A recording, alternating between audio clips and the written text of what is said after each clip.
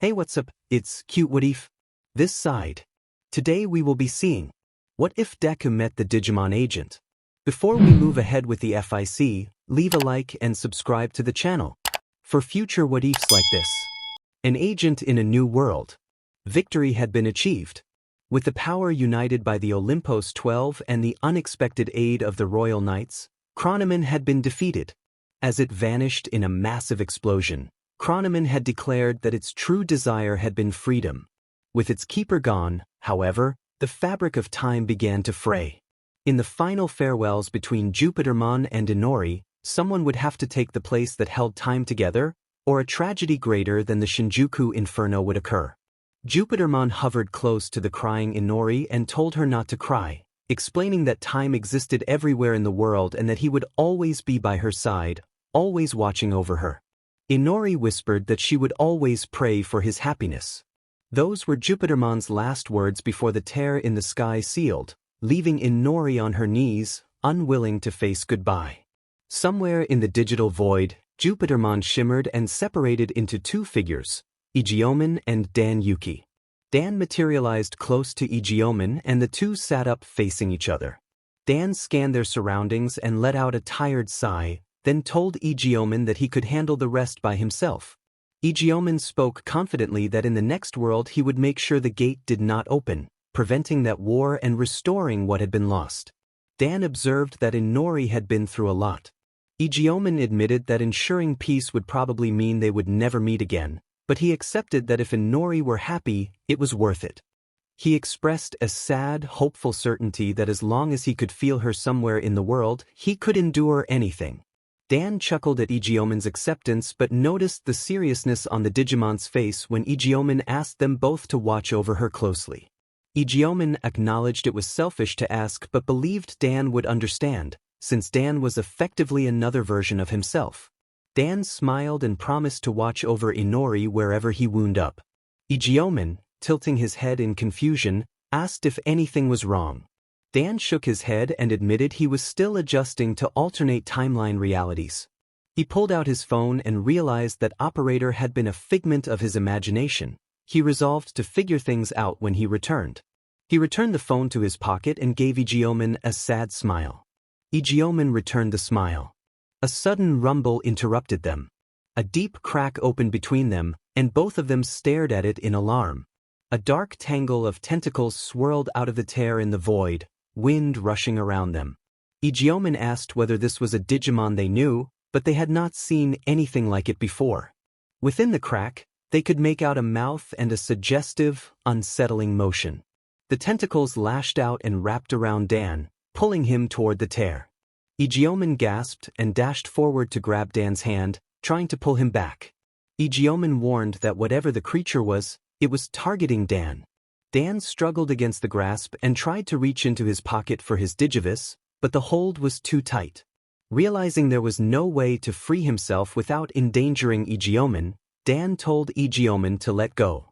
Digimon was shocked and resisted, but Dan insisted that he did not want Digimon pulled in two, and reminded him who would lead his allies if both of them were gone. Digimon protested that he had wanted Dan to watch over Inori, speaking in a low, sad tone. Both of them recalled Jupitermon's promise that he would always be watching over Inori. Meeting each other eye to eye, they shared a silent understanding. Digimon vowed that wherever Dan ended up, he would find a way to find him. Dan gave a short, confident chuckle and said he knew Digimon would. Digimon let go. Dan smiled at his friend as the creature dragged him into the tear. The crack closed, leaving only faint remnants where it had been. Digimon stared at the spot where his other self had been, tears welling up, and then turned and flew away, promising that he would find Dan no matter where he was. Unknown location. Dan slowly regained consciousness and realized he was lying on a pile of garbage bags at the bottom of an alleyway. He listened to birds chirping and distant footsteps and the hum of cars nearby. His vision slowly returned as he rose from a pile of garbage. Dan groaned in pain and looked around, asking where he was. He realized he was in an alleyway with both ends opening onto a sidewalk where people walked past. Dan wondered if he was back home, pulled out his phone, and found he had signal. He checked on his Digimon by opening his Digivice and saw they were still secured and safe. He sighed in relief, noted that it was 2 hours until noon, put the Digivice away, and slowly headed for one of the alley exits. When he stepped out, a bright light flashed into his eyes and he covered them. Lowering his hand, he was shocked by what surrounded him. Signs and posters for shops all shared one theme: superheroes. Dan noticed civilians wearing clothes with a blond man's face and an odd smile. He looked up and saw several people leaping between buildings as a crowd cheered below. Dan covered his mouth in alarm and began bumping into people as they passed. A pedestrian yelled at him to watch where he was going. Another called him an idiot and told him to move. A third demanded to know if he was blind. Dan gasped with embarrassment and moved out of the way, apologizing. He suddenly realized he was standing in the middle of the street and saw a car heading toward him from the left. He jumped back onto the sidewalk, panting, and the driver peered out, shook his head disapprovingly, and drove off. Dan tried to steady himself on the sidewalk. He told himself he must be in a different world where superheroes were the fad and that he had nearly been run over. When he looked behind him, civilians were staring at him as if he were a crazy person. He quickly dashed back into the alley and made a hard left out of sight. Back near an apartment complex, Dan walked back and forth, trying to process the last 30 minutes, defeating Chronomon, saying farewell to Inori, the unknown Digimon that had pulled him through a rift, and now being stranded in a world obsessed with superheroes. It had not been a good day. He realized he was stuck in a new world with no money or friends to help, tapped his head in frustration, and then called for his partners. He pulled out his Digivice and summoned Patamon, Gomamon, Demidevimon, Vemon, and Wormmon. Demidevimon complained when it was summoned, landing on Dan's head before rolling to its feet. Patamon looked around and asked whether they were back home. Gomamon yawned and said he was hungry. Vemon observed that they probably were not home, judging by the surroundings. Wormmon frowned and warned that the situation did not look good. Dan walked back and forth as his partners reacted. He explained that they were clearly not in their own world. Patamon remained curious. Demidevimon was annoyed. Gomamon was preoccupied with food. Vemon's eyes widened at unfamiliar sights, and Wormmon looked frightened. Patamon asked whether they had not defeated Chronomon and wondered if that should have brought them back. Dan said the unknown Digimon had pulled him into a rift before he could return them. The group reacted in unison at the mention of the unknown Digimon. Demidevimon flew up in Dan's face and accused him of not bringing them out, insisting they might have stopped it. Dan pushed Demidevimon away and said he had tried, but the other Digimon had held him tight. The group fell silent, thinking about what had happened and how they might have prevented it. Wormmon lifted its head and asked where they were. Dan sighed and told them that, from what he could tell, they were in a world full of superheroes. The Digimon shuddered at the idea, except for Gomamon, who remained focused on food. They all reacted with shock. Demidevimon, Patamon, and Vemon imagined themselves as famous heroes for a moment, but then a giant foot stomped nearby and sent them tumbling, a sharp reminder that this place could be dangerous. Wormmon panicked and began moving in circles. Dan signaled to Vemon to comfort Wormmon, and Vemon went to help. Demidevimon landed on Dan's head and demanded a plan faster. Gomamon's stomach rumbled, and he asked for food, recalling how tiring the fight with Chronomon had been. Dan showed his empty pockets and said he was broke. The Digimon sighed, and Vemon carried a still upset Wormmon back to the group while warning that the unknown Digimon that had pulled them here could still be loose somewhere. Dan acknowledged that he knew but trailed off. Dan admitted that he did not even know where to start. Footsteps approached from around the corner, and the group turned to see someone they had not expected. Dan's expression shifted from shock to a bright smile. They were looking at a small girl with glasses and purple hair in a black dress that resembled a school uniform, a book tucked under her arm. Dan recognized her as Mirai Mikagura and smiled. Mirai returned the smile and greeted him as an agent. Back alley, apartment complex. Dan and his Digimon felt both shocked and relieved to see Mirai. Having been in this unfamiliar world for nearly half an hour, a familiar face reassured them. Vemon began to ask what Mirai was doing there before Mirai gently shushed him and promised to explain in time, then asked them to follow her. Dan hurried to walk beside her, looking down in disbelief. He admitted he did not know what to say and that she had been the last person he expected to see. Mireille explained that she had her ways and that she had seen him off before his clash against Chronomon. Dan chuckled and rubbed the back of his head. A few minutes later they stood before a glowing fixture. Dan recognized it immediately as a portal, and the fixture brightened and materialized into a door that looked like the entrance to a hotel. Mireille bowed to the group and entered first. Digimon, still perched on Dan's head, protested before Dan swatted him off. The entire group stepped through the door together as a bright light enveloped them. The In-Between Theater. When their vision cleared, they were in the lobby of the In-Between Theater. Familiar faces were around, including ancient wise men near the bar, and above the theater entrance the statues of the Olympos 12 recalled the birth and formation of the group during Dan's previous adventure. Mireille was seated at a table with a case beside her and a meal laid out for Dan and his Digimon. She invited them to make themselves at home and said they had much to discuss. The group was stunned, and Chronomon raced over and began eating ravenously, exclaiming his relief and gratitude to Mireille. Mireille watched with a small chuckle.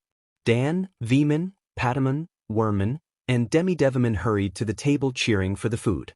Everyone except Dan and Patamon ate voraciously. Chronomon lay back stuffed and sighed happily. Digimon teased him, and Veemon and Dan laughed. Wormmon ate beside Mireille as she gently patted its head and it blushed. Patamon watched from the side, suppressing a laugh. Mireille looked up from petting Wormmon and observed that the final battle must have taken a lot out of them. Digimon agreed that the feathered opponent had been an absolute tank. He remembered how everyone had reached mega levels before Chronomon reduced them back to their baby forms, and how Digimon had helped them recover enough to finally defeat Chronomon. Veemon added that the Royal Knights had helped by breaking through Chronomon's shield with devastating finishing moves. Dan thought back to that moment and glanced toward the hallway leading to the room where the host computers resided. Mireille's expression turned serious when Dan asked if those allies were still around, and she explained that they had returned to their respective servers for the time being. Dan expressed gratitude to Mireille, saying they would have been lost or homeless without her help. Mireille replied that she had already helped them enough and that it was the least she could do. She continued to pet Wormmon as it settled on her lap. Mireille then asked if they were wondering how she had found them. Dan and the Digimon nodded, except for Chronomon, who had fallen asleep after eating. Mireille explained that a lot of time had passed since they had been taken by that Digimon and that she had been contacted by Digimon. Digimon had informed her of their disappearance, and because Dan was in some ways an alternate version of Digimon, Mireille had managed to locate them in this world. Dan asked if that meant he could go home. Mireille shook her head and explained with a serious expression that returning home was not possible at the moment. Mireille announced that there was an anomaly in this world. Dan's Digimon, who had just finished their food, looked at her in shock. After the Chronomon and Titans incidents, they had hoped it would finally be over. Dan arched forward as his agent senses kicked in and asked if she meant an anomaly. Mireille noticed the sudden shift in his body language and offered a small smirk. Mireille identified the Digimon that had brought him here as a Patamon. Everyone fell silent at the name. Dan tried to recall seeing a Digimon by that name or a pre-evolution matching the appearance he remembered from before being pulled into the rift.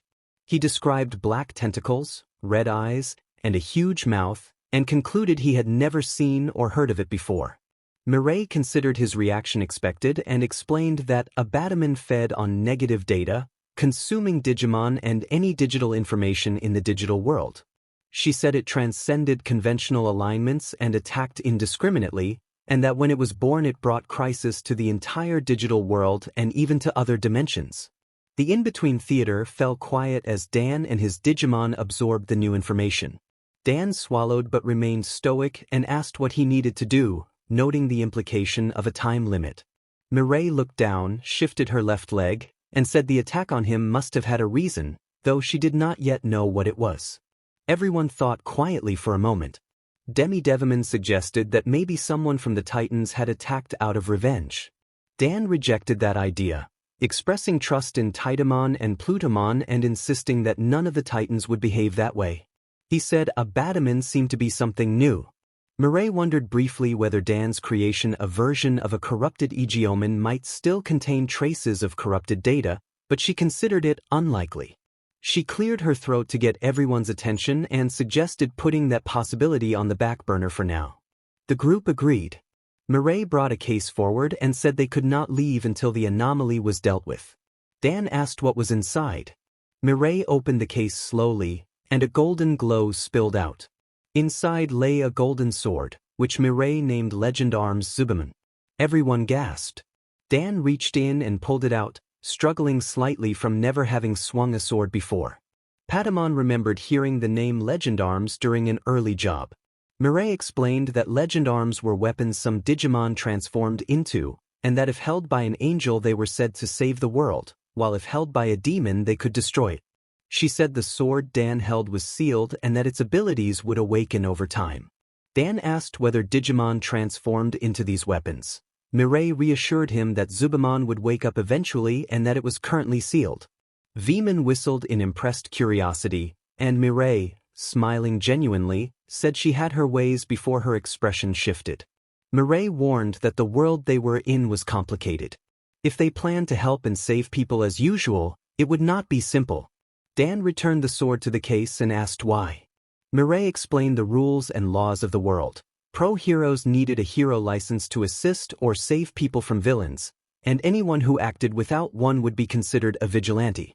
Dan and the others reacted with shock and irritation at a society so strict about enforcing those rules. Dan admitted he did not know what to say.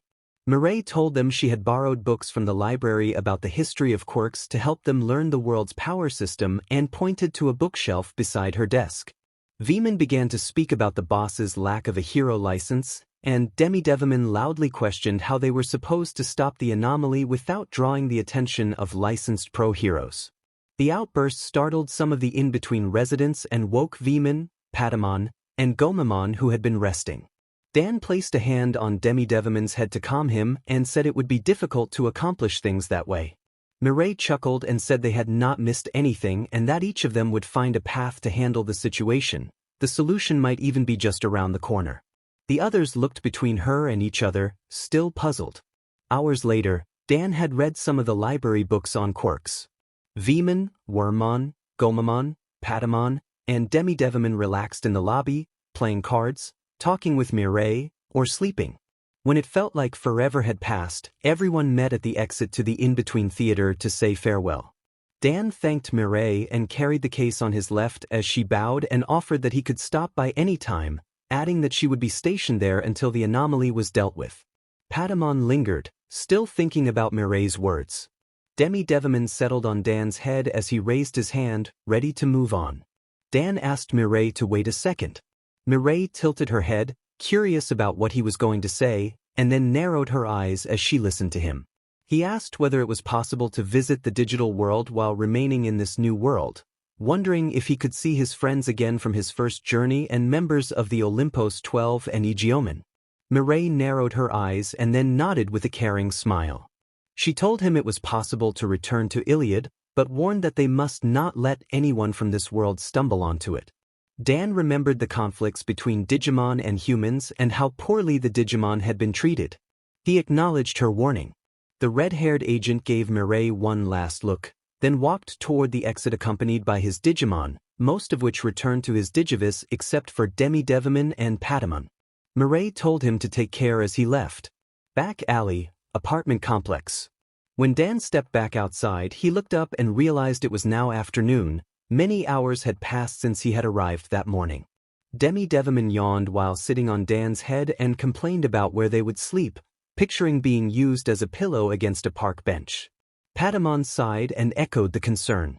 Dan glanced at his case, hoping Mireille had tucked some cash inside, when a distant explosion shook the street. Smoke rose from nearby. Dan and the two Digimon looked toward the source and began running toward it, Dan carrying his case while Patamon and Demidevimon followed overhead. Minutes later they reached a crowd gathered around the scene. Dan squeezed forward while Patamon and Demidevimon landed on nearby signs to get a view. At the front, Dan saw a massive being of sludge towering over the street, which reminded him of Raremon in the sewers. A blonde boy was trapped within the sludge creature, smoke and smaller explosions coming from around him. Dan was appalled that no one seemed to be rescuing the trapped boy. 3 professional heroes nearby stood, talking instead of acting. A green-haired boy suddenly burst from the crowd and ran toward the sludge creature. He looked terrified and without a plan.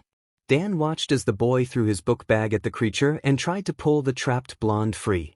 One of the heroes shouted at the green-haired boy to stop, but the boy persevered. Digimon and Patamon noticed Dan and smiled. Dan slipped quickly into a nearby alley while the 2 Digimon followed. The sludge creature reared a tentacle toward the green-haired boy and threatened to finish what it had started. The boy closed his eyes, bracing for impact. Dan stepped forward onto a rooftop and ordered the others to stop. Everyone looked up. Dan stood with the legend arm Zubamon sword slung over his shoulder, Patamon perched on the end of the blade and Digimon perched on his head. People in the crowd murmured, wondering who he was, whether he was a new hero, a vigilante, or something else. A pro-hero who appeared to be made of wood stepped forward and warned Dan to leave, calling heroics no game. Dan smirked, produced his Digivice, and signaled to Digimon and Patamon. He told them they were going to get to work. A glow radiated from the Digivice that forced everyone below, including the sludge creature, to shield their eyes. The distraction gave the green-haired boy a chance to pull the blonde free. The blonde coughed and complained at the green-haired boy, calling him a nerd, and then both looked up at the rooftop. When the light faded, 2 powerful allies stood beside Dan. To his left, a golden, armored winged horse landed proudly. To his right, a tall woman in practical combat gear wielded a pair of guns. The crowd was stunned. A skeletal-looking blonde man in the audience could hardly believe what he was seeing and wondered aloud whether Dan had a sentient quirk and why he had 2 allies at once. Dan chuckled and gave clear orders. The winged horse was to rescue the 2 trapped children, and the woman would stay with him. They nodded and Dan told them he was ready to show this world of heroes what they could do. A faint red data glow surrounded his hand before it faded. After giving his orders, Pegasusmon and Beelstarman jumped from the rooftop into the fray with Dan following behind. Pegasusmon galloped over to the green and blonde-haired boys, who were still staring in awe at the golden stallion. Dan instructed them to get to their feet and move. Pegasusmon hurriedly urged everyone to clear away as it lowered its head and helped the green-haired boy to his feet. The blonde boy continued to stare, then insisted he did not need help from a pony and pushed Pegasusmon's head away, brushing himself off. Pegasusmon offered a reluctant acknowledgement of thanks, a sweat mark appearing on its face. From above, Dan descended and struck the sludge villain's limb with his legend arm sword. The creature screamed and recoiled, then looked toward its attacker and froze when a pistol appeared near its head. Beelstarman fired a shot that struck the creature, disabling one of its visual sensors. The sludge villain reeled in pain and, enraged, lunged at Beelstarman seeking revenge. Dan reacted quicker than anyone expected and leapt between the creature and Beelstarman to shield his ally. The Zabuman's sword on Dan's back shimmered as red data traced along its blade. Beelstarman glanced at Dan and then at the blade, surprised by the sudden red glow, and noticed Dan did not seem to register the change. The 2 Digimon exchanged a knowing look and nodded. Pegasusmon had already carried the 2 boys away to safety. A pro-hero in the crowd warned the children to get away, worry clear in his voice. The sludge villain reformed its limb for another attack, but before it could strike, someone moved in a flash to block it. The newcomer admitted he had been feeling inadequate, then shifted from regret to resolve. Dan looked up and saw a towering, muscular blonde man all might standing between them and the threat. The green-haired boy, Izuka Midoriya, recognized him, and Pegasusmon turned to observe the arrival. All Might declared that he had taught the traits of a great champion, but now realized he had not always lived up to those ideals. He broke free of the villain's grip and affirmed that professionals sometimes had to risk their lives no matter the cost, calling that the true test of a hero. Sensing the danger, Beelstarman hauled Dan under its arm and sprinted back toward Pegasusmon and the 2 boys. Beelstarman ordered Pegasusmon to take cover as it shielded Dan, and Pegasusmon spread its wings to protect the boys from the impending impact. The sludge villain, frightened and still hurt, shrank back in fear as All Might drew back his fist. All Might unleashed a powerful Detroit smash that created a sweeping gust and a temporary whirlwind. Nearby pro-heroes shielded civilians from the blast. Dan, sheltered by Beelstarman, could not help but smile at the spectacle, while Izuku and the blonde boy huddled beneath Pegasusman's wings against the gale. When the wind subsided, Beelstarman rose with Dan, who slipped his legend arm's sword back onto his back. Dan marveled at how a single punch had changed the weather and extinguished nearby fires. Pegasusmon revealed the two boys, who took in the scene, glanced at the newcomers, and then looked toward All Might. Realizing the situation could draw unwanted attention, Dan activated his Digivice and instructed Beelstarman and Pegasusmon to return. The Digimon hesitated at the stern command but remembered the pro-heroes in the crowd who would have questions. In glows of purple and yellow, both Digimon reverted to their rookie forms and shrank into orbs within the Digivice. Dan exhaled in relief. All Might studied Dan, the Digivice, and the sword on his back, noting that Dan had stood his ground against the villain and that 2 sentient allies had aided him. He wondered whether the device was merely a support item or something more. A pro-hero strode forward with 2 others, Kamui Woods and Me Lady, flanked by a muscular man known as Death Arms. Death Arms chastised Izuku for charging in recklessly and warned that he could have been killed. Izuku looked down, ashamed at the possibility that his attempt had made things worse. Death Arms then turned his reprimand to Dan, listing his actions: jumping from the roof, risking injury, and potentially getting captured alongside Izuku. Dan retorted that no one else had acted and someone had to do something. He believed he had done a better job rescuing the boys than the 3 heroes present and preferred to attempt a rescue rather than stand by while someone died. The nearby crowd reacted with surprise. Dan challenged them to arrest him for vigilantism if they wished and said he did not regret his actions, glancing toward Izuku and the blonde boy. Izuku was stunned by Dan's words. Katsuki Bakugo, the blonde boy, scoffed and looked away, restraining himself because of All Might and the other pro-heroes. The pro-heroes exchanged looks, and Kamui Woods grasped Dan's shoulder and began to lead him away. All Might watched where Bakugo was being taken and a thought crossed his mind, but he held back. He looked around and saw Izuku gone from the area. Hours later, Dan was taken to the nearby police station. He sat in the back seat of the car looking at the building and sighed. He knew Mirai's warning about this world's laws against vigilantism was serious, and he had to accept whatever would happen next. Minutes later, Dan sat in an interrogation room, his hand cuffed to the table. His legend arm's sword and Digivice lay on the table behind him. He glanced at the Digivice and frowned, hoping nobody else would see it and panic. The door opened slowly and a man in a large brown trench coat and fedora entered. Detective Naomasa Tsukachi introduced himself as a detective with the police force. Dan's eyes widened at the word detective, and he smiled a little, reminded of past missions with Inori and Digimon. He told Tsukachi his name as Dan Yuki. Tsukachi nodded, sat down, and pulled out a notepad. Dan asked in a matter-of-fact tone if he was there because he had broken several laws, having read the books Mirai had lent him.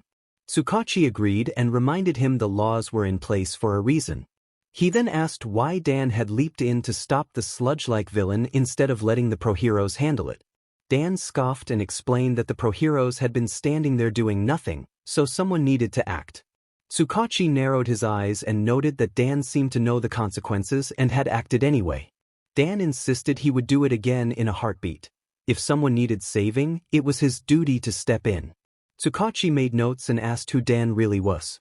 Kamui Woods had given Dan's name at the scene, but their fingerprints matched nothing in the database. Tsukachi observed that Dan looked like he lived in Japan and pressed him to explain where he had come from and why he was there. Dan stared at the detective, wondering how to explain being from another world and an alternate timeline version of Digimon.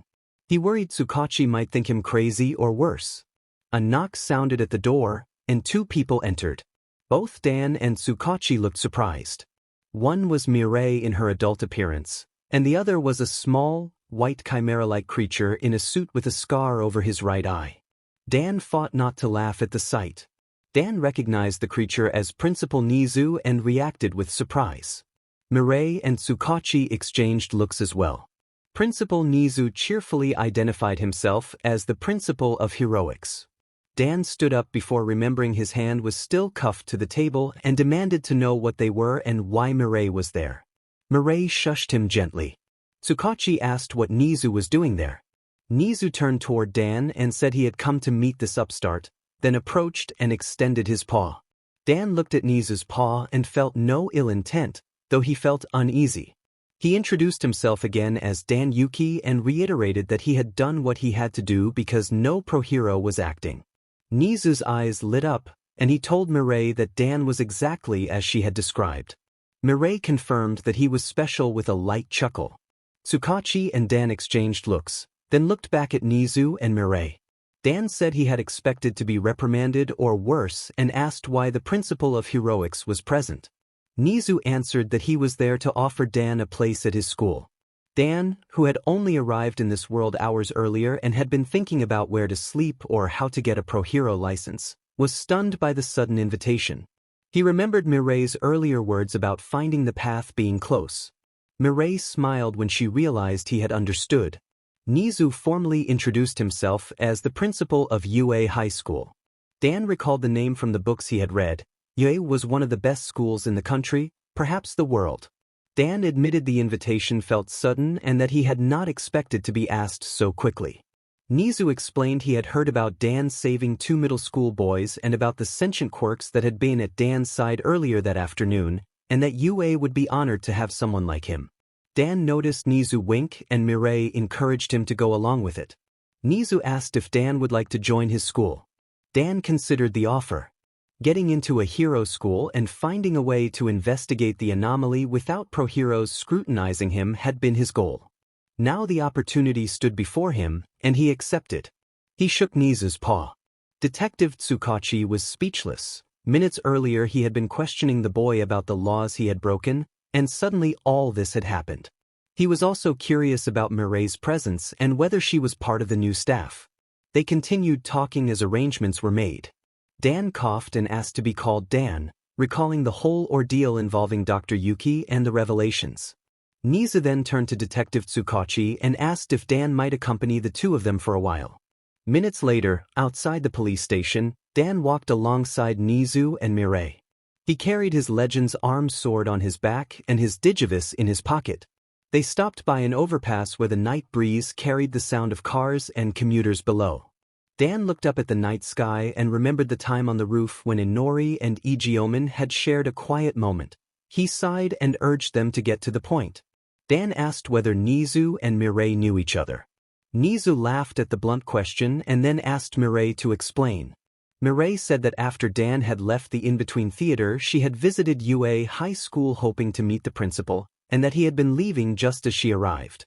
Nizu added that a hero at the scene of Dan's public debut had called to say Dan was heading to the police station, and as Nizu was leaving he had bumped into Mirai, who seemed like an acquaintance of Dan's.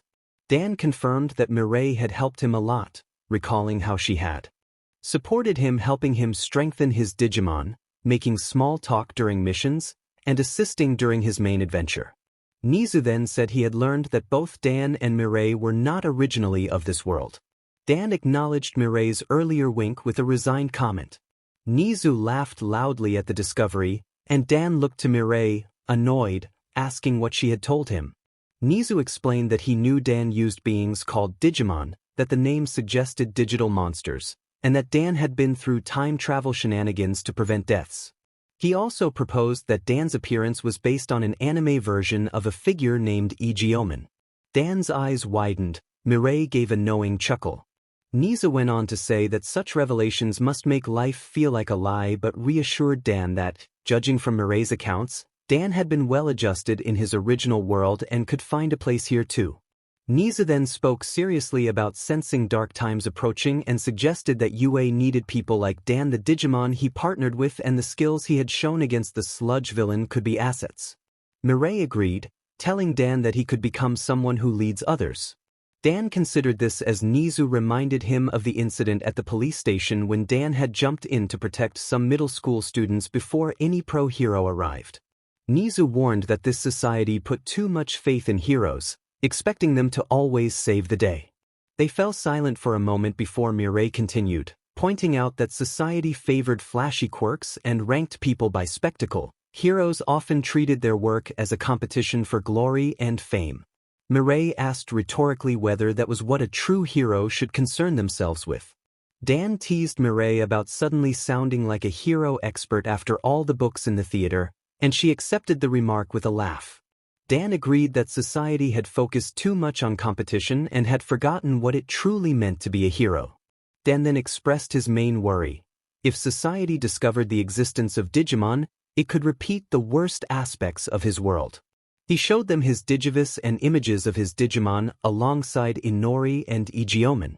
Dan shivered as he remembered visiting laboratories where captured Digimon had been held and harmed, and the terrifying aftermath he had witnessed there. Mireille placed a hand on his shoulder and promised she would not let that happen. Dan saw the genuine care in her smile and felt some consolation. Nizu advised Dan to share the information only with trusted confidants, and Dan agreed. Just as they seemed to settle the matter, all of Dan's Digimon hopped out of the Digivice one by one. Demi-Devimon celebrated enthusiastically, dancing in a circle around Dan while Wormmon and Veemon cheered. Patamon greeted Mireille warmly, and Mireille knelt to pat Patamon's head with a smile. Gomamon stared curiously at Nizu, who returned the look with amusement. Gamamon's rumbling stomach drew Dan's weary sigh as he realized the evening was just beginning.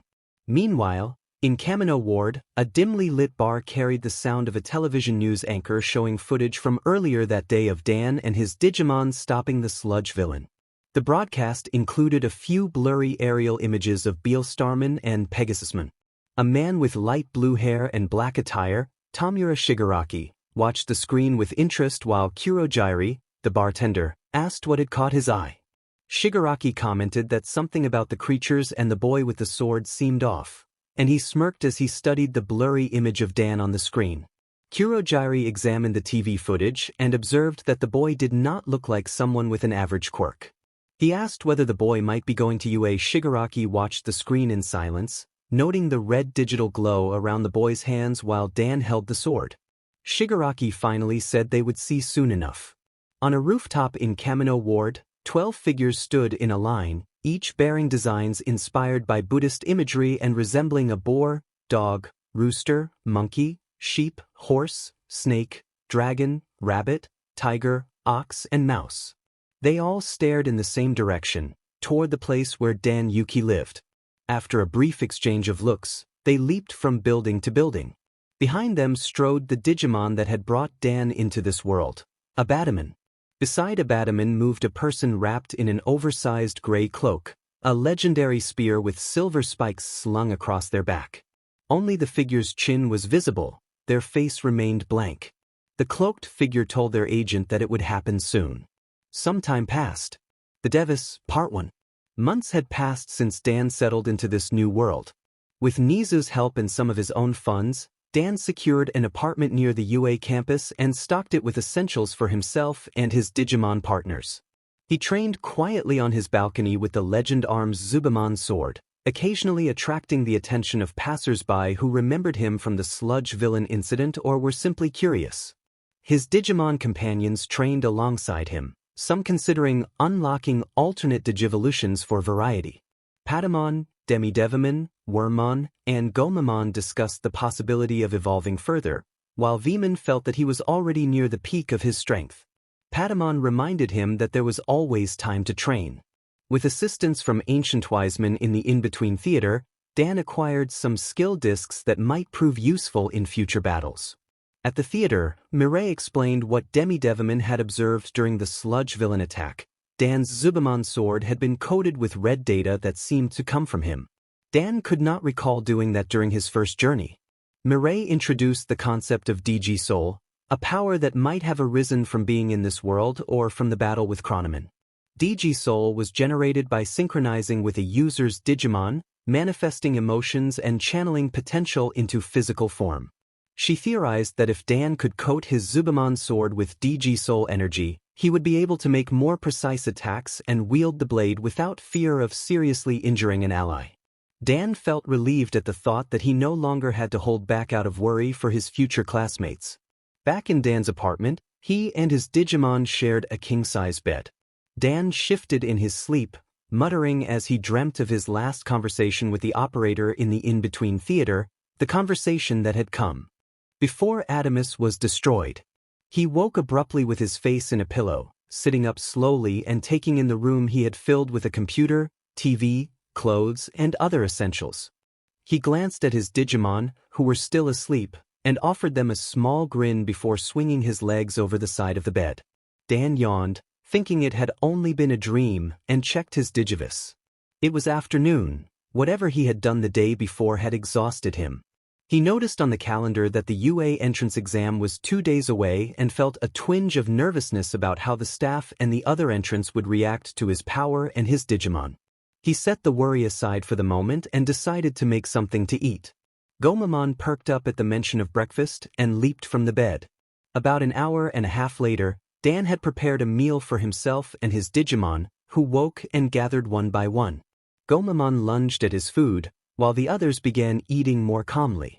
Dan scrolled through his phone as the TV played news in the background: heroes stopping crimes, bank robberies, commercials, everyday reports of a city at work.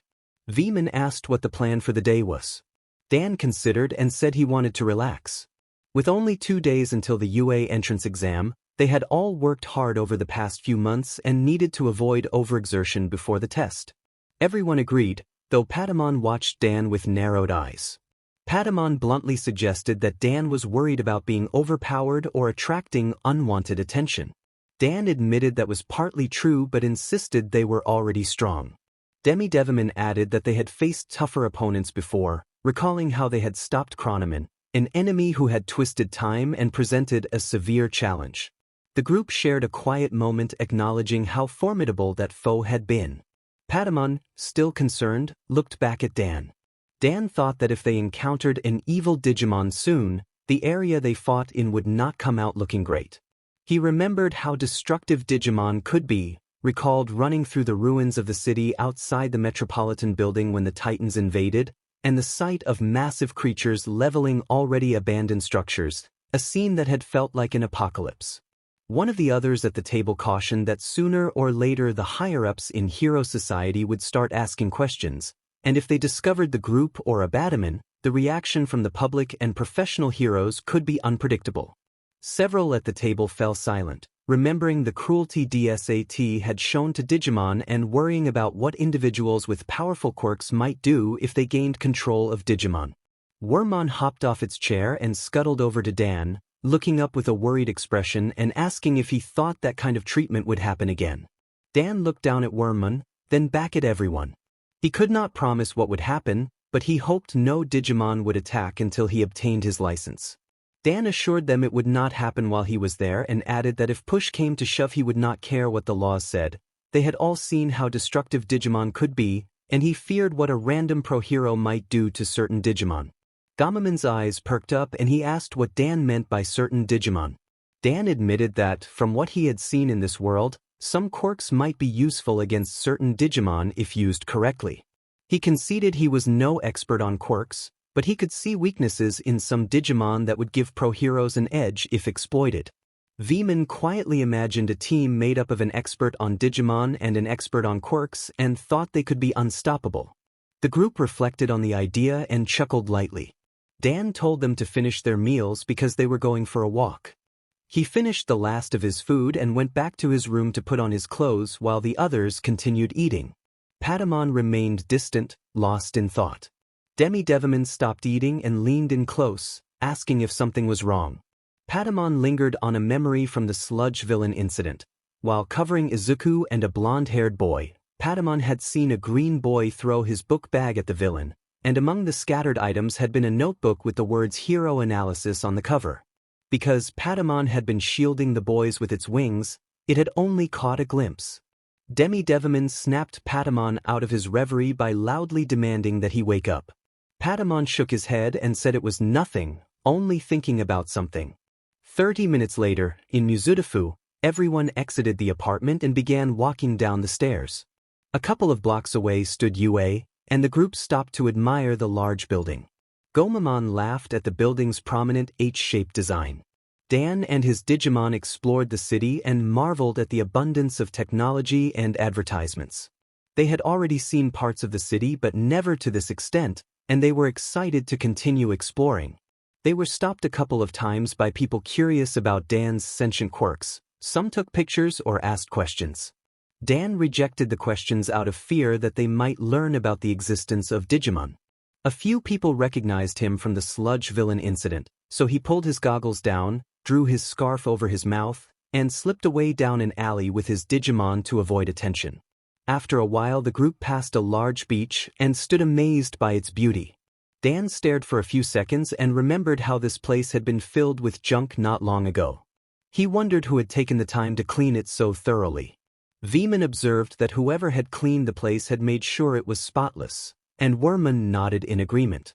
Dan looked out over the water and, thinking of the abyss zone from the Iliad, imagined Digimon walking along the shore and swimming nearby. For a moment he pictured Neptunemon and Venusmon chatting at the water's edge.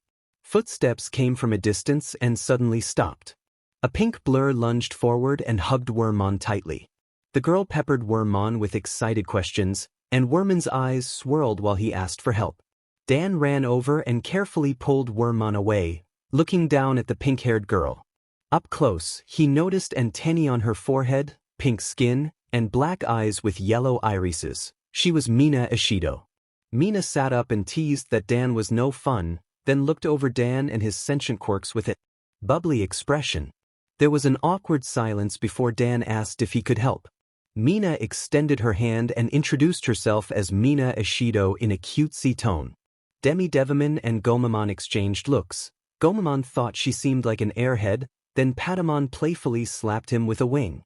Dan reached out and shook Mina's hand and introduced himself as Dan Yuki.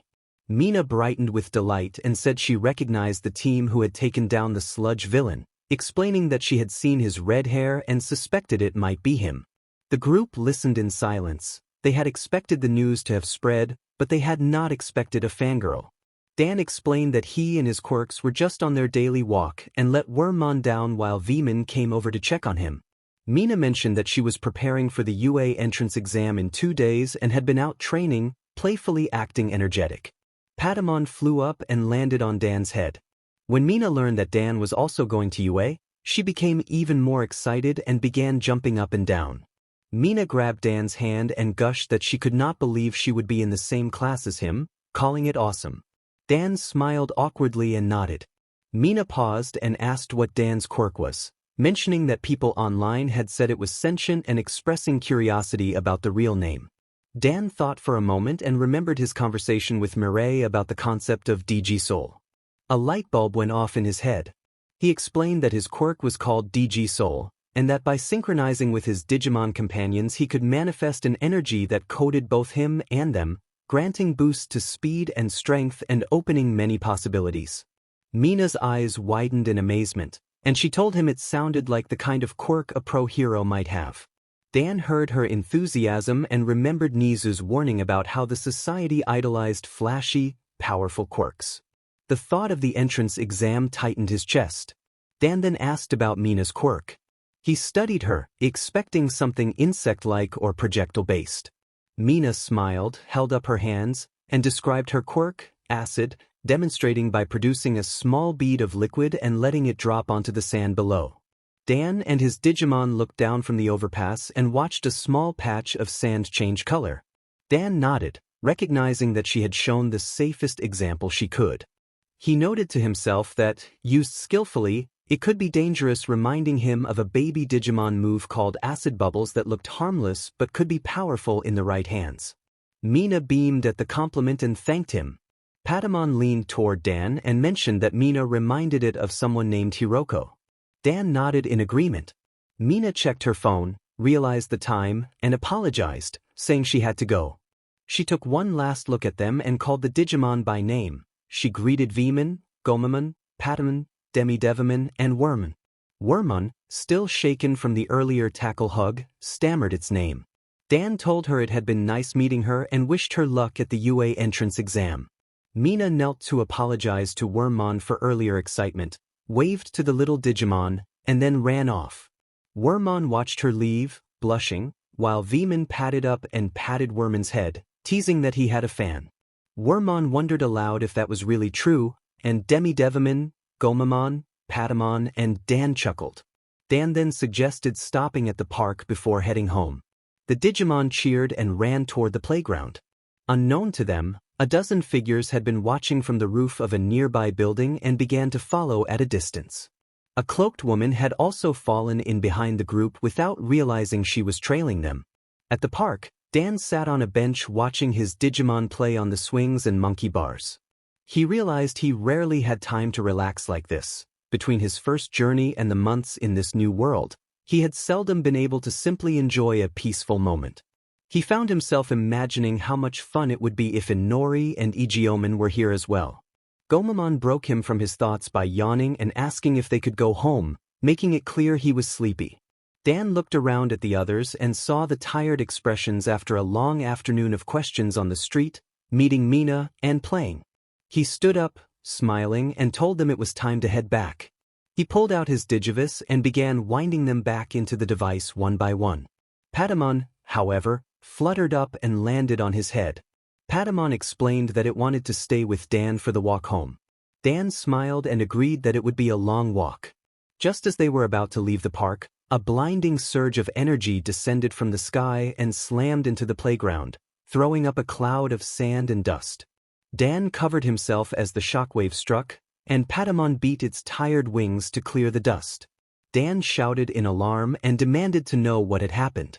Dan scanned the area to locate the source of the attack. A voice from above noted, with a hiss, that someone looked shocked. Dan looked up to find 12 figures standing on the rooftop looking down at him. Dan narrowed his eyes. His worst fear had come true. The sight of hostile Digimon in this world could attract dangerous attention. He accused them of being titans left behind, seeking revenge, recalling Demidevimon's warning about some Digimon refusing the new order established by Titamon and Plutomon and continuing their old ways. The group laughed at the suggestion, except for a tall rabbit-like figure with long arms that simply stared down. One of the Digimon resembling a pig snapped that they were not to be compared to the Titans. A monkey-like Digimon wearing a peculiar hat announced that they were acting on orders from their leader, Abatamon. Dan's eyes widened. Abatamon was the same Digimon that had brought him to this world, and now a group had been gathered specifically to confront him. Patamon reacted furiously, asking what Abatamon wanted with Dan. A dog-like member laughed and said that Abatamon did not want Dan himself but what was inside him. Dan looked at himself, puzzled, and a sheep-like Digimon carrying a bow mocked that he did not even realize. Dan demanded to know who they were. One of the group stepped forward, a large ox-like Digimon carrying a sword, and declared that they were the 12 Devis of Abatamon. The ox introduced himself as Vajramon. The members then announced themselves in turn: Cumberman, the rat, Vikaralamon the pig, Catramon the dog, Syndramon the rooster, Makuramon the monkey, Padramon the sheep, Indramon the horse, Sandiramon the snake, Madramon the dragon, Antilamon the rabbit, and Mihairamon the tiger. Dan refused to admit his fear, but he felt it. His Digimon was tired, he was alone in this area, and now foes had appeared in a world of supposed heroes. He wondered if it was his fault. He noticed a solitary feminine figure watching from the far right of the rooftop. He did not recall seeing anyone like her among the Devis. He shouted to get her attention, and the Devis turned to where he was looking. Indramon remarked with irritation that Abatamon had sent her as well and smirked at Dan. As the wind picked up, the figure on the rooftop revealed a weapon strapped to her back that looked like a legend arms. Dan and Patamon both froze at the sight. The figure dived from the rooftop, launching onto the weapon in a direct strike, and Dan barely managed to roll out of the way as the impact threw up dust and left a shallow crater. Dan reached back for his Zubamon sword but realized he had left it at the apartment and swore under his breath. He continued to dodge the figure's attacks. He ordered Patamon to retrieve Zubamon immediately. Patamon protested briefly, but Dan insisted. Patamon clutched its head, then took off toward the apartment in a hurry, warning to be careful before leaving. The Devis watched the exchange with intense interest. On the rooftop, Makuramon toyed with a stolen pocket watch while Padramon knocked an arrow at Patamon's retreating form. Madriman asked whether they should stop Patamon from reaching the weapon. Antiloman intervened, saying that he wanted to see how Dan Yuki would measure up against Abatamon's creation and that if his Digimon returned with the weapon, they would be on even ground. Some members agreed, others expressed annoyance. Vadraman agreed to the test but imposed a deadline. If Patamon did not return with the weapon within 25 minutes, they would bring Dan back by force. Antiloman declared that Dan Yuki would live to see tomorrow for now, and the Devas resumed watching with varying expressions of suspicion and amusement. Back on the ground, Dan fired the Digivice in its gun mode, sending a stream of energy that the unknown figure blocked while closing in with relentless, rapid strikes. Dan struggled to stall for time as Patamon raced to retrieve Zubamon. He cursed the situation and tried to keep moving. From the figure's distorted perspective, she breathed unsteadily and her vision blurred. She murmured Dan Yuki's name as she steadied herself to continue the assault. Later, the Devas continued to observe the fight below. Vikaralaman, the pig-like deva known for grinding its teeth, admitted that the fight had finally captured its attention. It asked how much time the brat's Digimon had left. Makuramon checked the stolen pocket watch and reported that only 5 minutes had passed and 20 minutes remained.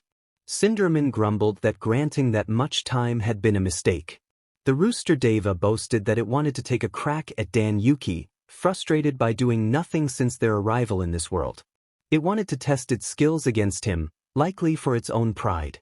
Antiloman objected that they would do no such thing, noting that Dan Yuki already had his hands full and warning that if more of them interfered they would cause even more damage to the surroundings.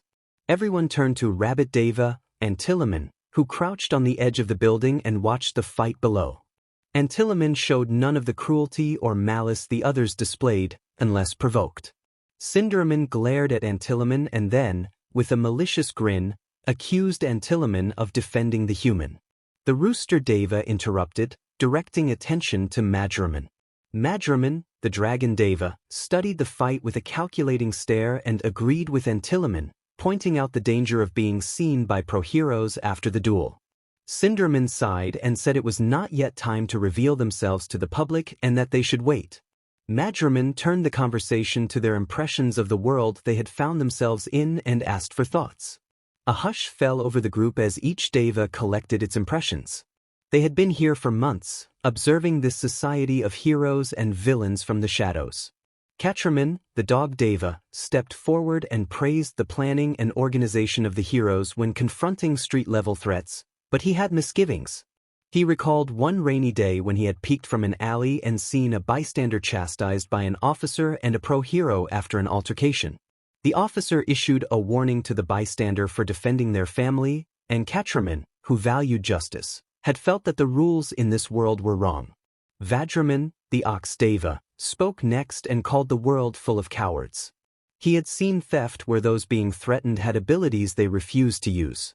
He remembered standing on a rooftop at night and watching a woman and child cornered in an alley, hoping for help that never came. The robber fled, leaving the pair shaken and the child crying, and Vadraman had stared at the skyline in frustration before regaining his composed demeanor. He was a warrior who valued honor despite his emotional detachment. Indraman, the horse Deva, laughed and mocked Vadraman for dwelling on the incident. Vadraman answered with tempered anger, and Indraman shrugged and then shared his own escapade. He had been roaming an empty street carrying his treasure shell and found an abandoned construction site. Indraman had used the shell to cause a dramatic collapse of the scaffolding, delighting in the spectacle and slipping away when sirens drew near. He added that he had not known the site concealed a clandestine meeting. They had caused chaos and left before anyone could investigate. Antiloman shot Indraman a glare, wanting the laughter to stop. The group showed little surprise. Indraman's antics were in character. Sandiramon, the snake Deva, slithered forward and offered a darker account. He had been in a shopping district alley where a mugger was attacking someone. Sandiramon had moved quickly, incapacitating the attacker in a swift, decisive motion and leaving the assailant unmoving. A passerby later discovered the scene and screamed. Sandiramon admitted that his actions had been driven by a brutal impulse that day, and he had slithered away into the shadows. The others took note of his cruelty and cunning. Cumberman, the rat deva, scrambled onto Sandaraman's head to get everyone's attention and proclaimed that he had been scouting the so-called next generation before being reprimanded and profiled. He had been hiding near a playground, watching children play from the bushes, and a child had noticed him. Cumberman had scolded the child, and others had begun to notice him, earning him a reprimand from bystanders. He left the rest of his comments implied. They all remained on the rooftop, each harboring their own judgments about this world of heroes and the rules that governed it, waiting for the right moment to act. Only when one of the children's guardians kicked Cumberman out of the bushes did anyone notice. The rat deva landed with a grunt and was soon surrounded by the children from the park. The kids looked intrigued at first, then frightened, murmuring that the deva seemed strange and unsettling. The woman who had kicked Cumberman struck it again and called it a freak. Cumberman grunted, pushed itself upright, noticed one of its limbs was bent, and scuttled away. When it glanced back, the same boy was staring until his mother pulled him away. Padgerman demanded angrily whether they had been seen. Cumberman told him to calm down and dismissed the children's reactions as useless worries that would be forgotten. Cumberman then turned toward Mihiraman with a vicious grin, prompting Chronomon to note, with a raised eyebrow, how pleased the tiger deva looked at what he had done. Mihiraman confirmed he had been very pleased. Mihiraman remembered an open field after the conflict, where pro-heroes lay scattered and defeated. Many were unconscious or otherwise incapacitated. The tiger deva, breathless from the fight, looked up as sirens wailed in the distance and a helicopter's spotlight swept across the scene. Mihiraman had flown away quickly, fastest across land and sky, and had watched the light reveal the aftermath as reinforcements arrived. The Devas had laughed together at the decisive outcome. Most of the Devas watched that memory in stunned silence while Indraman, Padgerman, Vajraman, and Chronomon remained composed. Cumberman muttered in disbelief. Mihiraman laughed and declared that those opponents had never stood a chance. Chronomon cleared his throat to get everyone's attention, called them to order, and announced that Padgerman was the last to speak. Padgerman stepped forward with a calm expression and admitted that his contribution had been to render people unconscious across an entire block. He recalled standing on a rooftop and watching civilians go about their business before pulling out his crossbow and firing. After several minutes of firing, almost everyone on that block had fallen asleep. His bolts created a nightmare-like sleep from which they could not easily wake. The sheep deva surveyed the effects, then left with a thunderous stomp that shook the ground and caused a brief localized quake before he and the others slipped away into the fog. With the storytelling over, the Devas compared the experiences they had in this world, whether hardship or deliberate chaos. Padgerman then asked Chronomon how much time Dan Yuki's friend had left. Chronomon checked his pocket watch, reported that 10 minutes remained, and put the watch away. Cinderman protested that they had not yet heard Chronomon's story. Chronomon replied tersely that they would not have liked it and that nothing had happened, then sat down on the edge of the roof. Vajraman remarked that now that was settled, and they all turned their attention back down toward Dan Yuki, who was still engaged with the unknown figure. The Devas watched with a mixture of cruel grins and neutral appraisals. Antiloman looked up at the sky, curious about why Dan Yuki's Digimon was taking so long. Meanwhile, Patamon flew back toward the park as quickly as possible, the legendary sword Zubamon strapped to his back. He fought to keep his balance and avoid rooftops or any stragglers below. Patamon panted that he had to hurry because someone was waiting, and he urged himself on, feeling close as a familiar building came into view. Unbeknownst to him, someone had been watching from a nearby rooftop. A man with long black hair, yellow goggles, a white scarf and all black clothes, who silently followed by hopping from building to building. In the park, Dan moved carefully to avoid the strikes of the cloaked figure. 15 minutes had passed, and he kept firing his Digivice in gun mode while urging the attacker to tire. The figure stood mostly still beneath the cloak, panting softly as she gripped the legendary weapon. Dan tried to reason with her and asked who she was and whether they could talk it out, extending a hand as he approached slowly and asking if she was all right. For a brief second the figure lifted her head and Dan caught a clear look at her face. One side hidden by bangs, the other exposed, revealing gray hair and gray eyes. Her expression had been vacant before becoming full of rage. Dan reacted with bewilderment. The figure then roared, slammed her spear into the ground, and a wave of ice spikes erupted toward him. Dan turned and sprinted down an alley in a panic. He shot at the oncoming ice, but his blasts either bounced off the alley walls or simply vanished on impact. Running, Dan collided with a wall and reached the alley's dead end. He searched for an escape but found none, and behind him the ice began to shatter. He turned slowly to see the figure standing a distance away, spear in hand, approaching steadily. Dan pulled out his Digivice as it remorphed into gun mode and muttered that they could talk it out, insisting he did not know why she would attack him and that killing him would not make her feel better. He shouted desperately to stall for time, hoping Patamon would arrive. The figure paused in her tracks. The tension in the air was immeasurable as thunder rumbled in the distance and rain began to pour. Dan looked up and sighed, already imagining how soaked he would be by the time he made it home. The cloaked figure, voice tired and oddly feminine, told Dan that he had never come back. Dan registered the words and felt the pieces of the situation sliding into place, anger rising as he demanded to know what she meant. The figure raised a spear with shaking hands and stammered that Dan had promised something, her tone shifting from anger to sadness. Patamon suddenly appeared overhead and called out, and both Dan and the figure dropped their weapons. Patamon urged Dan to catch, and Dan grinned as he leapt to grab his sword and activated his Digisoul. He dashed forward before the figure could react. The figure could not move quickly enough.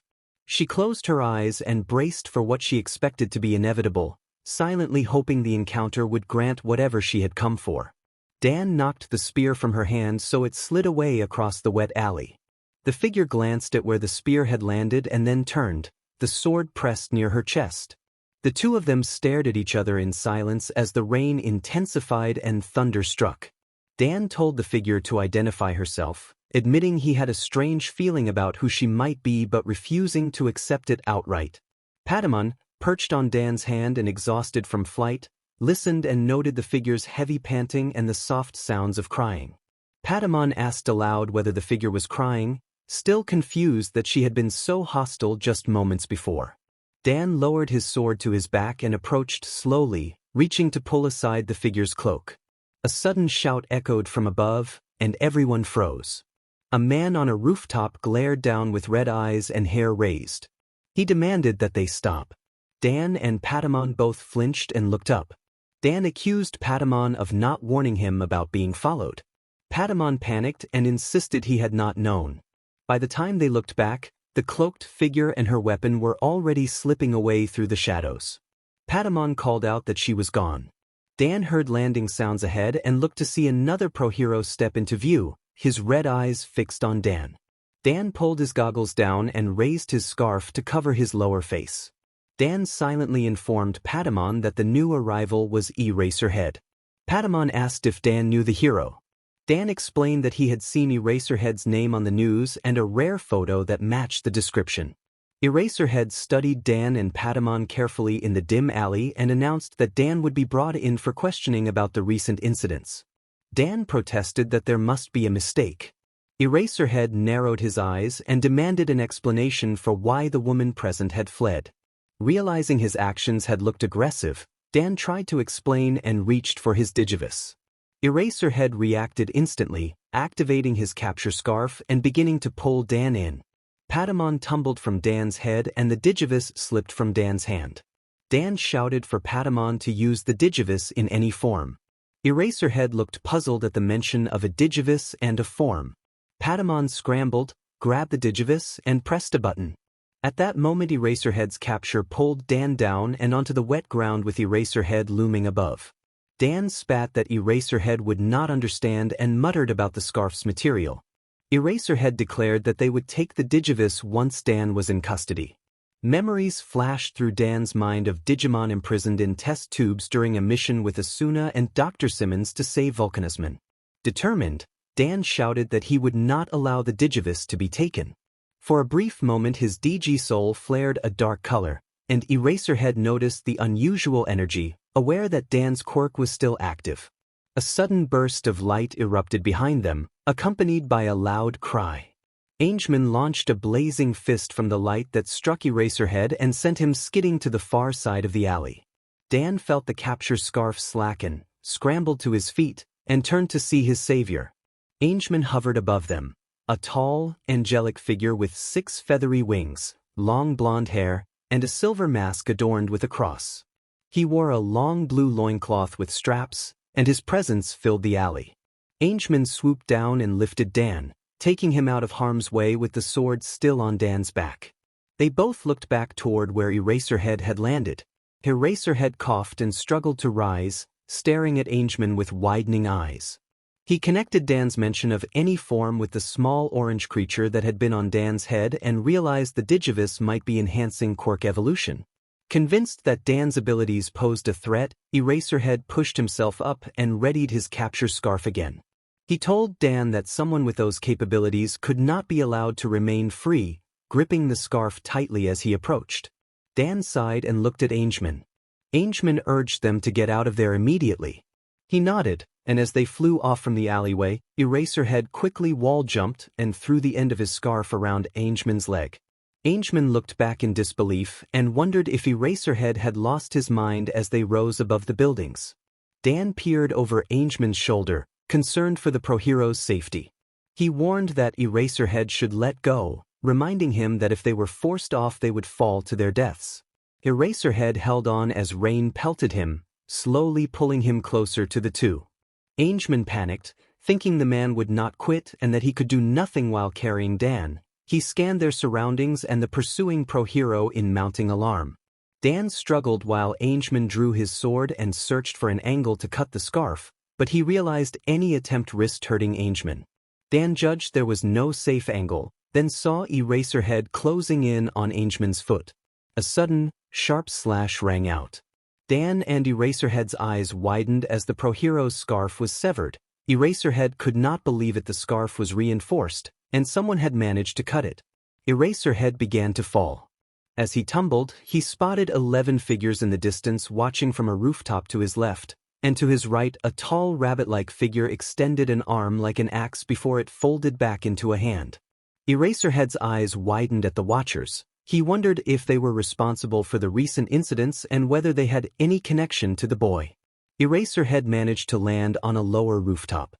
He gasped and breathed heavily, then looked back up to see Dan and Angel already far away. He scanned both directions and found the figures were gone. He stood alone as sirens wailed from the park in the distance. Eraserhead vowed that the boy had something to do with the events and resolved to find out why. He sighed and headed back toward the crime scene to investigate.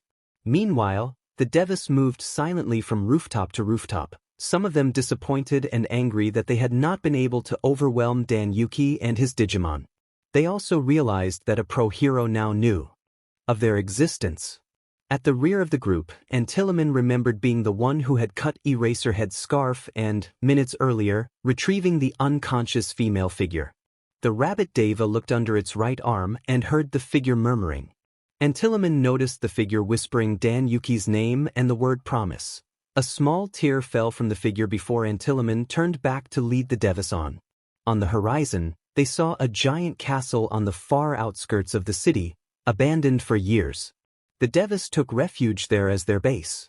Inside the fortress, Chronomon closed its eyes, recalling what the figure had seen, and sighed in annoyance.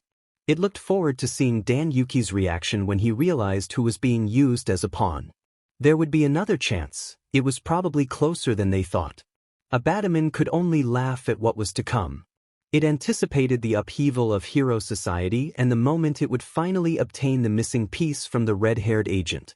Chronomon told itself that Dan Yuki's time would come, but for now he should relax and enjoy whatever life he planned with the heroes, because Chronomon intended to tear it all down and take back what was theirs. Back at Dan Yuki's apartment, Dan and Angel burst inside exhausted. Angel transformed back into Chronomon, and both panted heavily. Footsteps sounded in the room. Dan opened one eye to see the familiar purple-haired attendant from the in-between theater standing there, looking down with her usual expression. The attendant smiled slightly and noted that they had clearly had a rough afternoon, observing the torn clothes and bruises on Dan and Chronomon. Dan agreed, then immediately remembered whom he was speaking to and sighed at his own forgetfulness. Minutes passed. Dan brought out his Digimon and they settled on the couch to watch television while Dan and Patamon took a shower. Afterwards, Mireille treated their bruises. Veemon, Wormmon, Gomamon, and Demidevimon were upset that Dan had not brought them along during the incident. Dan explained that he had not wanted to make the situation worse. Veemon switched the channel to the news and alerted Dan in a worried voice. Everyone in the living room turned to the TV and watched footage of the park, where damage was widespread and ice shards from the attacker's assault glittered in the background. Dan saw the pro-hero who had chased him, Eraserhead, and another pro-hero at the scene. The other hero was large and muscular, with red hair and fiery facial hair Endeavor. The news reported that many witnesses in nearby buildings had heard sounds like gunfire and swordplay, and that residents near the roofs had reported noises, loud footsteps, and laughter. Dan froze at the mention of footsteps and laughter, remembering the 12 Devis standing on the rooftop where they had introduced themselves. The broadcast continued, saying that Eraserhead, the first on the scene, had reported encountering an individual wearing gold goggles and a red scarf. Due to the darkness of the alleyway where Eraserhead encountered the supposed vigilante, he could not describe the other features the individual had been wearing. Everyone in the room sighed, except for Mireille and Patamon. The news reporter explained nervously that one notable detail was the individual's sentient quirk, which appeared able to evolve at will. The TV showed a rough sketch of Patamon beside a sketch of Angemon. The reporter added that this was what the quirk seemed to have evolved into. Patamon stared dumbfoundedly at the sketches, and everyone watched the orange Digimon until Gomamon laughed at both Patamon's expression and the drawings, earning a playful swipe from Demidevimon. The report continued. Eraserhead had pursued the individual but had been stopped by 12 others. From the description, Eraserhead speculated that those 12 had mutant quirks related to animals and that they likely had some relationship with the vigilante. Dan's jaw dropped. He grabbed a nearby pillow and, upset, muffled his reaction into it, furious that people now thought he had some deal with the Devis and that the world was close to learning of their existence. Mireille sat quietly with her hand to her chin when she heard the name Devis. The reporter concluded the segment by saying they would return with more information tomorrow. The channel then flipped back to a random cartoon when Veemon switched the station. Dan stood in front of the television and told the group that he would not be able to wear his goggles or scarf for a while. He looked down at Patamon and, with a sad expression, announced that he had decided not to digivolve his partner for the time being unless a serious emergency occurred. Meanwhile, in Kamino Ward, Shigaraki and Kurogiri were watching the news together. Shigaraki slammed his hand on the table in frustration, complaining that 12 newcomers had appeared out of nowhere and stolen the spotlight from what should have been their moment. He asked if the individual on the report could be the child they had encountered before. Kurogiri peered at Shigaraki with his glowing yellow eyes and suggested that it was the only plausible explanation and wondered aloud where the child's unexpected guess had come from. Shigaraki tapped his hand against the table, thinking that the boy would probably slip up again. Kurogiri asked what they would do when that happened, and Shigaraki replied with a dark smile that he would report everything to their master and soon have the full picture. The UA Entrance Exam, Part 1. The day had finally come. Months earlier, Dan had accepted Nisa's invitation to join UA High School, and since then he had gradually adjusted to life in this world alongside his Digimon. Mireille, who had frequently visited him outside the In-Between Theater, had become his support and guardian in this world, stopping by from time to time to check on things. The next afternoon she arrived to find him with Angemon. 2 days had passed since the incident at the park, and news coverage had cooled. Rumors online varied between sympathetic takes framing the Devis as oppressed people with mutation quirks and cynical claims that it was all attention-seeking. Dan read the speculation in silence on his computer, seeing fan art and the rough news sketches of Patamon and Angemon. The Angemon depictions were off, but the Patamon sketches had captured his partner well. He had decided not to digivolve Patamon for a while to avoid drawing more attention. His Digimon were saddened by the decision, but Dan believed it necessary unless something critical happened. Mireille had informed him that Nizu had crafted an official background story portraying his parents as victims of a villain attack and stating that Dan now lived with his cousin Mireille. Dan disliked lying, but he accepted the fabricated history if it kept his true origins hidden until the Abataman and Devis situation was resolved. Dan's apartment was quiet as morning light crept through the blinds. He had been dreaming about the figure he had fought in the alley, gray hair and eyes, a blank expression that had flashed into sudden, terrifying rage. He had reached out toward the figure's cloak in his dream before jolting awake to the sound of piano music coming from the living room. He sat up, rubbing his eyes, and realized he did not own a piano. He leapt out of bed and rushed down the hall to investigate. In the living room, an attendee from the in-between theater was playing the piano loudly while Dan's Digimon snickered nearby. It was clearly a scheme to wake him. Dan demanded to know what was going on. Everyone at the piano stopped and smiled, and Mireille turned toward him and greeted him warmly, noting that today was the big day. Dan remembered that Mireille had once entered his apartment while he and his Digimon were out and decided it was pointless to argue. Mireille chuckled softly. Dan's Digimon walked over and greeted him together, and he couldn't help but smile at their enthusiasm. Two cats, one black and one white, padded over and settled near Mireille. Dan sighed, taking in the chaotic, comforting scene before preparing for the day ahead. Dan complained in annoyance that he hoped no one had left the door open yesterday. Demi-Devimon flew up into Dan's face and cheerfully told him that Mireille had brought them here. Wormmon looked up at its leader with a cheerful expression and explained that Mireille had found the two newcomers the day before. Mireille hushed them with the same small smile she had been wearing and told Dan that it would be revealed in due time, then winked at him. Dan rolled his eyes, turned, and said he should get ready for the exam. Gomamon leapt in front of the others and protested about breakfast, its stomach rumbling. Everyone sighed. Dan headed into the kitchen and asked Mireille if she could help. Mireille agreed reluctantly. 20 minutes later, Dan and Mireille had made a sizable breakfast for everyone. Dan then went to his room to change. After a while he emerged in his uniform and carried an extra set of clothes to switch into for the practical portion of the exam. Dan announced that he was off, his Zubamon sword resting on his back and his Digivice tucked in a back pocket.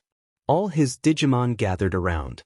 Gomamon urged him to bring at least one of them, and Patamon nodded in agreement. Patamon took responsibility for the recent troubles and frowned at himself, but Dan reassured him, patting his head and saying it was in the past. Dan agreed that the Digimon were right but explained he needed to keep a low profile unless something serious happened and did not want to draw too much attention. Mireille suggested that if something did happen, Dan should rely only on his Digimon's champion levels. Wormmon scuttled forward and insisted that Mireille was right, claiming that Stingmon would be the best fit for the situation and could get the job done. Veemon stepped forward and reminded Dan that he had DG eggs that could offer useful variety. Dan considered the options Flamdramon, Raidramon, and a new DG egg he had not yet tried would provide a change of pace. Dan decided that Veemon would accompany him and instructed the others to stay home. The group sighed, Wormmon taking it the worst as it rolled onto its back in disappointment. Veemon cheered and then transformed into a blue orb, transporting himself into the Digivice. Mireille rose and walked slowly to Dan, telling him she anticipated his next question. Dan noticed her glance at the Zubamon sword and asked, confused, why Zubamon had not awakened from its sealed state after all these months. Mireille suggested that he had not yet truly understood how to wield its power. Dan remembered the incident in the park a few days earlier when he had fought a figure wielding a Legends Arm weapon with ice powers. Mireille confirmed the weapon's name was the Legends Arm Spadaman Spear and explained that the wielder must have recently unlocked more of its abilities. That spear should possess devastating ice powers, she said, similar to whatever might be unleashed if Zubamon awakened. Dan wondered whether he had wasted months simply swinging the sword and infusing it with his DG soul without grasping how to access its true power. He told Mireille he would think about it seriously, then waved to everyone and left. Patamon floated to Mireille's side and said he had been meaning to ask something. Patamon mentioned how Mireille had looked curious when they had told her about the Devis, as if she recognized the name. Mireille admitted it was possible the Devis were not from the Iliad digital world and asked the Digimon to report what the Devis looked like and what they were wearing the next time they encountered them. The small group nodded in determination. UA High School. Dan stood near the gate and looked at the building in awe, recalling from the books Mireille had lent him that UA High School was mentioned often. To now be standing before the school where so many pro-heroes had trained felt impressive. He muttered that it was time to get started, then heard a familiar voice. He turned to see the pink-haired girl he had met days earlier. Dan greeted her with a playful remark and she laughed, confirming her name was Mina. Mina said she was excited and hoped they would end up in the same class, and she hopped eagerly as she imagined it. She encouraged Dan, telling him confidently that he would do well with the little companions he had. Dan, with only Veman accompanying him at the moment, simply nodded. Mina smiled brightly, wished him good luck on the exam, and hurried toward the building with other students. Dan watched her for a moment, appreciating her cheerful, bubbly personality and how at ease he felt around her. He was about to continue toward the building when he heard a stumble and a sudden stop behind him. He turned to see the green-haired boy Izuku Midoriya floating slightly off the ground. Dan immediately remembered Izuku from the sludge villain attack, where Izuku had rushed into the scene despite lacking his quirk at the time. A brown-haired girl with rosy cheeks appeared behind Izuku and began talking with him. Dan overheard a little of their conversation but decided not to intrude and continued on. Unbeknownst to Dan, Izuku had noticed him and his eyes widened in recognition. Testing hall.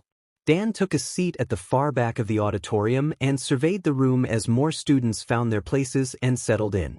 Dan could not deny the overwhelming sight of so many students gathered in one place. He did not remember much of his school life, and being surrounded by the crowd made everything feel like a new experience. A spotlight fell on the stage and a man who looked like a DJ appeared. The screen behind him projected his image for those at the back of the auditorium. He had spiky blonde hair, yellow shades, and wore black. Present Mike, the voice hero and one of UA's teachers, introduced himself and urged the audience to cheer. Veman popped out of Dan's Digivice and shouted a loud "Hey," which caused Dan to panic and tell him to get back inside. Nearby students turned to look at Dan and his apparently sentient companion.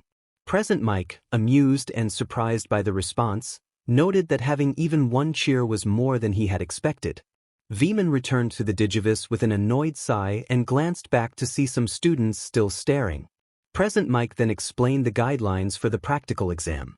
He described the mock urban setting and the 10-minute simulated battles the examinees would face. The giant screen behind him showed different city areas labeled A through G.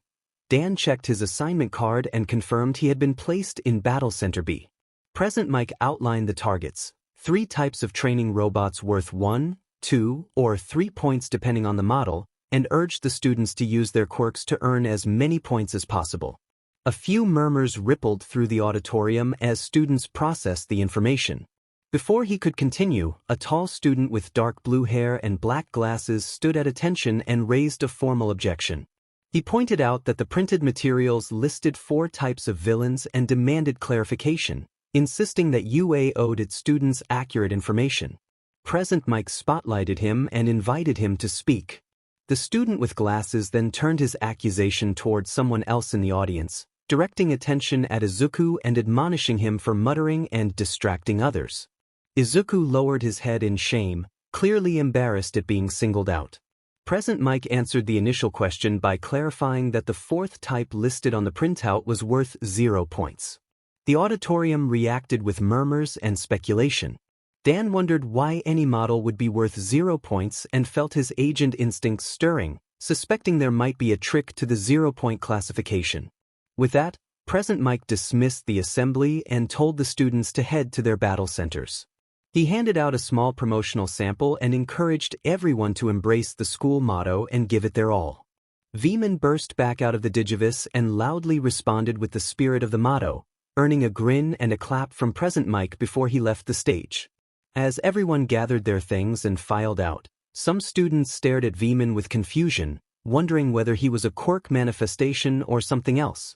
Nearby, Katsuki Bakugo gathered his things and, upon noticing Dan and Veman arguing quietly, widened his eyes for a moment before grunting and moving on. Battle Center B. Outside the gates of the simulated city, Dan looked up at the imposing entrance and around at the other examinees who were warming up, stretching, and talking. He marveled at how much money must have gone into constructing the training site. Veman popped back out of the Digivice and asked if they were ready. Dan smirked and said he was confident they would surprise the opposition. He tried to do a few stretches despite the awkwardness of the Zubamon sword on his back. A commotion nearby drew Dan's attention. The same student with glasses was confronting a girl Dan had seen earlier near the school building. Dan and Veman moved closer to intervene. Dan stepped between them and explained to the student with glasses that Izuku had only been trying to wish the girl good luck and that there was no need to bully or distract her. Veman moved into a protective stance, glaring up at the student. The sudden display left those nearby bewildered and whispering among themselves about Dan and his unusual companion. The student with glasses apologized to Izuku but then insisted the matter was private and advised Dan to back off. Veman responded by stepping forward. The sentient quirk told the boy to leave, and everyone gasped. Dan spoke bluntly, acknowledging that he had heard the quirk and that he understood the desire to be professional, but he also said the boy was coming off as a JRK. He glanced back at Izuku, who watched in shock at someone defending him. The boy with glasses insisted he was only trying to prevent Izuku from becoming a distraction, pointing at him. Dan looked at Izuku and could tell from his expression that the claim was false, then turned back to the boy with glasses. Dan asserted that Izuku had no intention of ruining anyone's chances and signaled for him to continue what he had been doing. Izuku nodded and stepped away to join the brown-haired girl from earlier. Dan smirked at the boy with glasses, and Veman crossed its arms in the same way. Dan acknowledged the other student's focus on school integrity but advised him to tone it down. He prepared to leave, and Veman began to follow. The boy with glasses called after them, and Dan waved back as he walked away, wishing him luck on the exam. The boy with glasses stood in surprise, expecting another cutting remark. He fell silent, then returned to his exercises before the exam began. Dan walked over to Izuku, who still stared at Dan and Veman in awe. He could not remember the last time anyone had stood up for him. Dan asked if he was okay, concerned. Izuku replied with thanks and admitted he did not know Dan's name. Dan introduced himself as Dan Yuki and named his partner as Veman. Izuku bowed his head and thanked them again for the earlier rescue, mentioning Kaken, which made Dan wonder if he referred to the blonde boy. Izuku examined Veman and asked if the creature was Dan's quirk. Dan confirmed that Veman was a sentient quirk he had awakened long ago. Izuku's eyes shone with excitement and he asked if they could talk after the exams. Dan considered it while Veman glanced at him, a little concerned about revealing too much. Dan agreed to think about it. Present Mike announced over the intercom that the exam would begin. The sudden start made Dan, Izuku, and Veman jump. The giant gate to the mock city slammed open, and all the other examinees immediately rushed inside. Izuku dashed into the city as well, hoping to catch up before too many robots were taken. Dan and Veman shared a grin and prepared to go all out. Dan pulled out his Digivice and called for an armor Digivolution. Veman took a stance as a blue orb surrounded them. Thunder rolled, and when the light faded, a new Digimon stood where Veman had been. A quadrupedal creature with blue skin and armored plating on its face, torso, shoulders, and thighs appeared. A horn shaped like a lightning bolt jutted from its mask and lightning-shaped spikes ran along its back. The creature let out a fierce cry as electricity crackled around it. Everyone nearby glanced back at the sound, and Izuku, who had fallen behind, saw the powerful Digimon and widened his eyes. He wondered how many forms Veman had, then hurried on. Dan leapt onto the Digimon's back, grabbing the lightning spikes as the creature Chronomon charged into the fake city at high speed with Dan holding his Zubamon sword ready. They found many robots already toppled or destroyed. They turned a corner and saw 3 one-pointer robots confronting a small boy with purple, ball-like hair. The boy lay on his back, panicked, when Chronomon vaulted over them. Dan brought his sword down and quickly disabled 2 of the one-pointer robots, while Chronomon used a special electric attack to take out the last one. The robots collapsed, and the 2 of them admired the result. The purple-haired boy protested that he could have handled it himself, annoyed but grateful. Dan and Chronomon shared a quiet chuckle. Dan hoped the boy would earn some points and then rode off on Chronomon's back, leaving the boy still calling after them but unable to stop them. In the monitoring room, the UA faculty watched the exam unfold across many monitors. They had already spotted students who might be troublesome and others with real potential. Several teachers noticed Dan's rescue of the purple-haired boy, and most of them were struck by the powerful creature at his side. One teacher remarked that the creature appeared sentient. Another observed that it seemed unusually powerful for a new student. The room buzzed with discussion, but two figures watched more closely than the rest. All Might, the symbol of peace, thought to himself that the boy had accepted Nisa's invitation after all, and he was eager to see what else the boy could do. Eraserhead could not take his eyes off the student either. The hairstyle looked familiar, and when he saw the sword he wondered if this was the same kid he had seen in the alleyway days ago. It was too dark to make out the figure, but the sword on the stranger's back was unforgettable. Aizawa noted the shape and glanced down at the monstrous creature the figure rode. He could have dismissed it as another odd quirk like many the faculty had seen, but something about it felt different. Why had someone with a quirk this powerful remained off the radar for so long? Aizawa said tiredly that someone should pull up the kid's name. Midnight, the teacher with long hair, a mask over her eyes, and a black and white costume, checked the screen and reported that the student's name was Dan Yuki and that his quirk was called Digisoul. Midnight then asked Aizawa what had caught his eye.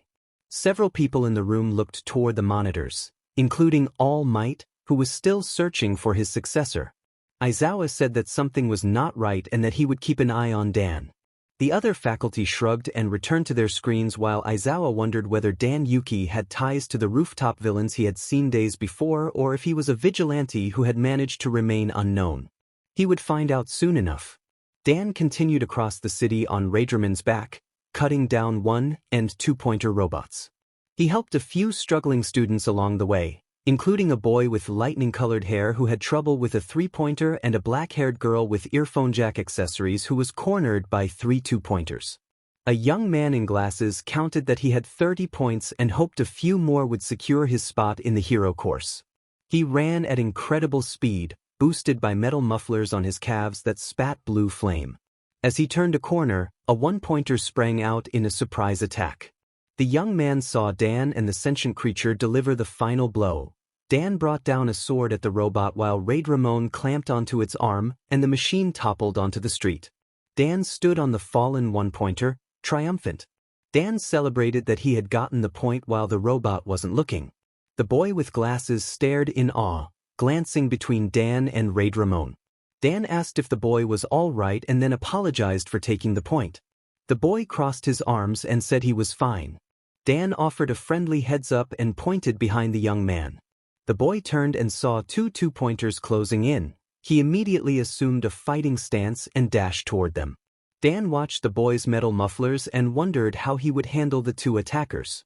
The boy uncoiled a powerful kick, propelled by the engines in his calves, and sent the 2-pointers flying as their heads detached from their bodies in a dazzling, non-graphic display of force. Dan and Raidramon both reacted with impressed smiles. Dan asked the boy what his quirk was. The boy introduced himself as Tenya Ida and explained that his quirk, Engine, implanted engines in his calves, giving him incredible speed and kicking power. Dan apologized again for the earlier point and complimented the attack. An intercom announcement interrupted them, warning that 2 minutes remained and urging examinees to hurry and rack up points. The 3 of them acknowledged the announcement and began to race to collect what points they could. As he sped past, Dan shouted that his name was Dan Yuki and that he hoped to see Tenya at UA. Tenya noted internally that Dan's quirk seemed almost as fast as his own and launched into the opposite direction with renewed determination. Dan checked his tally and reported that he had about 70 points, thanking Raidramon for the help. Raidramon replied cheerfully that it was no problem. Suddenly a tremendous boom filled the air. The city fell silent as examinees around them froze and then bolted toward the city entrance. A massive, towering robot the size of a skyscraper appeared on the horizon. Dan recognized it as the 0-pointer the announcer had mentioned. He dismounted and used his Digivice to trigger Raidramon's de-digivolution back into Veman. Veman looked confused and asked what was happening as the examinees scattered, including Tenya, who took a quick glance before running on. Dan and Veman then heard a cry of pain and saw a brown-haired girl one Izuku had spoken with before the exam trapped under rubble. The giant robot was advancing toward her. Dan looked to Veman and prepared to act. Dan told his partner that he would answer the question after they saved the girl, and Veman nodded in agreement. The tamer and his Digimon ran to the crushed girl and leaned down to check on her. Dan shouted to ask if she was all right as the heavy footsteps of the zero-pointer drew nearer. The girl looked up and warned them to get out of there, but Veman insisted they would not leave without her. Dan began lifting the large debris while calling on his Digi-Soul for help. As he strained, red digital energy formed around him. Dust burst up nearby and everyone narrowed their eyes to see who had arrived. Izuku was flying toward the zero-pointer at high speed. Dan, who had seen the boy only in passing during the exam, watched in astonishment. The scrawny-looking youth punched the massive robot with a thunderous blow, and the machine collapsed under the force. Mouths hung open at the sight of such effortless power from someone so slight. Dan remembered what he was doing, still surrounded by Digi-Soul, and continued lifting the debris to free the girl. Veman pulled her out and sat her against a lamppost as Dan looked up and took in Izuku's condition. Izuku's limbs were bruised and battered, and he was badly hurt, losing control as he fell with no way to land safely. Dan urgently called to Veman and reached for the unused DG egg from his first journey. He instructed Veman to transform into a golden armored form. A brilliant line of golden light cut across the artificial city. Some examinees turned away, and personnel in the monitoring room shielded their eyes. Izuku covered himself during the descent and then stopped in midair when a golden figure caught him. The figure resembled a grown-up version of Veman, blue-skinned and clad in gold armor on the face, chest, waist, arms, and feet, with red eyes that looked down at the green-haired boy. The zero-pointer collapsed with a distant boom, sending a shock-wave of dust across the scene. Dan applauded as the brown-haired girl nearby watched in shock. He ordered the golden figure to bring Izuku down. The armored Digimon levitated to the ground and lowered the boy. Dan approached and examined Izuku, concern heavy on his face. Dan scolded Izuku in a worried tone, asking what he had been thinking. Izuku, held in the armored Digimon's arms, admitted he had been desperate for points and had pushed himself too far. He mentioned All Might before the pain and adrenaline finally overwhelmed him, and he fell unconscious.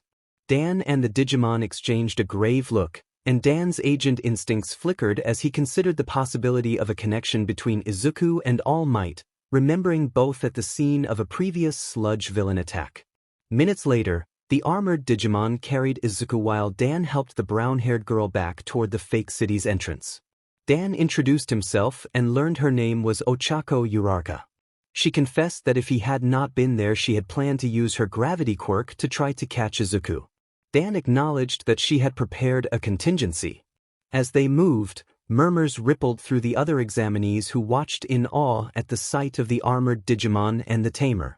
In the crowd, Tenya Ida clenched his fists, thinking about his own safety and then realizing the true purpose behind the zero-pointer. Ahead, a short, elderly woman wearing a large coat and a purple-tinted visor approached with a walking cane shaped like a syringe. This was Recovery Girl, a UA faculty member. She offered to take over care for the injured students. Dan and the armored Digimon nodded and stepped back. Recovery Girl used her healing quirk to mend Izuku and Ochako. Dan and the armored Digimon watched in amazement as the injuries visibly healed before them. In the monitoring room, UA faculty sat in stunned silence as they replayed the footage of Izuku's powerful attack and the sudden appearance of the golden armored Digimon. They could not believe their eyes at the display of a quirk that appeared to involve distinct transformations. They all began to speculate, except for All Might, Nizu, and Aizawa, who kept their eyes on Dan's image on a monitor. Nizu sipped his tea and remarked with delight that All Might had been right about Dan Yuki. He had exceeded expectations. All Might, still a bit disappointed in his chosen successor, hoped the points from the zero-pointer would be enough for the hero course. He remembered Dan during the sludge villain incident and how Dan's quirks had helped save both Izuku and the blonde-haired boy. Recognizing someone with such abilities, All Might had contacted Nizu before returning to Izuku to pass on his power. He noted the power Dan displayed when he helped the girl and how his sentient quirk had transformed into a golden warrior to save another examinee. The footage replayed, showing Dan saving Ochako and then producing a small device. When he pressed a button, his sentient quirk transformed into a golden warrior and caught Izuku from the fall. All Might looked to Nizu and asked whether the device was a support item or something Dan had crafted. Nizu smiled at the screen, aware of the truth behind Dan and his Digivice thanks to his meeting with Mirai, and suggested bringing Dan in for questioning once the results were sent. Aizawa, overhearing the discussion, focused on Dan Yuki's image and considered the implications. UA High School, Nurse's Office. Dan waited outside the office with Veman while Recovery Girl finished her rounds. 2 hours had passed since the entrance exam. Dan considered going home and worried his Digimon might be concerned about him. When the door opened, Recovery Girl peered out wearing her familiar, caring smile and reminded him that he could go home or that he might be here to visit his friend. Dan nodded. Veman showed respect to the nurse. Recovery Girl explained she was simply concerned because the boy in the room had been distraught when the exam ended, and she noted Dan's obvious concern for someone he had only just met. She reassured him that the boy would be all right and complimented Dan's caring nature. Dan then reached into his pocket and handed the nurse a slip of paper containing his contact information, asking her to give it to the sleeping student and mentioning that he would like to speak with him later. Recovery Girl accepted the note and promised to deliver it once the student woke, then urged Dan to go home since his family would be worried. Dan and Veman appeared surprised, peeked into the room where Izuku slept, and after a final look at the nurse they ran off and left the UA campus. Veman joked that the kindly nurse could be unexpectedly intimidating, and Dan quietly agreed. Recovery Girl watched them go and murmured that the boy would be something special when he arrived. Outside the UA building, Dan had slipped his Zubamon sword back into its case and wondered briefly if it had moved on its own before dismissing the thought as fatigue. Ahead at the gate, Mirai waited with her 2 cats and several of Dan's Digimon. They ran and flew over to greet him with hugs. Dan greeted them, clearly exhausted. Veman exchanged excited gestures with Gomamon and Wormmon, while Demidevimon teased that Dan must have done well on the exam. Dan laughed and said they would have to wait a week for the results. Mirai offered to help him return home and mentioned that she needed to do some research back at the in-between theater. Dan asked if something had come up related to the Deva or Abataman. Mirai, an attendee of the in-between, nodded and explained that since the revelations about the Deva days ago, she had developed suspicions about what they were and where they came from. Dan and his Digimon exchanged curious looks. They had assumed the Deva originated from Iliad, but Mirai's remarks suggested there was more to the mystery. Back inside the UA building, some staff watched the scene through the windows. Midnight admired Dan's small companions and remarked on how much she liked the orange one with wings. Present Mike, amused and a little incredulous, pointed out that the kid had several little creatures that transformed and declared this would make for an interesting year. Aizawa, less impressed, watched Dan and his Digimon play before they left campus and felt a familiar skepticism. The image of Dan lifting debris off the brown-haired girl stayed with him. Dan's Digi-Soul quirk had caught his attention. The young man had used it only briefly and often seemed to rely on his sentient weapons. Aizawa resolved that if Dan did not demonstrate his own capabilities, he would be prepared to take severe disciplinary action. Their friend insisted there would be no questions asked. Midnight and Present Mike sighed at the blunt remark. They had seen the footage too and could not help but agree. One of them muttered that their companion was always so serious. They all looked outside as the group turned the corner. Dan walked with Demidevimon inside his case, and his legend arm Zubamon's sword moved again. For a brief moment a red eye appeared near the hilt, looked around and then closed. Dan had finally awakened his legend arm. A week had passed since the entrance exam. Since then Dan and his Digimon had been doing odd jobs for Mirai, most of them involving the 2 cats she had suddenly adopted. His Digimon had tried to tell Dan something about the cats, but Mirai always shut it down. Whatever she was hiding, she wanted it to be a surprise. Meanwhile, Dan continued training with his legend arm Zubamon sword. During practice the weapon sometimes felt as if it moved on its own, and he wondered if he was close to awakening it completely. He also wondered if Izuku had received Recovery Girl's number after waking in her office. There were things Dan wanted to discuss with him. Dan was bright and had read the books Mirai lent him about quirks awakening early, comparing the green-haired boy from when he ran at the sludge villain to the one who punched out the giant zero-pointer. Dan sensed something off. He also thought Izuku looked like someone who needed a close friend. The letter from UA finally arrived in the mail. Dan, his Digimon, Mireille, and her cats gathered in the living room as a holographic message played. The screen showed the UA logo before switching to Principal Nizu in his office, smiling broadly. Principal Nizu greeted Dan and his friends warmly and explained the paperwork delays. He announced that Dan had passed the written exam, then revealed the practical exam score. Nizu explained that fighting villains was an important part of being a hero but not the only duty. Saving lives was what truly made someone a hero, and the school awarded rescue points for such acts. The rescue points element had been kept hidden so that saving others would not be performed for show. Dan touched the sore spot on his left hand, realizing he had understood the significance of the zero-pointer all along.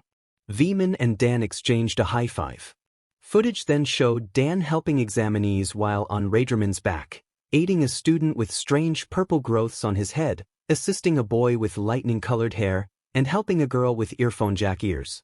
It showed Dan using Digisoul to clear debris off Ochako and Magnamon catching Izuku during a fall. Nizu praised Dan's heroic actions and suggested that he and his companions could help change hero society. A scoreboard displayed the examinees who had passed. Dan and the others leaned in. Dan recognized Izuku, Ochako, Ilda, and the blonde boy who had been at the sludge villain attack Katsuki Bakugo. Nizu announced that Dan had earned 65 villain points and 70 rescue points, for a total of 135 points, placing him first among the freshmen. Dan leaned back in his chair in stunned pride as his Digimon began to celebrate. Mireille smiled at him approvingly. Dan reflected that he had not succeeded alone. Mireille had helped him settle into this new world, her rapport with Nizu had helped, and his Digimon had stood by him through everything. Principal Nizu formally welcomed Dan to UA High School, and Dan returned a fist bump with his Digimon. Then a coughing noise interrupted the room. Mireille chuckled and told them the message was not over. Nizu and some UA staff requested a meeting the next day with Dan and his sentient quirks, expressing concern about his performance during the exam and asking him to come to the school. When the hologram ended, silence filled the room. Dan's Digimon looked to him with concern. Veman worried they had gone too far during the exam. Dan wondered whether using the new DG egg had been a mistake and whether Raidramon had drawn extra attention. Patamon and Demi-Devimon floated in front of Dan. Demi-Devimon ranted angrily about being interrogated and fretted that they could only maintain the sentient quirk cover for so long. Patamon feared that the pro-hero they had faced in the alleyway, Eraserhead, might work at UA and have recognized them. The thought sent a chill through the group. Gomamon yawned and remarked that they had made it into UA, but now risked being expelled before school even started. Wormmon crawled up Dan's leg into his lap and asked if they thought you already knew. Dan looked at everyone and fell into deep thought about the situation. He imagined, in a comical way, walking into UA and coming out in HFFS, sighing nervously. Mireille cleared her throat and said she would see where this goes. Everyone turned to her as she slowly rose and prepared to leave. She told them she trusted Nizu to keep Dan's secret and that the questions they might ask were for the safety of the other students, who would be his classmates. Mireille reminded them that Digimon could be powerful beings. She gave them all a hopeful smile before leaving the apartment. Her two cats stared at Dan for a couple of seconds, bowed their heads, and followed their owner out the door. Dan watched them go and replayed the holographic message at low volume. Veman crossed his arms and pointed out that Mireille had not been wrong about how powerful they could be.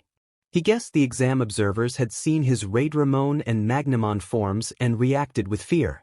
The others turned to Veman, and Patamon added that seeing a sentient quirk change forms on the fly and witnessing the DG Soul power used to save a girl in the footage raised questions.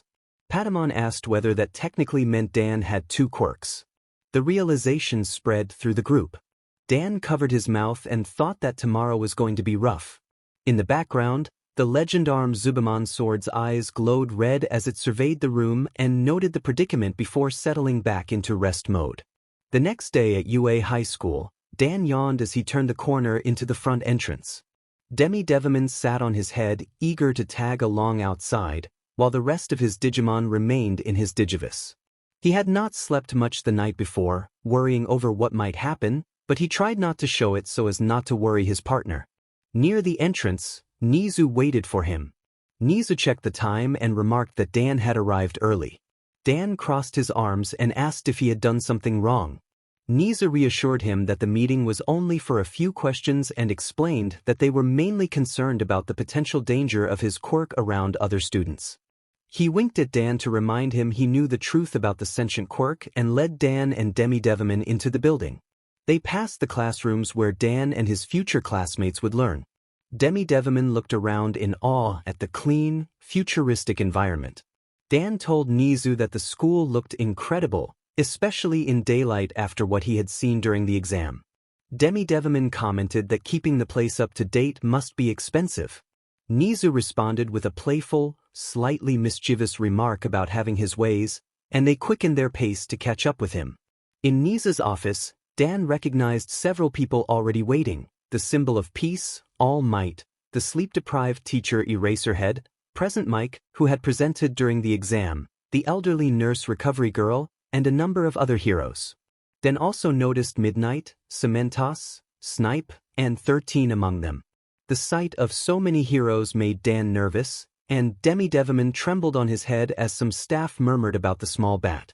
All Might enthusiastically welcomed Dan for accepting Principal Nizu's invitation, and Dan flinched a little at the loud, confident greeting. Nizu took a seat, folded his hands, and explained that Dan was not in trouble. He said they had seen the exam footage and it had piqued their curiosity. Eraserhead stepped forward with a piece of paper and reviewed what they had observed. He explained that Dan's quirk, DG Soul, was documented as increasing strength and speed, but it did not mention a sentient quirk. He pointed out that the quirk present now suggested Dan might have more than one. The staff discussed the implications while Dan and Demi-Devamin exchanged worried looks, though Dan kept a brave face for his partner. All Might expressed concern about whether the sentient quirk could ever go out of control and endanger future classmates. Dan reflected on his first journey, from the day he met Inori through the final battle against Chronomon, trying to recall any time his Digimon had gone out of control. Nothing came to mind. Still, with DG Soul in play, he could not be certain what might happen. Dan said he understood. Midnight observed that it appeared he did indeed have a sentient quirk. A short, neutral pause followed as everyone prepared to continue the discussion. Midnight referred back to the exam, noting the black dog-like monster Dan had ridden, the little blue dino-like creature, and the golden warrior that had saved the green-haired boy. Dan took a moment to explain that when he awakened his quirk, DG Soul, he soon discovered an extension of it that allowed him to bring out those companions. He looked up at Demi-Devamin as the creature waved politely. Present Mike asked curiously what that extension meant. Dan nodded and said it let him summon those beings. Snipe, the hero with the cowboy hat seated to Dan's left, inquired how many of those companions Dan could call forth. Dan counted quietly and admitted that he currently had 7 of them, 6 of which were at home with his guardian. He chuckled nervously. Several staff members exchanged surprised looks. Midnight, Present Mike, and All Might were less shocked. Midnight remembered seeing 2 at the sludge villain incident and guessed there must be more. Nizu smiled slightly, already aware of parts of Dan's background thanks to information Mireille had shared. Eraserhead asked cautiously whether the ones at home could transform like the one during the exam. Dan confirmed that they all could transform and that each transformation had its own skills. Nizu supplied background from Dan's records, explaining that Dan's parents had died in an accident while overseas on vacation, that Dan had awakened his quirk during the trip, and that his guardian, Ms. Mikagura, had brought him home to live with her. The staff accepted the explanation, and Eraserhead allowed the matter to rest for the moment. Dan admitted he had kept the companions a secret until now. Demi-Devamin offered a thumbs up in the background. Power Loader, the excavation hero with the large claw-like helmet, said the device Dan had used during the exam looked unfamiliar to UA's support items and asked about its origin. Dan produced his Digivice for the group to see. People leaned in to examine it. Dan explained that the device was called a Digivice, given to him by his guardian Mireille for his birthday. She had said it was a gift his parents had planned. He avoided mentioning the organization where he had obtained it. All Might reacted with interest and stood to hold up his own Digivice, asking how Dan's device worked. Dan described basic functions like time, contacts, and photos, but paused when a holographic image appeared, a picture of him, Inori, and Igeomon together in the Gear Forest after helping Bacchusmon. The sight made him frown. Recovery Girl, noticing the change in his expression, asked kindly if those had been his friends. Dan acknowledged that they had been close and said they had been separated by circumstances he could only explain briefly. He added that they had been forced apart because of a villain, and that was all he would say. Eraserhead inquired whether Dan had been able to see the girl in the photo again. Dan thought back to his final farewell to Inori after the battle with Chronomon and to a figure he had fought in an alleyway following a confrontation with the Devis, but he could not be sure. Demi-Devimon patted his head in a comforting gesture.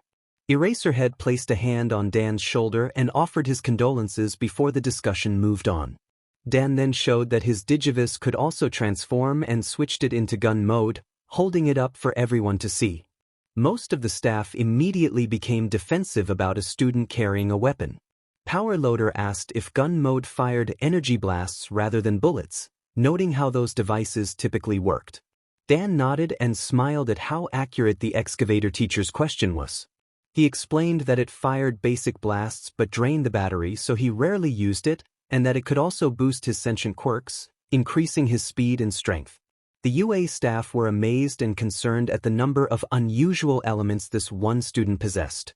A Digivice, a DG Soul, sentient quirks, transformations, quirk evolution, and a device that could amplify his sentient quirks. The question of whether a student should have that much power weighed on them. Dan put his Digivice away and stood. He asked if there were any other questions from the staff. Vlad King, a very tall, bulky man in a dark red skin-tight suit with a cable running from his left arm to his glove and back, spoke up. He explained that his question was not strictly UA-related but that it involved Demi-Devimon. Demi-Devimon visibly recoiled at the attention. Vlad King reminded the room that some time ago there had been an incident in a park where Eraserhead had been on the scene. Eraserhead had managed to catch a glimpse of someone who escaped, and during that event he had seen 12 individuals standing on a rooftop watching. Dan remained calm but felt his confidence fray. He and Eraserhead exchanged a look. Vlad King pointed out that Dan had mentioned having more of those little companions at home and that they could transform, which made the coincidence worrying to the staff. The entire UA faculty considered the implication and turned back to the student. Dan sighed and sat down, looking at the teachers. He stated that he had seen the news but had not been at the park. He had been at home. He asked if they were implying he might be involved in something illegal. Nizu intervened to keep the discussion from escalating. He reminded them that another individual had been at the scene but had escaped, and suggested that if that person were aligned with the 12 people with the mutation quirk, it would be concerning for them to be attending the school. Dan felt some relief when Nizu framed his comments that way, hoping no one heard his inward worry.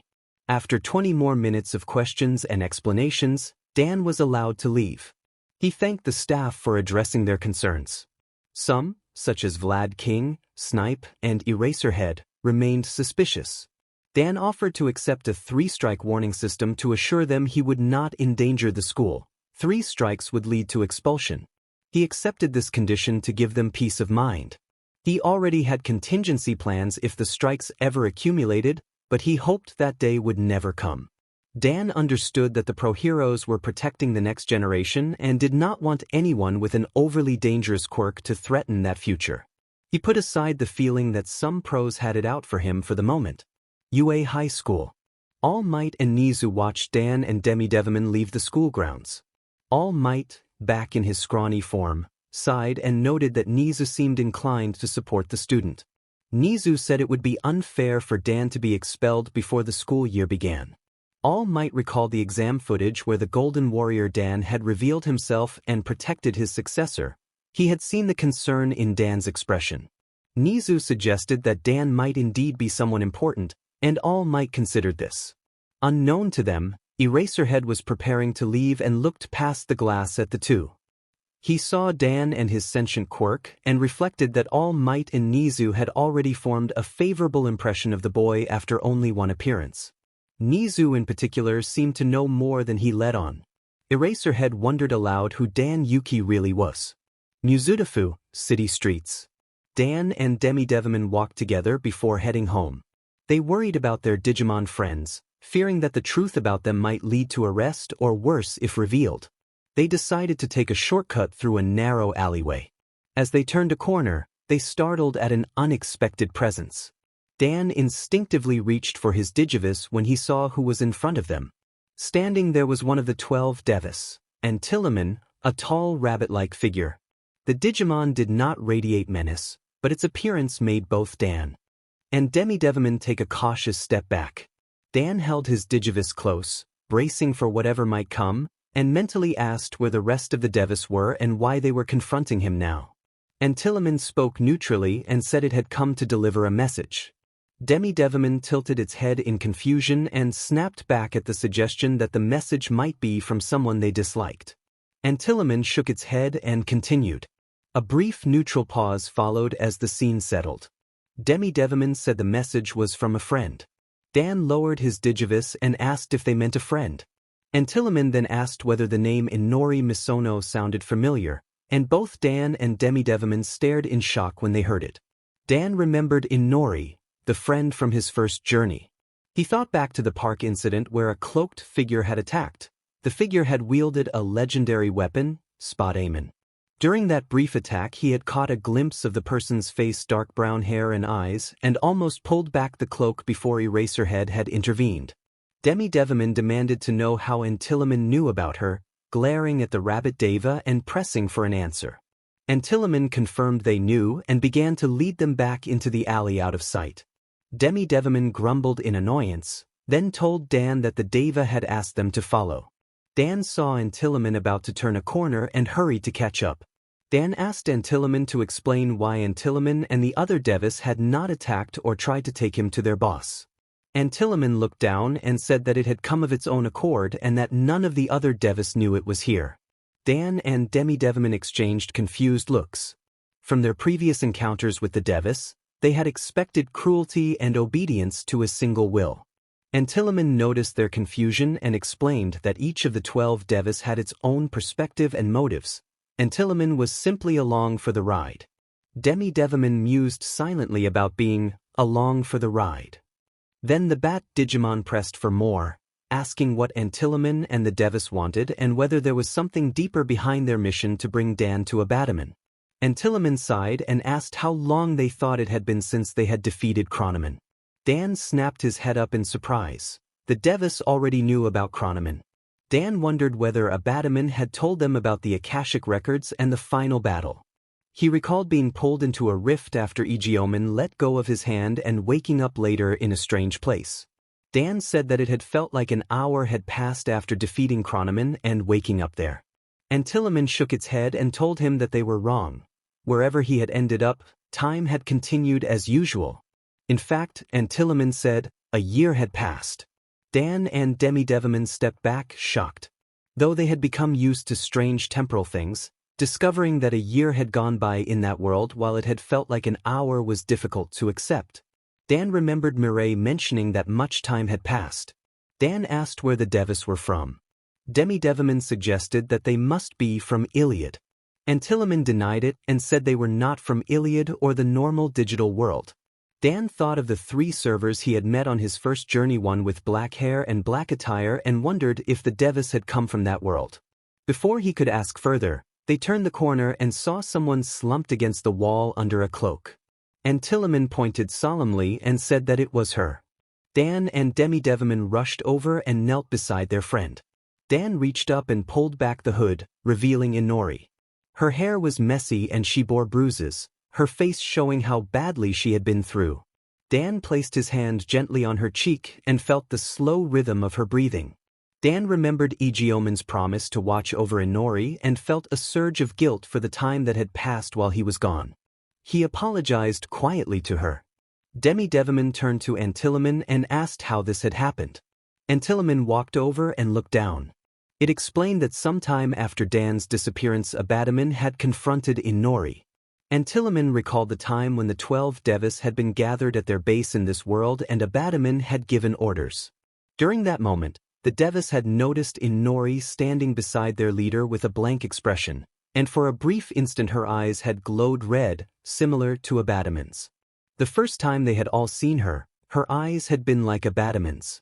It had been as if they were the whole world through her eyes. Dan's hatred for Abadaman deepened. Antiloman, the rabbit deva, stamped its foot and reminded them that it had come on its own terms and could not risk being gone.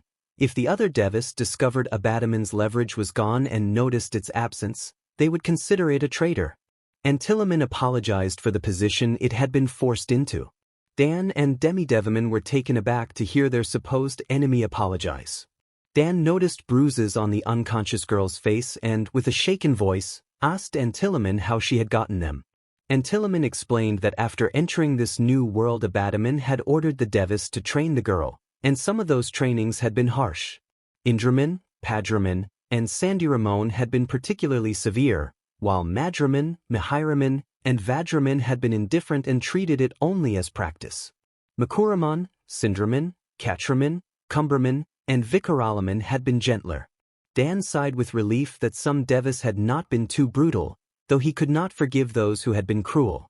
Demi-Devaman asked where the legendary arm weapon had come from. Antiloman said Abadaman had given it to her and that the legends claimed such weapons could bring either salvation or destruction. In their case, Antiloman believed it had been intended for destruction. Antiloman added that they had been told only that it came from a shrine tied to ancient Digimon. Dan wondered about those ancient Digimon, thinking of figures like ancient Wiseman he sometimes saw in the in-between theater. They turned their attention back to Inori. Dan gently took her hand and, struggling to hold himself together, apologized to her for leaving and for how she had turned out. Demi-Devaman offered comfort by placing a winged hand on Dan's. Antiloman moved closer and carefully lifted Inori under its arm. Dan objected angrily, and Demi-Devaman hovered in front of Antiloman in protest. Antiloman stood firm, but a sad tone had crept into its voice as it reminded them that it could not let her go. Dan's Digisoul flared briefly with a dark edge, a change both Demi-Devaman and Antiloman noticed in silence. Antiloman explained that if Inori awoke and the first person she saw was Dan, she might lash out because of what Abadaman had said and done to her. Dan recalled their fight in the alley and the words she had said about promises not kept. Demi-Devaman accused Abadaman of feeding her lies, and Dan acknowledged that the villain might have filled her head with falsehoods. Antiloman checked the time and said it had to return before anyone noticed its absence. Dan demanded to know what the Devas' goals were and whether they had been promised anything by Abadaman. Antiloman closed its eyes and recalled a memory of their digital homeland, which had felt Far Eastern in style. In that memory, the Devas had been bruised and beaten down before a group of 8 imposing Digimon. The apparent leader had floated cross-legged above a golden orb with smaller orbs circling it. The group had regarded the Devas with disdain before vanishing. Antiloman then remembered a mass of shadow forming and a single red eye watching them. Back in the present, Antiloman admitted that some Devas had joined Abadaman because they wanted to be a bigger fish in a smaller pond, some had been promised power, and the rest had simply gone along with it. Dan saw genuine anguish in Antiloman's expression and understood, at least in part, the complicated motives that had led them here. Demi-Devaman warned that they would meet again and that next time it would be as enemies. It looked down at the unconscious girl who stirred slightly, and Antiloman leapt from the alley and bounded from rooftop to rooftop. Dan and Demi-Devaman hurried out hoping to catch a glimpse, but Antiloman was already gone. Demi-Devaman snapped that he had hoped to at least learn the direction of their base. The Bat Digimon turned toward Dan, who stared blankly as he replayed everything, the state of Inori, the Devas' goals, and new doubts about each member. Dan told Demi-Devaman to head home. They had much to share with everyone. Demi-Devaman adopted a worried expression but followed. Unseen by them, the Dragon Deva Madraman watched from a rooftop and considered the development interesting, musing that the others would be eager to hear. Madraman chastised themselves for sounding like gossip, sighed, and slipped into the sky toward their base before Antiloman could return. From the shadow beside a building, Kurogiri observed Madraman's departure with glowing yellow eyes before vanishing back into its portal. Upon returning home, Dan and Demi-Devimon informed his Digimon and Mireille about the encounter with Antilamon, the Devis objectives, and the worst revelation. Inori had been taken under Abadamon's control. Everyone reacted with shock. They had suspected Abadamon's danger, but involving someone they cared about felt unbearable. Mireille immediately left to investigate after Dan repeated the Devis line about some wanting to be a bigger fish in a smaller pond, which had struck her. Dan and his Digimon rested for the rest of the day to prepare for the first day at UA High. Some of the Digimon were nervous Wormmon, Gomamon, Demi-Devimon, while others were excited Vemon, Patamon. Above all, Dan remained upset that Inori was missing and not herself. He went straight to his room and slept for the rest of the day. His Digimon worried he might have a rough start tomorrow, but Patamon urged them to give him time to process the news and promised they would figure things out. Dan woke and slowly put on his UA school uniform, remembering a mission with Shiroki Asuna that had required a pubsec suit. He smiled at his reflection and noticed his Digimon watching. When he turned, they were all smiling. Vemon gave a thumbs up and praised his appearance. Gomamon, finishing breakfast, added that he looked great. Wormmon admired him with sparkling eyes. Patamon and Demi-Devimon floated in front of Dan and smiled, both telling him he looked perfect. Dan chuckled, pulled out his Digivice, thanked them for the compliments, and said they should get going. All his Digimon agreed. Just as Dan was about to call them into his Digivice, he hesitated. Patamon tilted its head, asking what was wrong. The Digimon wondered if Dan was still upset about Inori. Demi-Devimon remarked sadly that he was. Dan sighed and admitted he had also expected Mireille to see him off. Wormmon reported that Mireille had looked concerned and was still investigating. Gamamon's belch embarrassed some of the others. Dan decided they would see Mireille later and told everyone to get going. He held out the Digivice. His Digimon nodded, transformed into orbs of light, and entered the device. As Dan left his room with his bag over his shoulder, a voice called from the living room, insisting he not leave something behind. He froze and looked around, puzzled that something had been living there unknown to him. The voice insisted again, and Dan walked to the case where he kept his Zubamon Legendarm. He set the case on the table and lifted the lid. Red eyes greeted him. A small bipedal reptilian Digimon wearing golden armor and a white cape, with a sword-like horn on its helmet and a dagger at the end of its tail, declared itself Zubamon and announced that it was the 20th. Dan stared in confusion.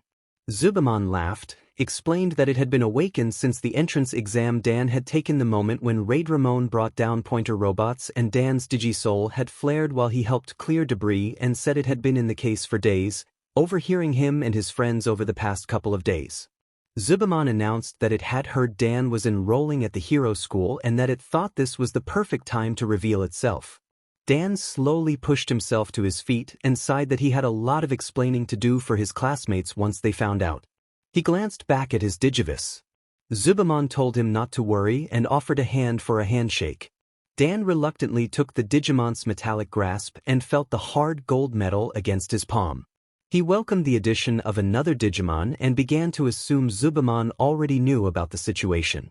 Zubamon raised its other hand and said that it had listened while inside its case and that the Deva group sounded like a problem. It promised to give everything it had to help, proudly declaring itself the 20th. The sudden proclamation left the room silent and Dan blinked in confusion, wondering what 20th was supposed to mean. Zubamon only added that it sounded cool. Dan flopped back onto his back with his legs in the air, sighed, and checked his watch.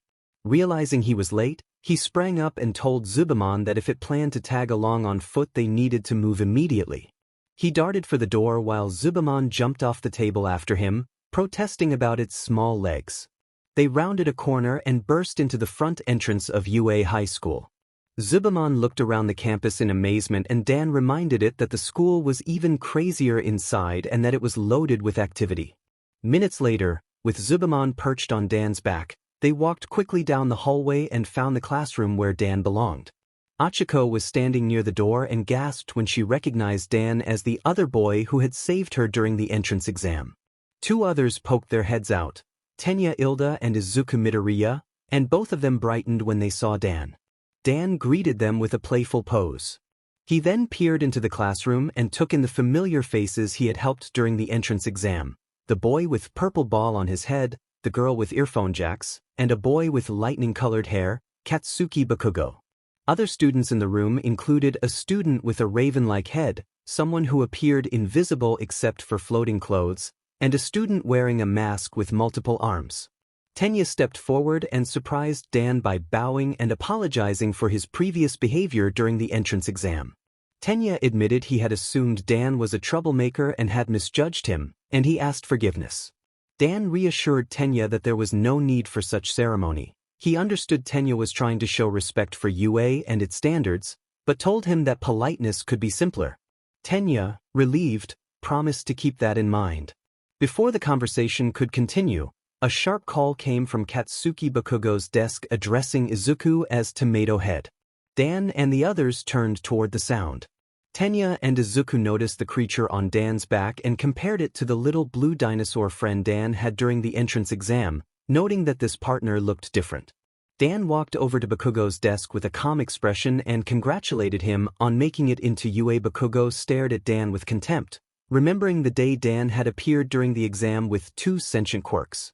Bakugo still felt envious and irritated that he had been saved, first by Izuku and then by others, and the presence of another unexpected partner on Dan's back only added to his annoyance. Bakugo dismissed the robots from the entrance exam as weak and slapped his hand away with a small explosion, which sent a shock of air and heat that made Dan recoil slightly. Dan apologized for provoking him, but Bakugo snapped back that he did not want apologies. Dan sighed inwardly, realizing that dealing with Bakugo's ego would be difficult.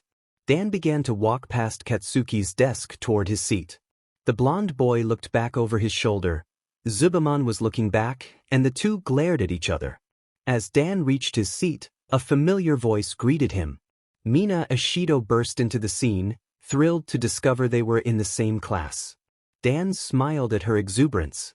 Mina grabbed his hand and shook it rapidly in excitement, then said she had known he would pass the exam and that they could be study partners. Dan, who had only spoken to her twice before, found himself smiling at her bubbly energy and confessed that he would be happy to study with her. Mina leaned in closer in excitement and asked if his other companions were present, wanting to see Wormmon again. Dan nodded and showed his Digivice in his pocket, telling her that they were all there and that she would see them by the end of the day. Mina hopped with excitement, drawing a few curious looks from nearby students. Mina then noticed that a companion that had been on Dan's back was no longer there. Dan looked around and then heard a loud proclamation. Zubamon was standing on the teacher's desk, stretching an arm out in triumph and loudly declaring that it was the 20th. The entire classroom fell silent as everyone stared. Tsu Azui, the dark green-haired girl with big eyes, wondered who that was. Mashiro Ojiro, the blonde-haired boy with a tail, asked if it was another student, concerned. Dan immediately ran to the desk and picked Zubamon up, scolding the Digimon for the spectacle while others who had encountered Dan during the entrance exam watched and whispered among themselves. Denki Kaminari crossed his arms and commented that Dan seemed to have another quirk. Kyoka Jiro, intrigued, remarked that it was odd. Minoru Mineta, remembering the earlier chaos with Raid Ramon, found the sight unsettling.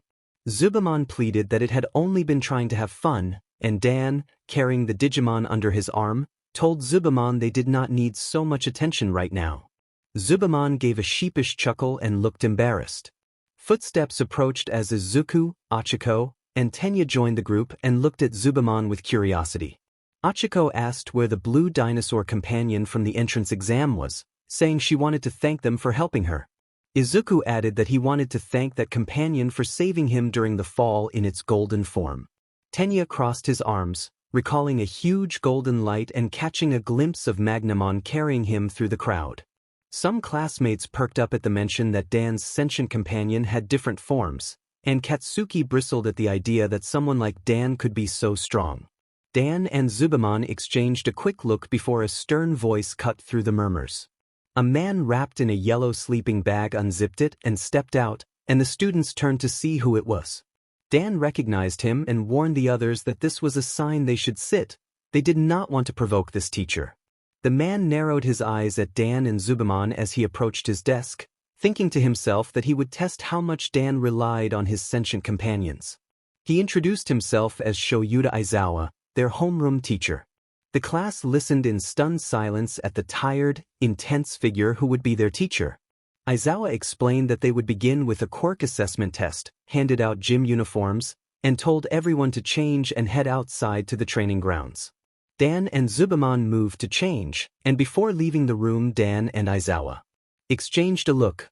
Aizawa kept a close eye on him and remembered the 3-strike warning if those sentient companions caused trouble.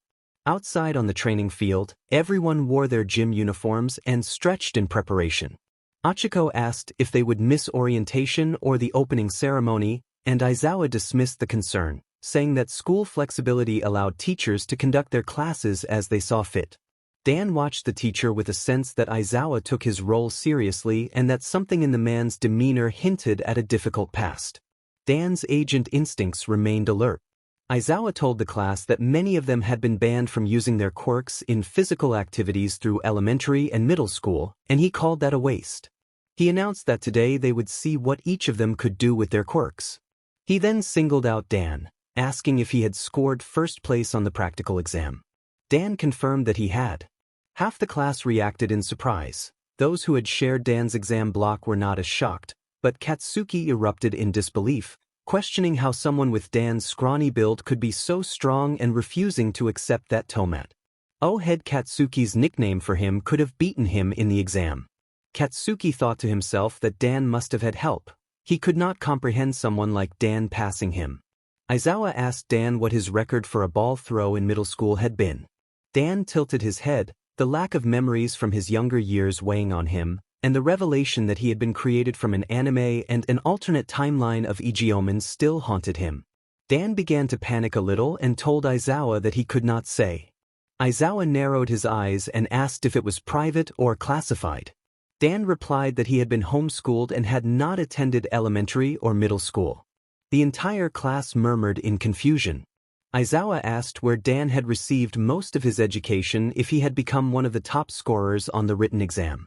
Dan smiled and, remembering the backstory Nizu had told him yesterday, explained that his guardian had taught him. She had worked in a theater and he had spent most of his time helping and working under her. The class was shocked to learn that the top student had worked in a movie theater before coming to UA. Izuku, Tenya, Achiko, and Mino were surprised, while Katsuki erupted in outrage, declaring that he had lost to an usher. Aizawa stared at Dan for a few seconds and then told him to get over to the circle. Dan nodded and ran to the center of the training area. A small companion, Zubamon, followed him, and the class noticed the creature and began to murmur again. Rikido Sato pointed out that it was the same thing they had seen earlier. Eijiro Kirishima excitedly noted the armor on the creature and called it manly. Toru Hagakure said it looked quite scary. Yuga Oyama pronounced the creature fantastic, posing in his usual dramatic way. As Dan and Zubamon reached the circle, Aizawa looked down at Zubamon and made a mental note as the test began. Aizawa instructed Dan to throw the ball normally first, then use his quirk, and he tossed the ball to Dan. Dan acknowledged and stepped into place. He recalled a few times throwing things during his first journey, mostly Digimon during side quests, and then he threw the ball as far as he expected, sighing in disappointment. Aizawa checked the distance gauge and announced a distance of 60.3 meters. The class murmured and some chuckled at the result. Fumikage Tokoyami called the result disappointing. Koji Koda remained quiet, as was his nature. Momo Yaoyorozu suggested seeing what Dan could do with his quirk and urged him to try again. Dan picked up a new ball, repositioned, and focused. A burst of red data formed around him, lifting a thin cloud of dust from the training ground. The class stepped back and began to whisper. Several students marveled at the display, comparing it to fiery scenes from an anime. Dan smiled and launched the ball. It streaked through the air, trailing the Digisoul data like a blazing comet. Aizawa checked the gauge again and recorded 735.9 meters. The class reacted with shock at the huge improvement. Students commented that Dan had appeared as if his entire body were on fire, and another student noted a faint digital sound accompanying the burst. Izuku immediately took out his notebook and began feverishly recording observations. He deduced that Dan could coat himself with the red data quirk, which seemed to increase his strength and speed. Izuku remembered a previous villain encounter where a sword had been coated and speculated that Dan might be able to coat other objects as well. Momo took one last analytical look and observed that from a distance Dan had resembled living fire, but she could also make out tiny streams of numbers and data across his form while the quirk was active.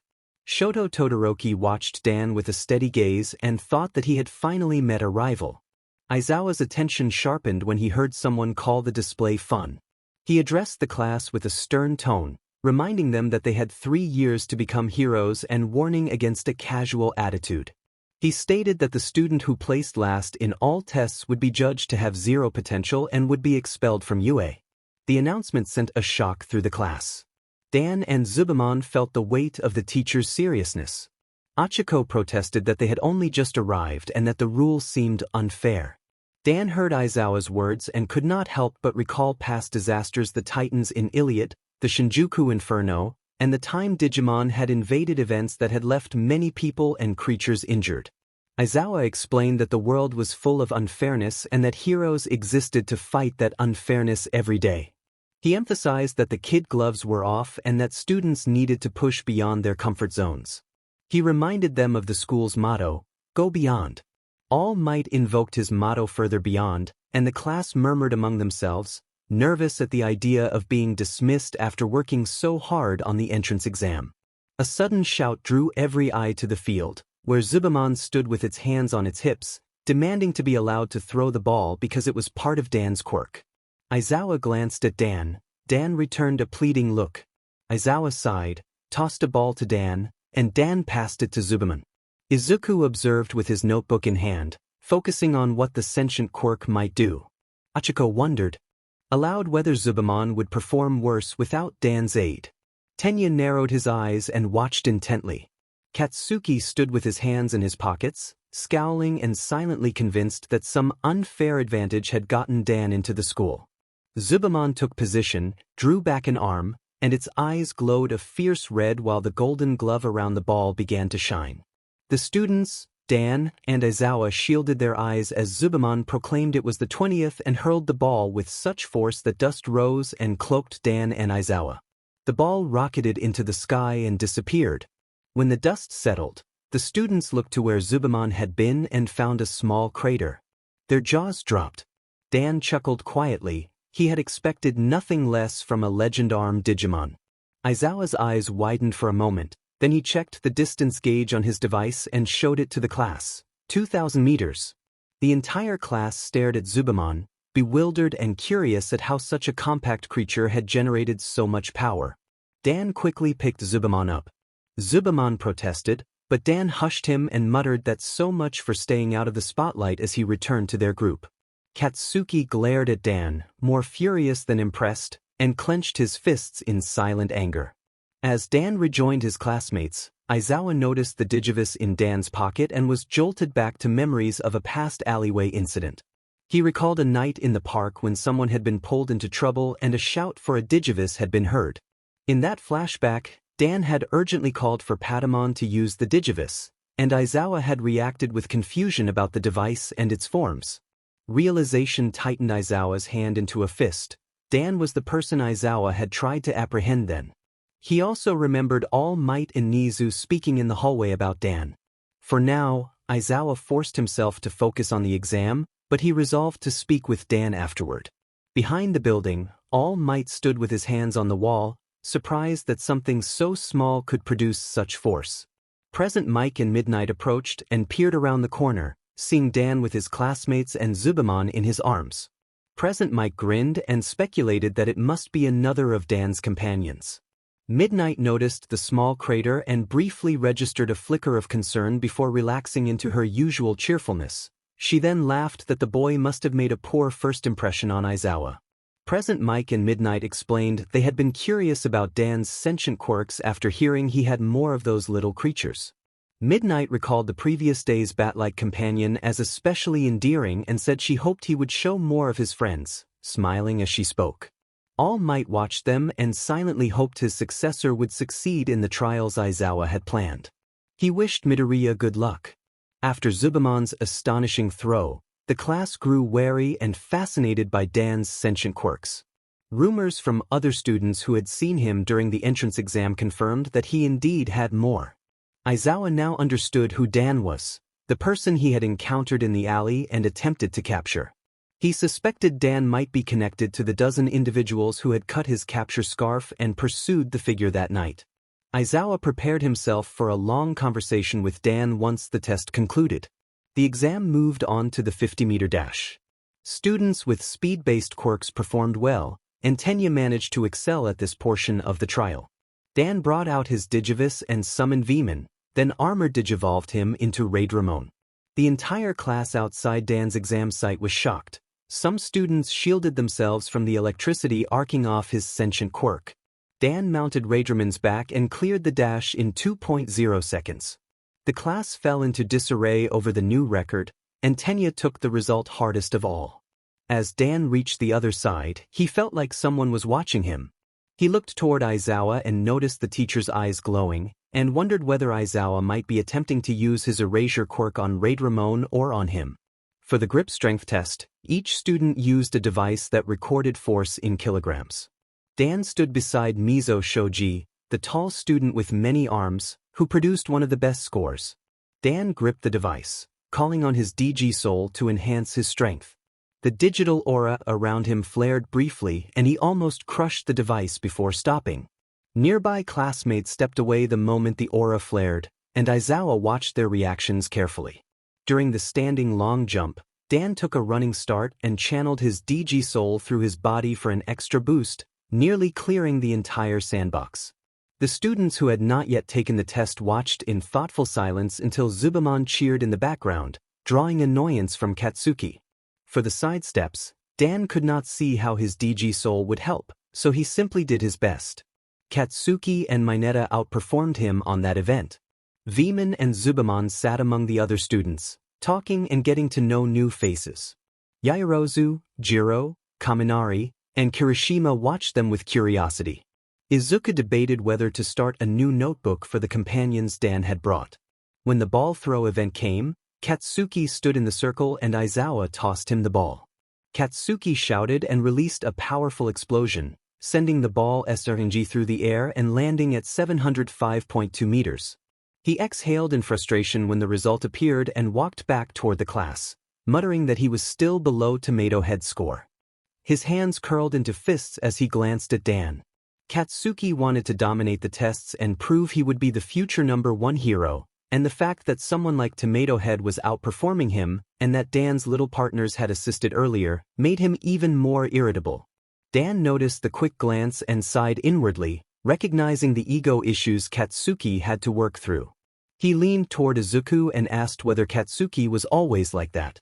Izuku explained that Katsuki, nicknamed Kaken, constantly wanted to prove he was the best, so that behavior was normal for him.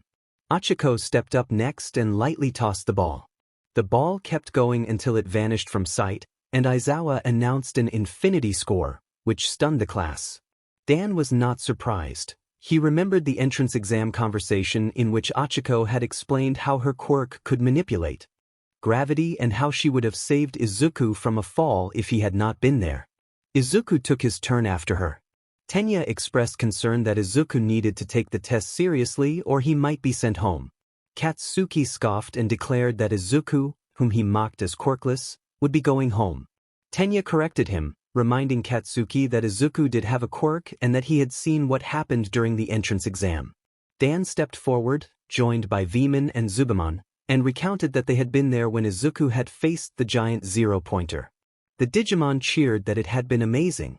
Zubamon glared at Katsuki and warned him not to count the boy out, saying that he would be surprised.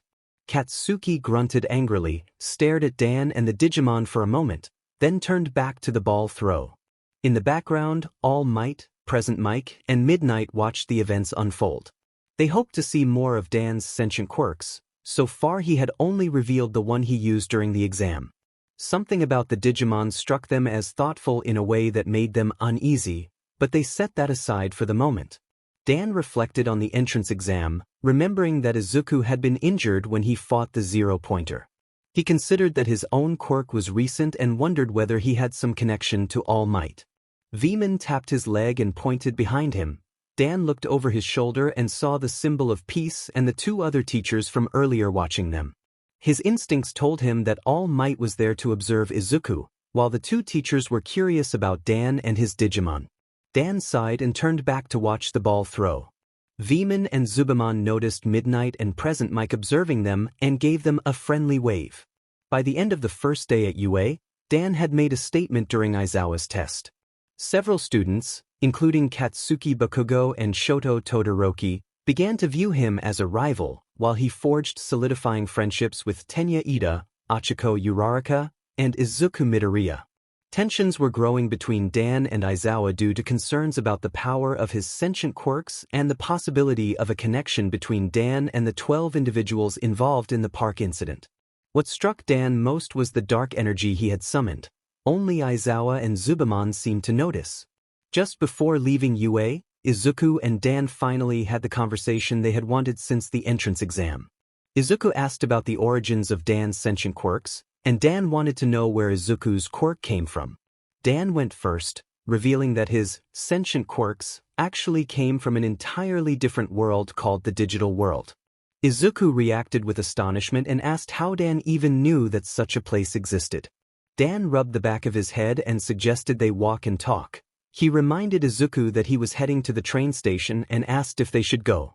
Minutes later, Dan returned his Digimon to his Digivice except for Zubamon. Izuku admired the Digivice design and the way it cataloged any Digimon it encountered. Dan explained that it was more efficient than a notebook. Izuku asked if it would be possible to get one of his own, expressing genuine interest in learning more about Digimon. Dan felt a pang of recognition. He had never met anyone so invested in this world, and it reminded him of Dr. Simmons when she first met Igioman. He told Izuku the Digivice had been given to him by his parents when he was young and that he would look into options with Mireille, keeping the fabricated backstory for now. As they walked, Dan showed Izuku a picture on his Digivice of himself, Igioman, and Inori and began to tell an abridged version of his story. He admitted he did not know how Izuku would react to time travel, to being created from an anime, or to Digimon appearing in the world. He clarified that, despite the existence of Digimon, this was not their Japan, so most people here had never heard of them. Izuku listened in awe as Dan recounted the heroic deeds he and Igioman had performed. Dan described traveling to help Digimon in need and learning that some Digimon simply lived ordinary lives. He spoke about the Olympos 12 faction and how many of its members were young Digimon who had grown stronger over time. Izuku said he would like to meet them, especially Murukaman. Dan then explained the antagonist faction composed of the Titan's powerful enemies led by Plutomon, with commanders such as Titamon and many underlings. He mentioned battles with various foes like Parrotmon, Ranamon, Sharkmon, Witchmon, and the Ogremon trio. When Izuku asked if Dan had fought all of these by himself, Dan shook his head and clarified that he had allies, Digimon friends, Igioman, and other friendly Digimon who aided him against the Titans. Zubamon listened quietly. He had not been present during those events but remembered hearing stories of a red-haired boy confronting the Titans. Zubamon commented that the Titans sounded intriguing and asked about their leader. Izuku, curious about the faction's leadership, looked to Dan for an answer. Dan said that Plutomon had been the leader and that he had not had a good first impression, recalling an encounter in a throne room where Plutomon appeared in a mind-controlled state. Dan explained that, after a confrontation, he had to travel back in time to save Plutomon from a situation in which Chronomon had rendered him uncontrollable. Dan continued the story in a calm, straightforward way. He described retaking Central Town with Murukaman, stopping Ranamon from poisoning Neptunemon, rescuing Bacchusmon from a dream trap set by Witchmon, and resolving a misunderstanding between Apollomon and Dianamon. He told how he helped a younger Bearmon who would grow into Marsmon to restrain his older brother, and how he freed Vulcanismon from captivity by DSE. Dan also recounted freeing Junomon from Chronomon's control and liberating Minervamon from a jail cell beneath Junomon's domain. Izuku's eyes lit up as he absorbed how many Digimon Dan and his friends had saved and how those actions helped form the Olympos. Izuku asked what happened next and whether the final battle was imminent. Dan nodded and said it had been a close struggle, and that after many trials they faced Chronomon. He mentioned that Jupitermon, formerly known as Digimon, had brought down a massive weapon called the Giant Slayer, which had been created by DSAT. Izuku grew curious about the Giant Slayer and who DSAT were, but Dan moved on, explaining that after rescuing Inori, he and Digimon entered the Akashic Records. Izuku asked about the Akashic Records, and Dan said he would explain that another time because it was complicated. Dan then described the final sequence of their battle. Digimon and Inori had traversed 8 distinct areas within a massive void on their way to Chronomon. Alongside the Olympos 12, they faced summoned copies of 7 great demon lords within the Akashic Records. Zubamon expressed surprise at that revelation. Dan reassured him that the copies were not the original lords, and though defeating them had been taxing, it was manageable compared to facing the real beings. Izuku asked if, after all of that, they had confronted Chronomon directly. Dan confirmed they had and described the battle as another difficult, high-stakes clash. He added that unexpected reinforcements had arrived and made a significant difference by breaking through Chronomon's defenses. Izuku asked who those reinforcements were. Dan said he would save detailed explanations of their origins for another time but revealed that they were called the Royal Knights. Zubamon reacted with wide eyes and a remark about how serious the crisis must have been for the Royal Knights to intervene. Izuku thought in silence about how incredible it must have been to see that power up close, and Dan acknowledged that every member of the Royal Knights had used their signature moves, creating a breathtaking and decisive moment in the battle. Izuku stepped out of his reverie and looked back at Dan, absorbing the magnitude of what Dan had lived through and the allies who had stood by him. Izuku blinked in surprise and asked if that was true. Dan nodded and explained that he had helped every member with a small request, though he had omitted the parts that mentioned they had been in the human world because if anyone here had seen them walking around it would have been on the news. Dan described the group as a mix of personalities. Some were kind, some a bit egotistical, and some indifferent, but they had all come together to lend their aid at the perfect time. Izuku listened closely. Hearing that some of them were egotistical made him wonder if the group had ever argued or turned against one another. Dan recalled the end of the campaign. After they defeated Chronomon, he, Inori, and Digimon had gone their separate ways in a tearful goodbye. After that, Dan had returned home. Izuku was amazed that Dan had helped save an entire world and possibly prevented danger to their own. Dan had mentioned the possibility of Digimon slipping from the digital world into theirs, and Izuku imagined how pro-heroes would react to the sudden appearance of such powerful and dangerous beings. Izuku praised Dan for the story and then asked about Inori, who was from here as well. Dan fell quiet, remembering his final farewell and the condition Inori had been in because of Antilamon. His hand tightened into a fist at what the Devis and Abatamon had done, and Zubamon noticed and showed concern.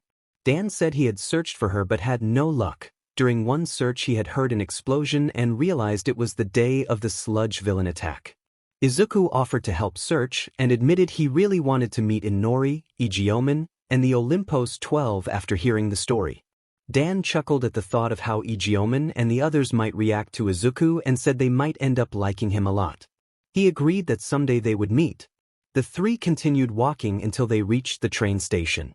Izuku checked his phone, eyes wide, and panicked when he realized he had missed his train home. He began pacing anxiously.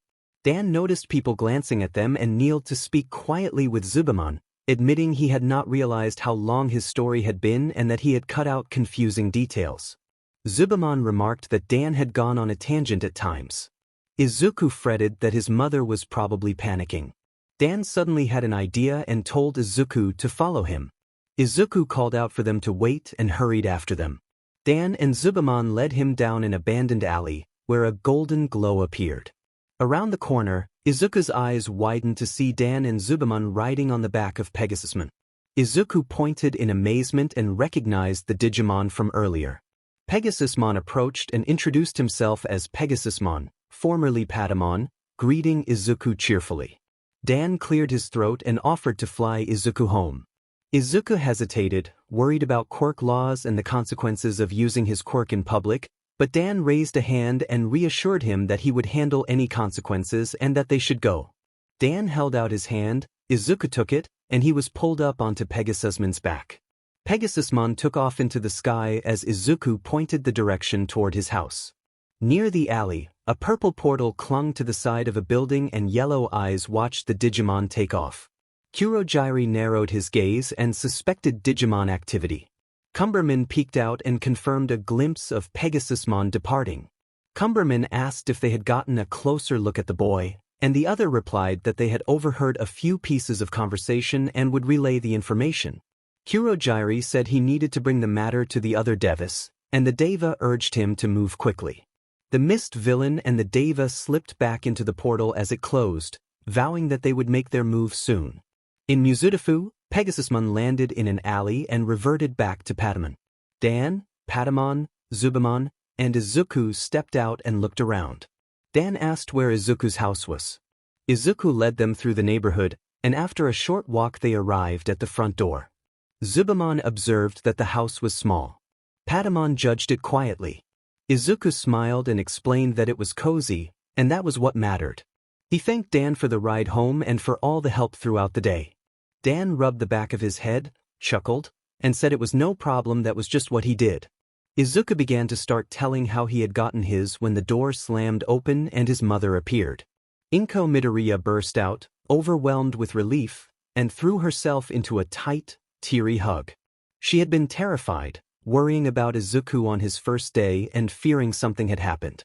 Izuku reassured her that he was fine, that he had missed the train and gotten help. Dan, Zubamon, and Patamon watched in silence. Zubamon noted that Inko must have been very worried. Patamon glanced down and observed, with surprise, that the house stairs seemed to be soaked from Inko's onrush of tears, and the group reacted with a shared sense of wonder. Dan urged Inko to take it easy, warning that she might cry herself to exhaustion. Inko stopped crying, still holding Izuku close and sniffling. She heard Izuku's words and the remark from the unfamiliar student, and she noticed the two creatures by the student. Inko asked who the newcomer was and whether Izuku had made a new friend at school. Izuku stammered that he had and smiled before turning to introduce them. Dan bowed politely and introduced himself as Dan Yuki, explaining that the two creatures were his sentient quirks and signaling to Patamon and Zubamon. Inko looked at Patamon and Zubamon. They waved and offered comforting smiles. She found the orange-winged creature adorable at first glance, while the smaller one with a knife-like horn appeared a little dangerous. She wiped her eyes, forced a smile, and greeted Dan and the two creatures by name. Patamon and Zubamon brightened, relieved she seemed to accept them. Inko commented that it was good Izuku was already making friends on his first day of school. She and Izuku exchanged smiles, and then she invited them inside since it was getting dark. They entered the Midoriya apartment and closed the door behind them. At the table, Dan, Izuku, and Inko talked about the day's events and how the two boys had met. Izuku recounted meeting Dan and his sentient quirks during the UA entrance exam, how Dan had helped him speak with another student, and how they had become friends at UA. He explained that Dan had prevented him from hitting the ground after an incident with a zero-pointer by using his sentient quirk, and Dan clarified that his main quirk was called DG Soul, with the sentient aspect as an extension of it. Inko's eyes widened at the explanation. Izuku added that Dan had been a great help during the ball throw exercise, channeling his quirk to a part of Izuku's body. Although Izuku had finished last in that test, he said the teacher's threat of expulsion had motivated him to try his hardest. Inko gasped at the notion of such a threat but was relieved it was a tactic to push the class. Dan suspected the teacher might have been serious, given what had happened afterward. Dan had shared some of his background when the day ended, and Izuku explained that Dan had used a sentient quirk form to fly them home, which had made Izuku late for his train. Inko gave a light warning about how strict quirk laws were and insisted she did not want her son getting into serious trouble after his first day. Dan agreed and noted how oppressive the laws could be in certain situations. Inko asked them to be careful in a concerned, motherly tone. The two boys nodded while Zubamon and Patamon chuckled.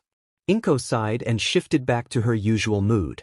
Since they had enjoyed their first day and made new friends, Inko said she would make their favorite meal that night. She told Izuku it would take a while and suggested he show Dan and his small companions his room so they could continue talking.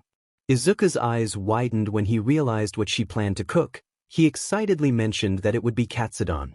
Dan, Patamon, and Zubamon looked puzzled. Dan only vaguely remembered the dish from past experiences. Izuku reacted enthusiastically that they had never tried it.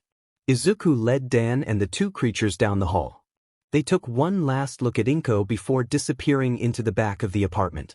Izuku opened his door and turned on the light. Dan and his companion's eyes widened at the sight. The room was covered from top to bottom with All Might merchandise. The symbol of peace's broad smile was everywhere, and Patamon found it a little creepy. Izuku beamed and asked what they thought of the room. Dan could only stare in a mix of surprise and unease, noting that Izuku must appreciate All Might a great deal. Zubamon and Patamon nodded in agreement. After a few minutes to settle down, the three sat on the floor while Izuku took a seat at his desk. Dan noticed a row of notebooks and several hero analysis books and was impressed by how long Izuku had been studying heroes. Dan asked about how Izuku had acquired his quirk and asked if Izuku could start from the beginning. Zubamon encouraged him to go on, and Patamon offered a supportive nod. Izuku sighed, took a breath, and began to explain that the day he discovered he was quirkless had been devastating. The quirk doctor had told him to give up his dream of being a hero. Hours later, on the night he watched his favorite All Might video, he asked his mother if he could still be a hero. She could only say she was sorry and hugged him as they both cried. Dan and his Digimon were shocked to hear such a young boy's dream shatter like that. Izuku continued and explained that things only got worse from there. His childhood best friend, Katsuki Bakugo, whom Izuku called Kaken, received a quirk while Izuku remained quirkless, and Katsuki began bullying him for years. Dan sighed at the mention of Katsuki. He asked with concern why Izuku had not told anyone about the bullying, which would have seemed the normal thing to do. Izuku thought for a moment, shook his head, and explained that he had considered telling someone a couple of times, but he still considered Katsuki his friend and did not want to burden his mother, who was already upset about him being quirkless. Zubamon observed that if the bullying had continued for years without any adult noticing, it was likely they had ignored it or even tacitly condoned it. Patamon reacted angrily and insisted that it was not fair at all and questioned why anyone would allow it to keep happening. Dan remembered how Katsuki had behaved that day, how he acted around others, and how his personality had formed. Dan then asked Izuku how Katsuki had become that way. Izuku said that on the day Katsuki got his quirk he had been praised constantly. He recalled the boys who were around Katsuki during their childhood and through their days at Aldra Middle School. The steady stream of praise, Izuku believed, had fed Katsuki's ego. Zubamon stated as a matter of fact that a young kid exposed to that kind of adoration over the years would likely develop an inflated sense of self. He warned that he had heard of Digimon in similar positions and that things tended not to end well for those involved. Zubamon listed 3 possible outcomes he had seen. The person could be humbled and reevaluate themselves, they could go down a dark path, or worst of all, they could come to serious harm. The room was silent after Zubamon's words. Dan looked at Izuku and saw worry in the green-haired boy's face. He suggested they not get ahead of themselves and pointed out that things could change in a year. Perhaps Katsuki would mellow with time. Izuku listened and nodded, saying he hoped Katsuki would change for the better. Zubamon crossed his arms and asked Izuku to keep his warning in mind. Izuku reluctantly agreed. Patamon encouraged Izuku to continue his story. Izuku explained how he had gotten the nickname Deku, a name Katsuki had given him to mock his perceived uselessness. By the end of Aldra Middle School, when Izuku said he planned to enter UA, many classmates had laughed at him. During dismissal, Katsuki confronted and bullied him again and burned his hero analysis book, saying someone as useless as Izuku should not bother. Katsuki had gone further and told him to jump from a roof and see if he got a quirk in the next life. Dan and his Digimon stared in stunned silence. Dan felt a rare anger at the cruelty. In the past he had grown truly angry only when someone threatened Digimon he cared about. Zubamon could only sigh. He thought such cruelty sounded like something from an evil Digimon, not a child.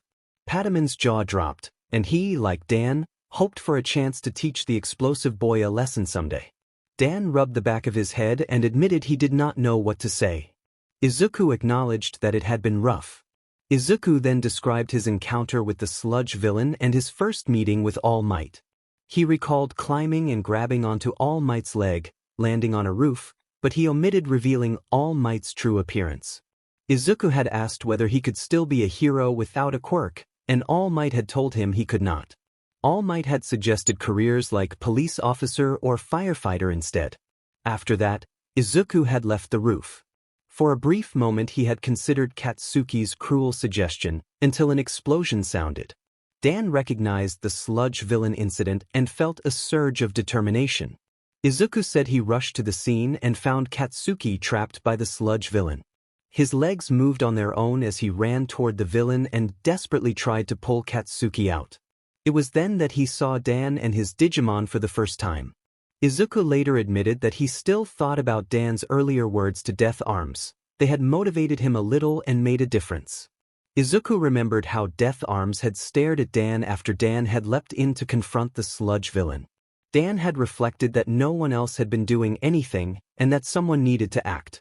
He had told Death Arms, Kamui Woods, and MT Lady that he had done a better job rescuing the two boys than they had and that he preferred trying to make a save rather than standing by and watching someone die. He added that if his actions amounted to vigilante behavior, he would accept arrest for them. Dan said that he did not regret what he had done, and he looked over at Izuku and Katsuki as he said it. Izuku stared back, stunned by the words and quietly admiring them. Dan declared that someone had to act when the pro-heroes were not, and that he would gladly bend a few rules to save people who deserved a tomorrow, making a fist with his hand.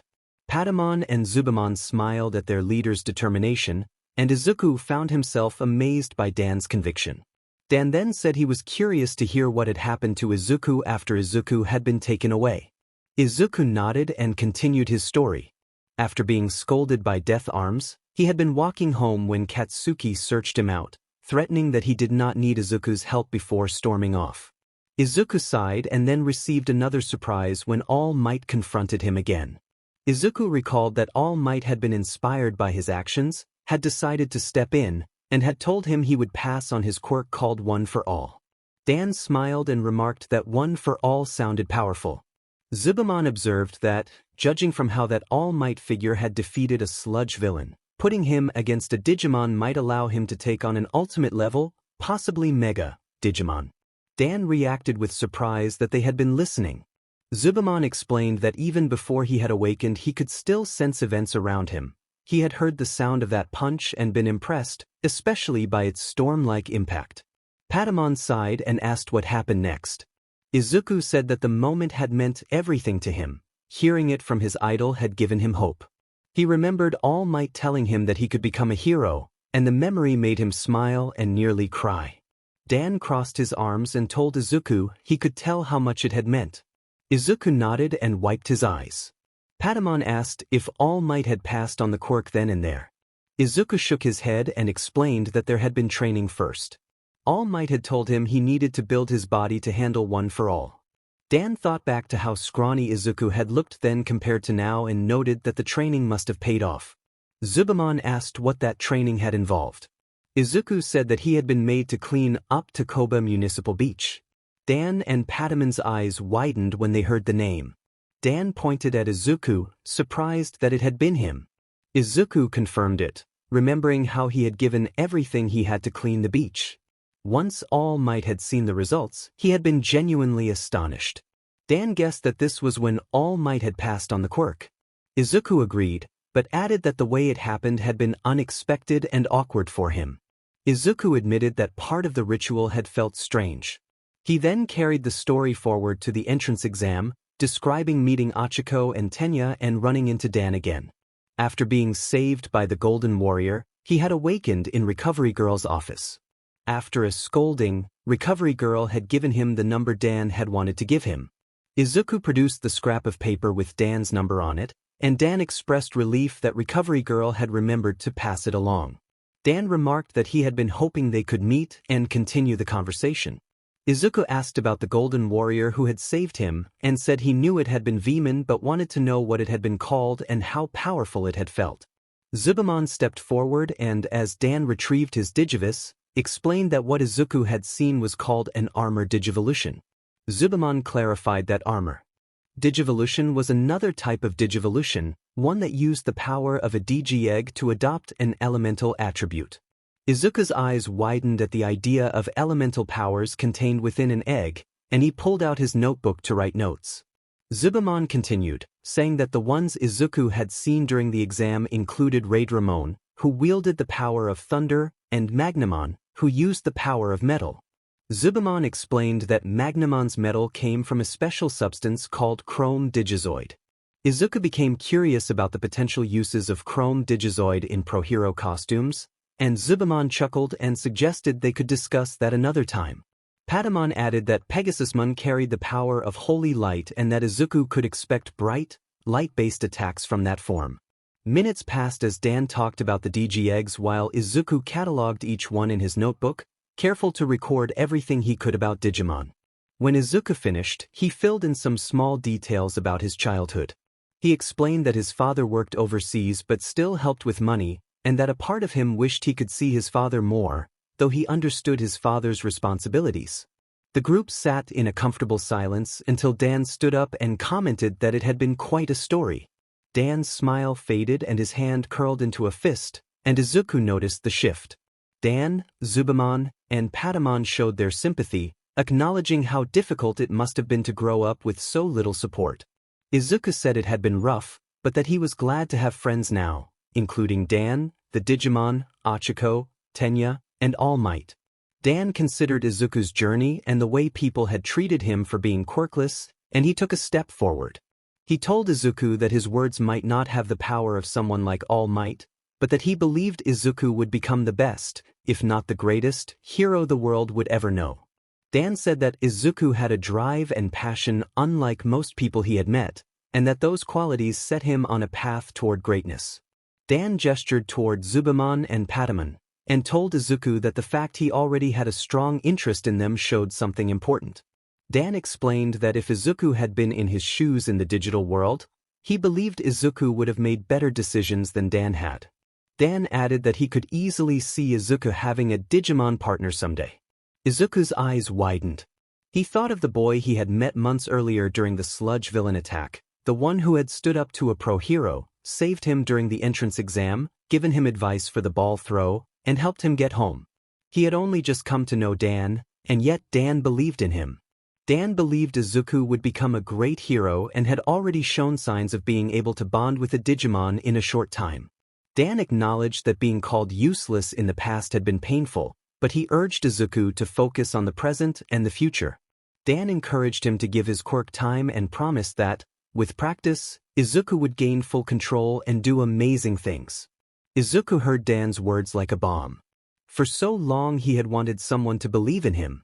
After the events of the day he had All Might, Achiko, and Tenya on his side, but Dan's belief felt different, NTMT in its certainty. Dan raised his arm in a friendly, encouraging gesture and promised that he and his Digimon would have Izuku's back whenever the day came that Izuku became a hero. Izuku was on the verge of tears. He looked down as Zubamon and Patamon stepped forward.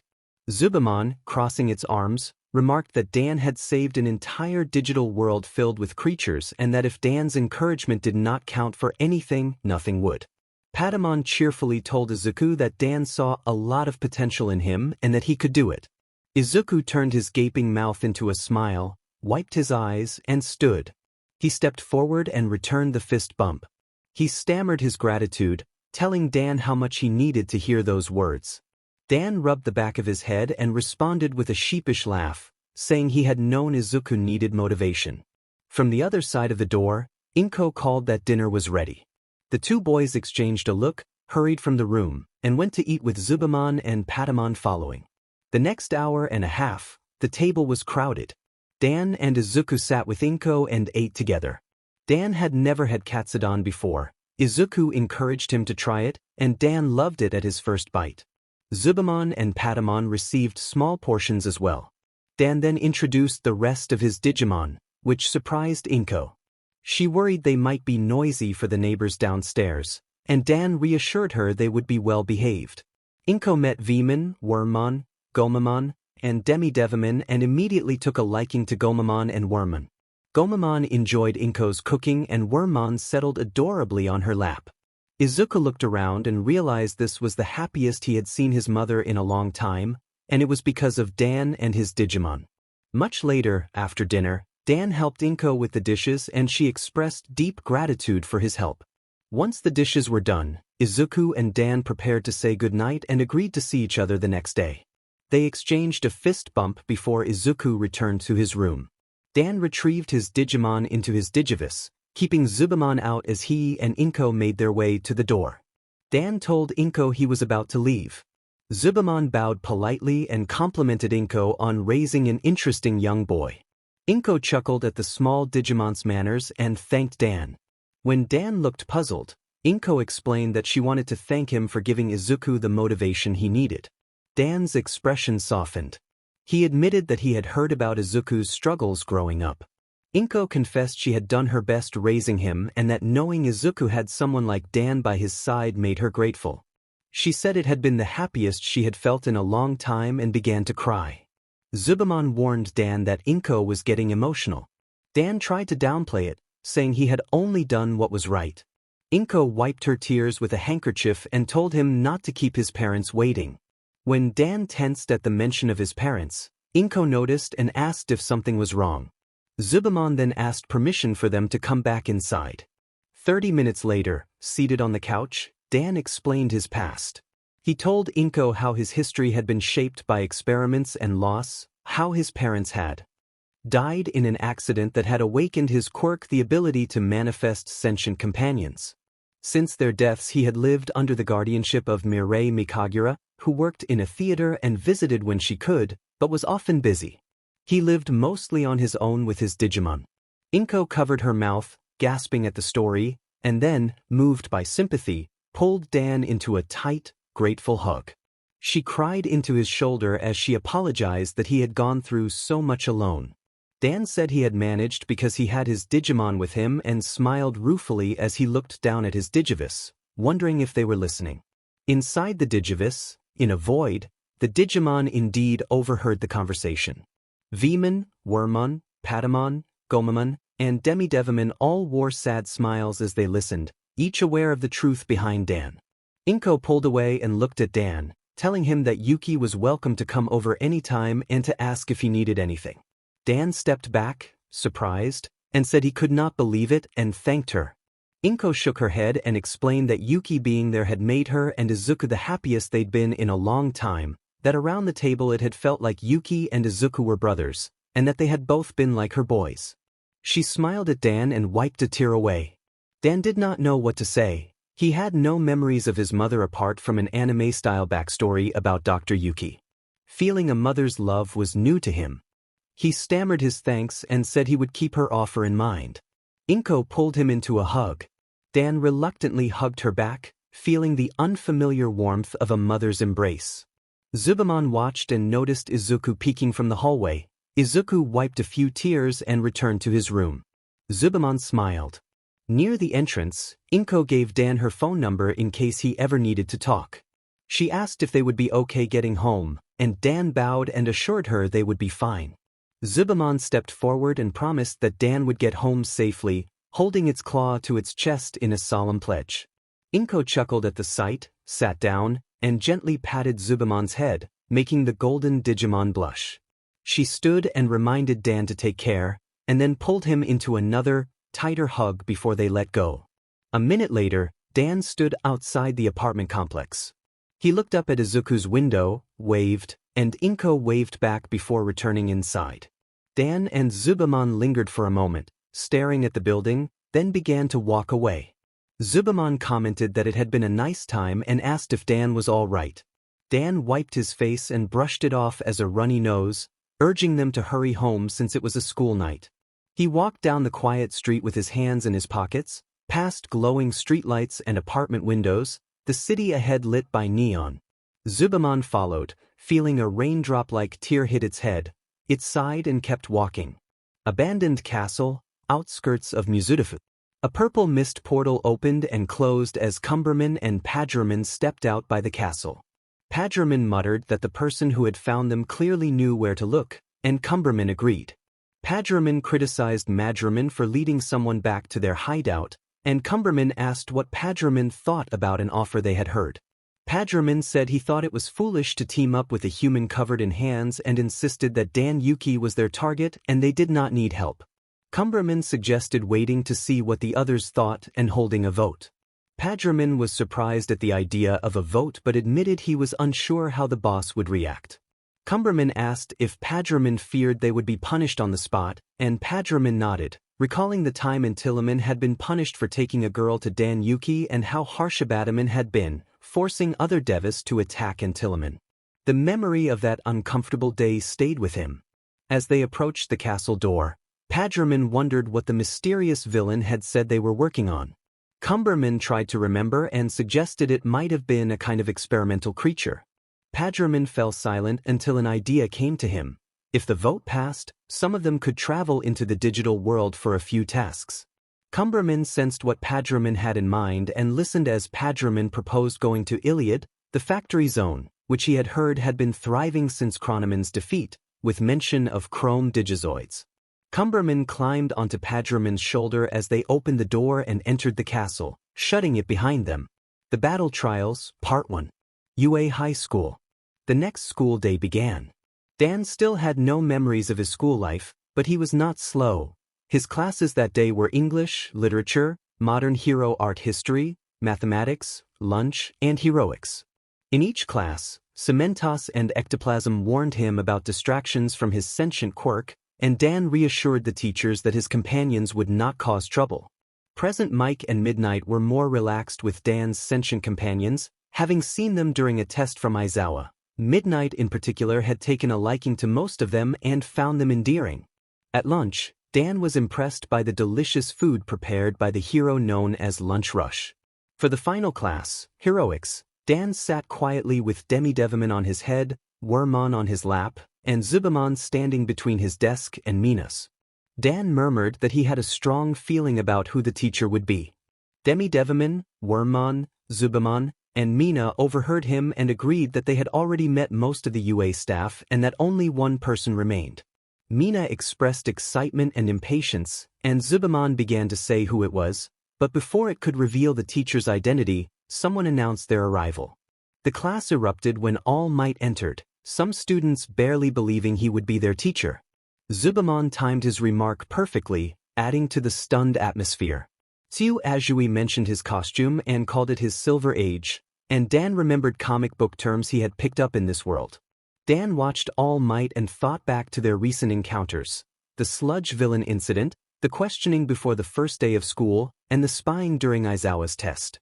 From everything he had seen, All Might lived up to the symbol of peace. Learning that All Might had passed his quirk on to Izuku, Dan felt certain the hero was on borrowed time and hoped it did not involve a serious illness.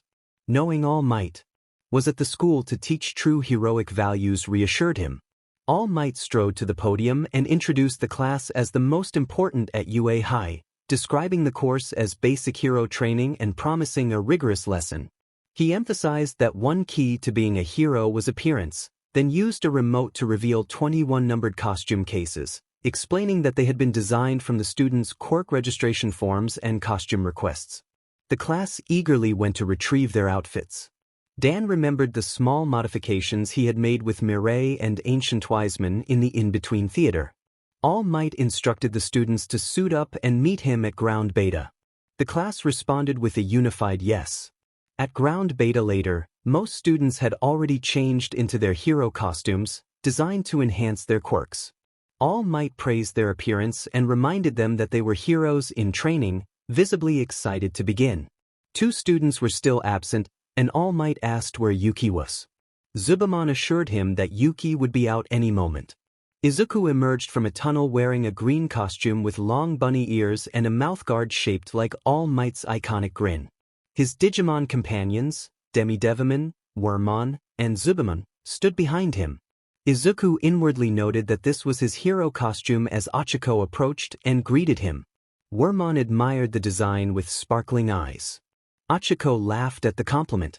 Izuku shook nervously at being near Ochako, and Mineta suddenly appeared in an unusual costume and expressed enthusiasm for the school, drawing glances. All Might noticed the similarities between Izuku's costume and his own features and covered his mouth to hide a laugh. Dan's Digimon, who had been told about Izuku's connection to All Might the previous night, were also amused. Footsteps from the tunnel signaled Dan's arrival. He walked out in a black suit reminiscent of the outfit he had worn while helping Asuna for public security, yellow goggles, a red scarf, a black belt with a golden buckle, a holster carrying his Digivice that converted into a gun mode, the Adamus logo on his left leg, and black shoes with red soles. The class admired his costume. Some noticed the Adamus logo and wondered if it indicated a support company. Dan had merged his agent clothing with the mission suit he liked, and Mireille and Ancient Wiseman had enhanced it for resistance to elemental attacks from Digimon, in case he returned to the digital world. Izuku and Achiko approached Dan, with Izuku taking notes on the costume's design. Izuku praised Dan's attire, and Achiko stepped closer to examine it. Dan lifted his goggles and asked if something was wrong. Achiko hesitated, then said the suit was a bit tighter than she expected and that she would probably choose a different style next time. Dan smiled, and the group continued preparing for the training. Achiko formed a fingergun pose and remarked that Dan's hero costume reminded her of those old secret agent movies. Izuku asked curiously how he had come up with the idea. Dan and his Digimon stared for a moment, surprised by the comparison, and Dan rubbed the back of his head, admitting that he had felt inspired. Achiko pumped her fist and celebrated being right. Dan complimented Achiko's costume, noting that it suited the gravity and space aesthetic of her quirk. Achiko smiled and adjusted part of her outfit. Dan tried to stay composed and offered to help if it bothered her. Zubamon, Demidevimon, and Wormmon chuckled at the exchange. Dan then asked Izuku about the large ears on his costume. Izuku grew embarrassed and began to explain, but their attention was cut off when All Might called everyone to gather. Izuku felt relieved to be saved from explaining and ran to join the others. Dan, Zubamon, Demidevimon, Wormmon, and Achiko exchanged looks before following the green-haired boy. All Might announced that it was time for combat training. Tenya raised his hand and identified himself by posture, asking whether they would be conducting urban battles again since they were in the fake city used for the entrance exam. All Might explained that they would be moving everyone 2 steps ahead. While many villain fights happen outside, the most dangerous run-ins often take place indoors: backroom deals, home invasions, and hidden lairs where intelligent criminals hide in the shadows. Dan recalled past missions when he had been ambushed or had to take the fight into an enemy lair. He remembered sewers in Central Town, a Guardian Palace incident when a Guardian Digimon had become agitated, and other times he and his partners had been pursued or forced into tight situations. The memories underscored why indoor training was important. All Might continued that the class would be split into teams of heroes and villains for 2-on-2 indoor battles. Tsuyu tilted her head and voiced concern that it sounded like a lot. All Might answered that the best training was on the battlefield, but warned that they could not treat opponents like objects this time. They would be dealing with actual people. Dan knelt down to speak softly with Wormmon, Demidevimon, and Zubamon. The 3 nodded and then everyone refocused on All Might. Momo asked who would decide the winner. Katsuki grinned and asked how much force would be allowed. Achiko asked nervously if losers would face expulsion like the previous day. Tenya asked whether teams would be matched by chance or skill. Yuga admired his cape, and then the chatter was interrupted when Dan raised his voice to get everyone's attention and remind them that All Might had more to explain. All Might expressed gratitude and produced a small note from his pocket, which made Dan and his Digimon exchange surprised looks. It seemed even the number 1 hero had prepared a reminder. All Might laid out the exercise. 2 villains had hidden an explosive device somewhere in the building. The heroes needed to either find the device and physically touch it to disarm it, or defeat both villains within 15 minutes to win. If the timer ran out or both heroes were captured, the villains would win. Dan compared the scenario to the classic hero versus villain situations he had seen in old cartoons and to a past radio tower incident he had experienced. All Might announced that time would be limited and that teams would be chosen by drawing lots. Tenya questioned whether there was a better way, and Izuku explained that professionals often have to team up on the spot with heroes from other agencies, which justified the randomness. Dan thought of times he had teamed up with various Digimon allies on short notice and how unpredictable life as a hero could be. Tenya nodded and apologized for his earlier brusqueness. The class drew lots for the next few minutes. The teams were announced as follows. Team A was Izuku Midoriya and Achiko Uraraka.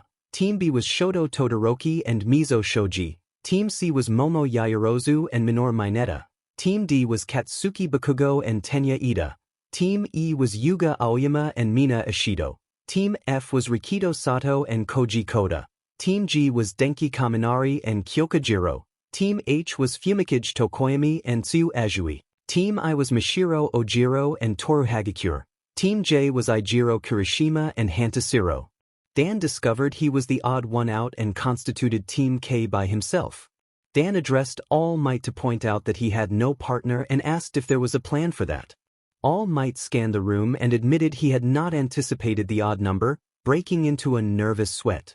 He reassured Dan that there would be an arrangement to accommodate him and promised to explain it when they arrived at the training site. Zubamon sighed as he watched All Might walk away. He told Dan that All Might seemed to be improvising.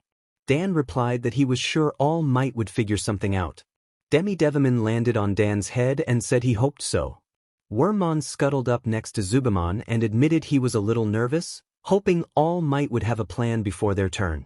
Dan looked down at his Digimon and then turned toward his classmates as they began to pair up.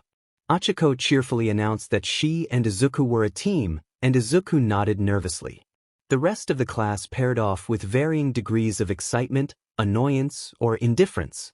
All Might reached into two boxes labeled Hero and Villain and announced the first teams to fight.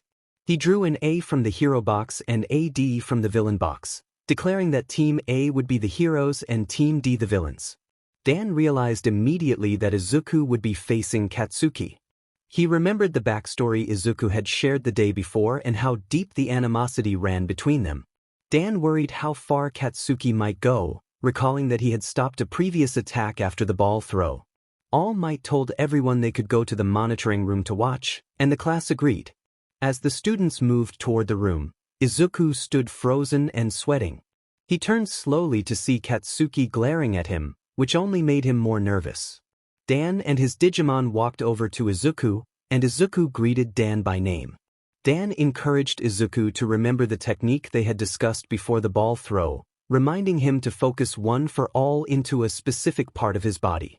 Zubamon cautioned Izuku to be careful with his quirk, teasing that he did not want to see him carried out with a broken limb or two. Demi-Devimon echoed the warning and urged him to be careful. Wormmon scuttled up Izuku's leg, making him jump. Wormmon smiled and told Izuku to do his best. Then Dan picked Wormmon up and set him on his shoulder. Dan offered a fist bump to Izuku, who smiled and returned it, feeling a surge of confidence. Dan then walked away to join the rest of his class. With that renewed courage, Izuku turned to glare back at Katsuki. Katsuki was surprised by Izuku's newfound composure and gnashed his teeth at his childhood friend's reaction. In the monitoring room, Denki asked the others who they thought would win. Ijiro argued that the villains looked stronger, noting Bakugo's combat-oriented quirk and Ida's powerful kicks. Tsuyu observed that the matchup did not look favorable for the heroes. Uraraka's quirk seemed more suited for support, and Midoriya's quirk often caused him injury, so she could not see a clear path to victory for the heroes. Several students agreed that the villains had power, mobility, and the advantage given the time limit. Zubamon cleared his throat and suggested they rethink their predictions. He introduced himself as the one who had turned into a sword the previous day. The class stared, still remembering the sentient quirk from the ball throw. Demi-Devimon introduced himself and pointed out Wormmon, who shyly smiled. Tsuyu remarked that the sentient quirks moved and acted like their own beings. Fumikage observed the trio thoughtfully, wondering about his own quirk, Dark Shadow, and whether it showed signs of sentience. Minoru admitted that the bat-like creature made him uneasy, and Demi-Devimon gave him an unsettling smile that caused the boy to back away. Dan stepped forward and reminded them that some were already dismissing Izuku's team. He argued that battles were not won by brute force alone and that strategy could make a difference. He remembered tactics he had used against enemy Digimon using buffs, exploiting type advantages, and employing moves for healing or status effects. His experience with those methods shaped his view of combat. The class fell silent until Kyoka pointed out that Dan had a point and smiled at him. Dan returned the smile. Mina approached Dan and asked if he had trained a lot before coming to UA. Dan admitted he had friends who helped him and that he had learned much of it himself, picking up the ins and outs of battle on the fly. Ijiro stepped forward and, curious, asked whether Dan had ever been up close to a villain attack. Dan attempted to cover his tracks, explaining that it had been foolish to be so close to the action and reminding everyone of the time Metal Greymon had attacked while a large crowd watched and he and Minervamon had taken it on. Only Demi-Devimon and Wormmon understood what Dan was truly referring to. Shoto narrowed his eyes at Dan and his sentient quirks, while Momo kept a thoughtful expression. Mina beamed with a big cheerful smile and expressed her excitement about seeing what Yuki could do when it was his turn. Dan turned toward the pink-haired girl, appreciating her energy, then turned back to the mentoring screen. Dan explained that although Bakugo and Tenya might seem to have the upper hand, they should not write off Izuku and Achiko. He believed Izuku already had a plan to secure a victory for their team. Zubamon picked up the point and reminded the class that they were still young and that power was not everything. Zubamon emphasized that realizing this early would benefit them greatly when they became professionals. The class murmured among themselves at Dan and Zubamon's words, some curious about Dan's experiences that had given him such knowledge. Momo stared at Dan, sensing there was more to him than he let on, especially with his sentient quirks.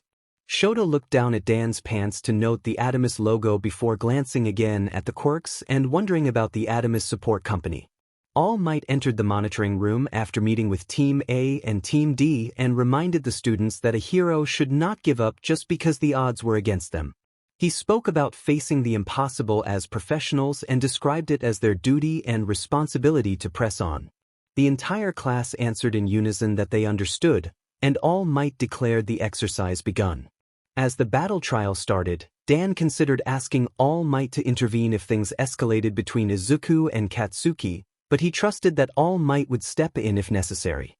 While the class watched the screen, Momo approached Dan. She told him she wanted to continue their conversation from the previous day. Dan remembered that she had asked about the Legends arms. Momo also asked about Adamus, narrowing her eyes and asking if it was a hero support company. Dan tried not to panic and explained that when his family had been overseas on vacation, his father had worked there as a doctor. He clarified that the work had involved both medicine and science, which was how he had obtained the device for his sentient quirks. Dan produced his Digivice and showed it to Momo. She examined it and noted that it looked more advanced than some support items she had seen, suggesting the company had been well funded. For a moment, hearing her speak so closely made Dan think of Operator and brought a brief wave of nostalgia that he quickly buried. He returned the Digivice to his pocket. He told Momo that after his father left, the company had not fared well and had ultimately shut down. Momo reacted with surprise at how a wealthy company could vanish so quickly, considering the possibility of behind-the-scenes troubles. Momo then asked for clarification about Legends arms. Dan looked to Zubamon for reassurance and explained that Zubamon was special compared to his other sentient quirks. Dan described that Zubamon's normal form was the one present now, and that in combat Zubamon could change into a sword form. He added that when other sentient quirks transformed, Zubamon could adapt his sword form accordingly. Momo considered the explanation and acknowledged that it answered her questions. Dan smiled at her.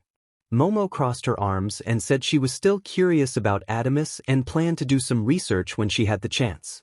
Momo told Dan and the Digimon that if something came up she would ask him about something she had noticed the next day, giving them a vigilant look. Dan immediately worried. If Momo researched Adamus and found nothing, he feared she would think he had made everything up. His Digimon shared his concern. Momo sighed and gave the group a small smile, wishing Dan and his sentient quirks good luck when their turn for exercise came, then returned to the front of the class to watch the screen.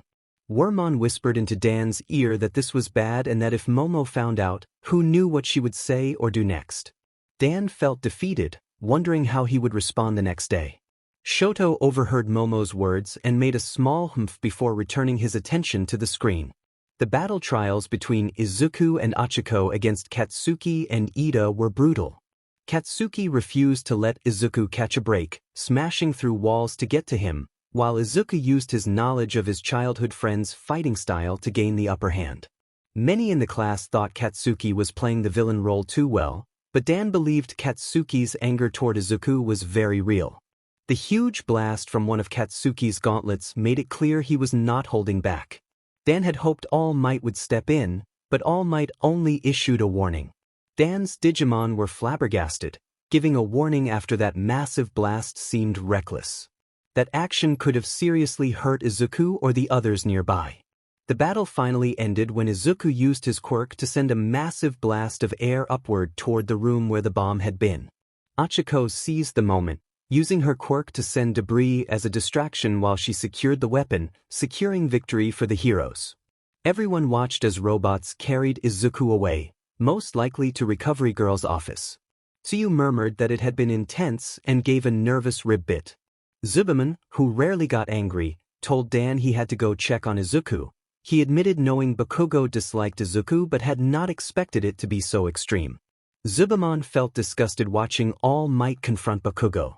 The entire class turned toward the entrance as Dan left. Mina called after Yuki, asking where he was going as she saw him running down the hall. Wormmon scuttled up to her, looking sad, and explained that Dan was going to check on Izuku. Mishiro asked if the robots could handle it. Demi-Devimon floated over to the blonde boy and reminded everyone that Dan truly cared for Izuku, and that they did not know how much time Dan had spent encouraging him. Hanta and Toru recalled Dan giving Izuku advice before the ball throw yesterday and talking to him again today before his exercise. Demi-Devimon said that, even though it seemed like they had only met recently, Dan saw a lot of potential in Izuku and had spent time with him after school, showing the passion and grit to become a great hero one day. The class was stunned to hear this from Dan's sentient quirk. Some began to question the extent of their own quirks and whether those quirks had their own thoughts.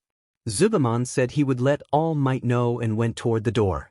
Denki stepped forward and commented on Zubaman's wisdom, and Zubaman replied that he always tried to be the mature one among Dan's pals.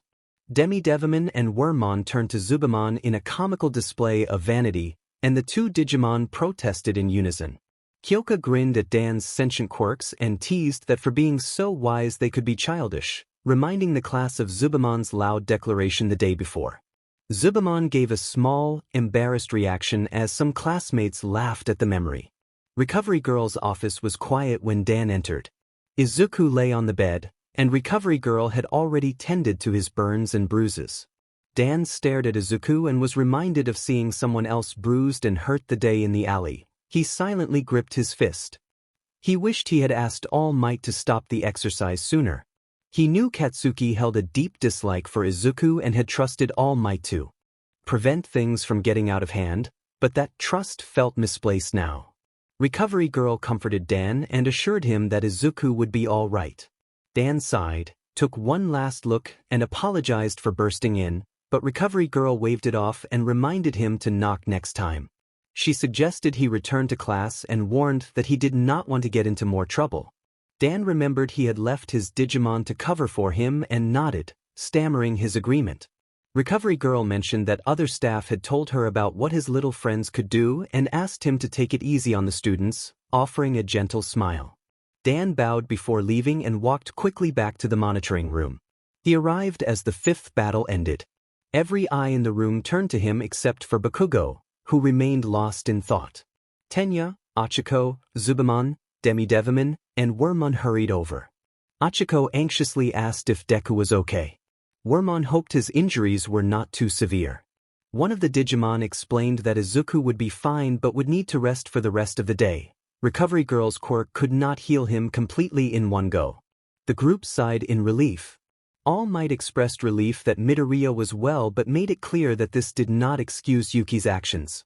He told Dan that leaving in the middle of class without permission was strictly against the rules, his smile still present but his tone carrying disappointment. Dan felt the weight of that admonishment and looked to Zubaman, who muttered that he had tried to warn them. All Might reminded Dan that his sentient quirks had stayed behind to cover for him, but the point still stood. Dan sighed in defeat and apologized to All Might. All Might nodded and returned to the front of the class. Dan stepped forward and asked what had happened while he was gone. Mina described the scene in her own excited way, explaining that Todoroki had touched the wall and the entire building had been covered in ice in less than a minute, and that the cold had even reached the monitoring room, so everyone had been shaking. Dan's eyes widened. He had confronted many ice Digimon before, but freezing an entire building so quickly was on a different level. He glanced at Shoto and met the boy's glare. Dan recalled seeing Shoto use his ice powers during the test the day before and remembered him with Momo during the final test. If trained, that ability could become extraordinarily powerful. From the look in Shoto's eyes, Dan sensed anger and resentment, though he could not tell whether it was directed at himself or someone else. All Might announced that they had reached the final battle for the day and asked for volunteers. Shoto Todoroki and Mizo Shoji immediately volunteered. Dan narrowed his eyes at Shoto. The boy glared back and the two held each other's stare. After hearing that Shoto had frozen an entire building in under a minute, Dan knew this could be a difficult match if he did not play his cards right. Shoto privately resolved that beating Dan would bring him closer to proving he did not need his quirk. Mizo watched Dan's sentient quirks with a worried expression, fearing Shoto might tell him to stand back while he handled the exercise himself. All Might designated Team K as the heroes and Team B as the villains and sent the teams to their starting positions. Dan looked at his Digimon and at Zubamon.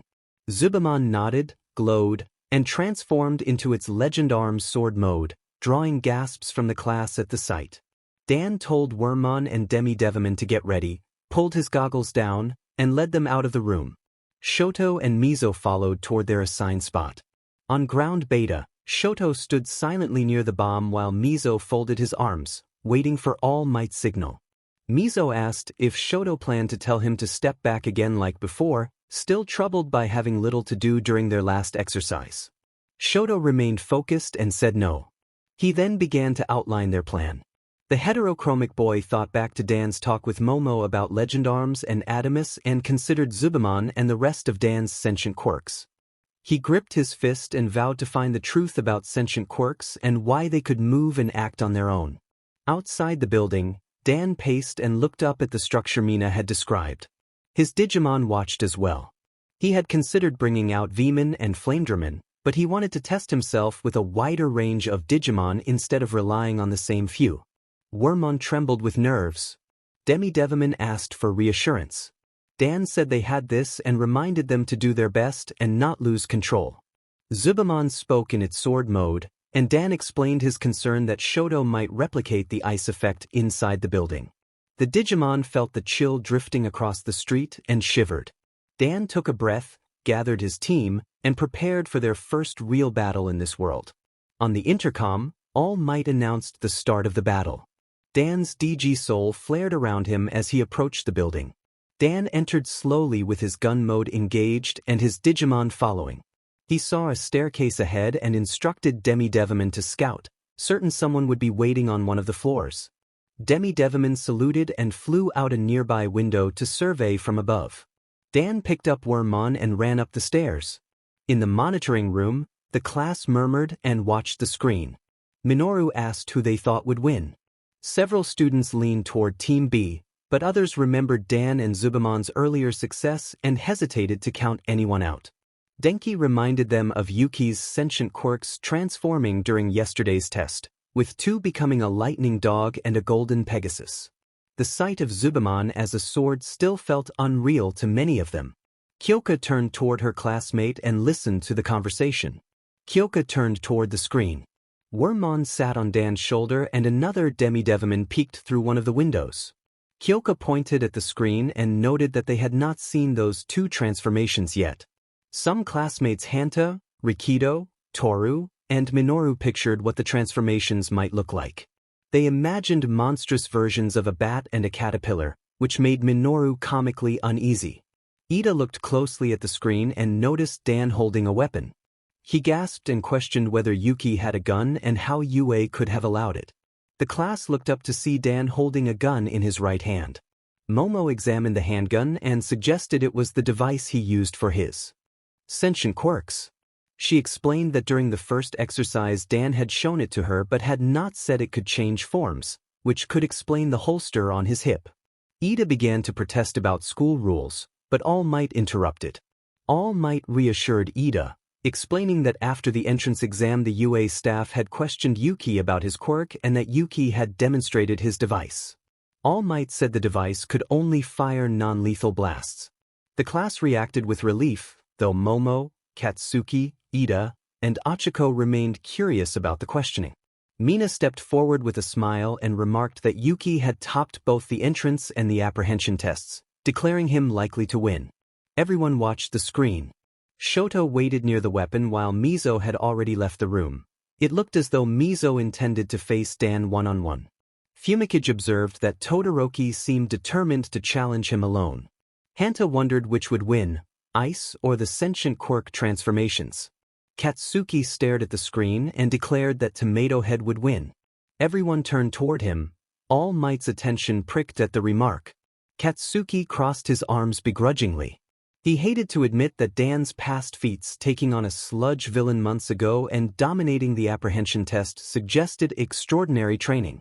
He resented that Dan's experiences had made him more capable and refused to let Dan and his group surpass him. Katsuki argued that they had seen Dan's abilities and wondered what would stop him from transforming his creatures again. Some classmates agreed. During the previous exercises many had felt overwhelmed by Dan's sentient quirks, though Achiko's infinity ball throw had stood out. A part of Katsuki remained angry that Dan had defended someone Katsuki considered weak, but another part was uneasy about confronting Dan one-on-one if his creatures transformed. He refused to admit any weakness. Achiko, Tenya, Kyoka, Denki, and Minoru agreed with Katsuki.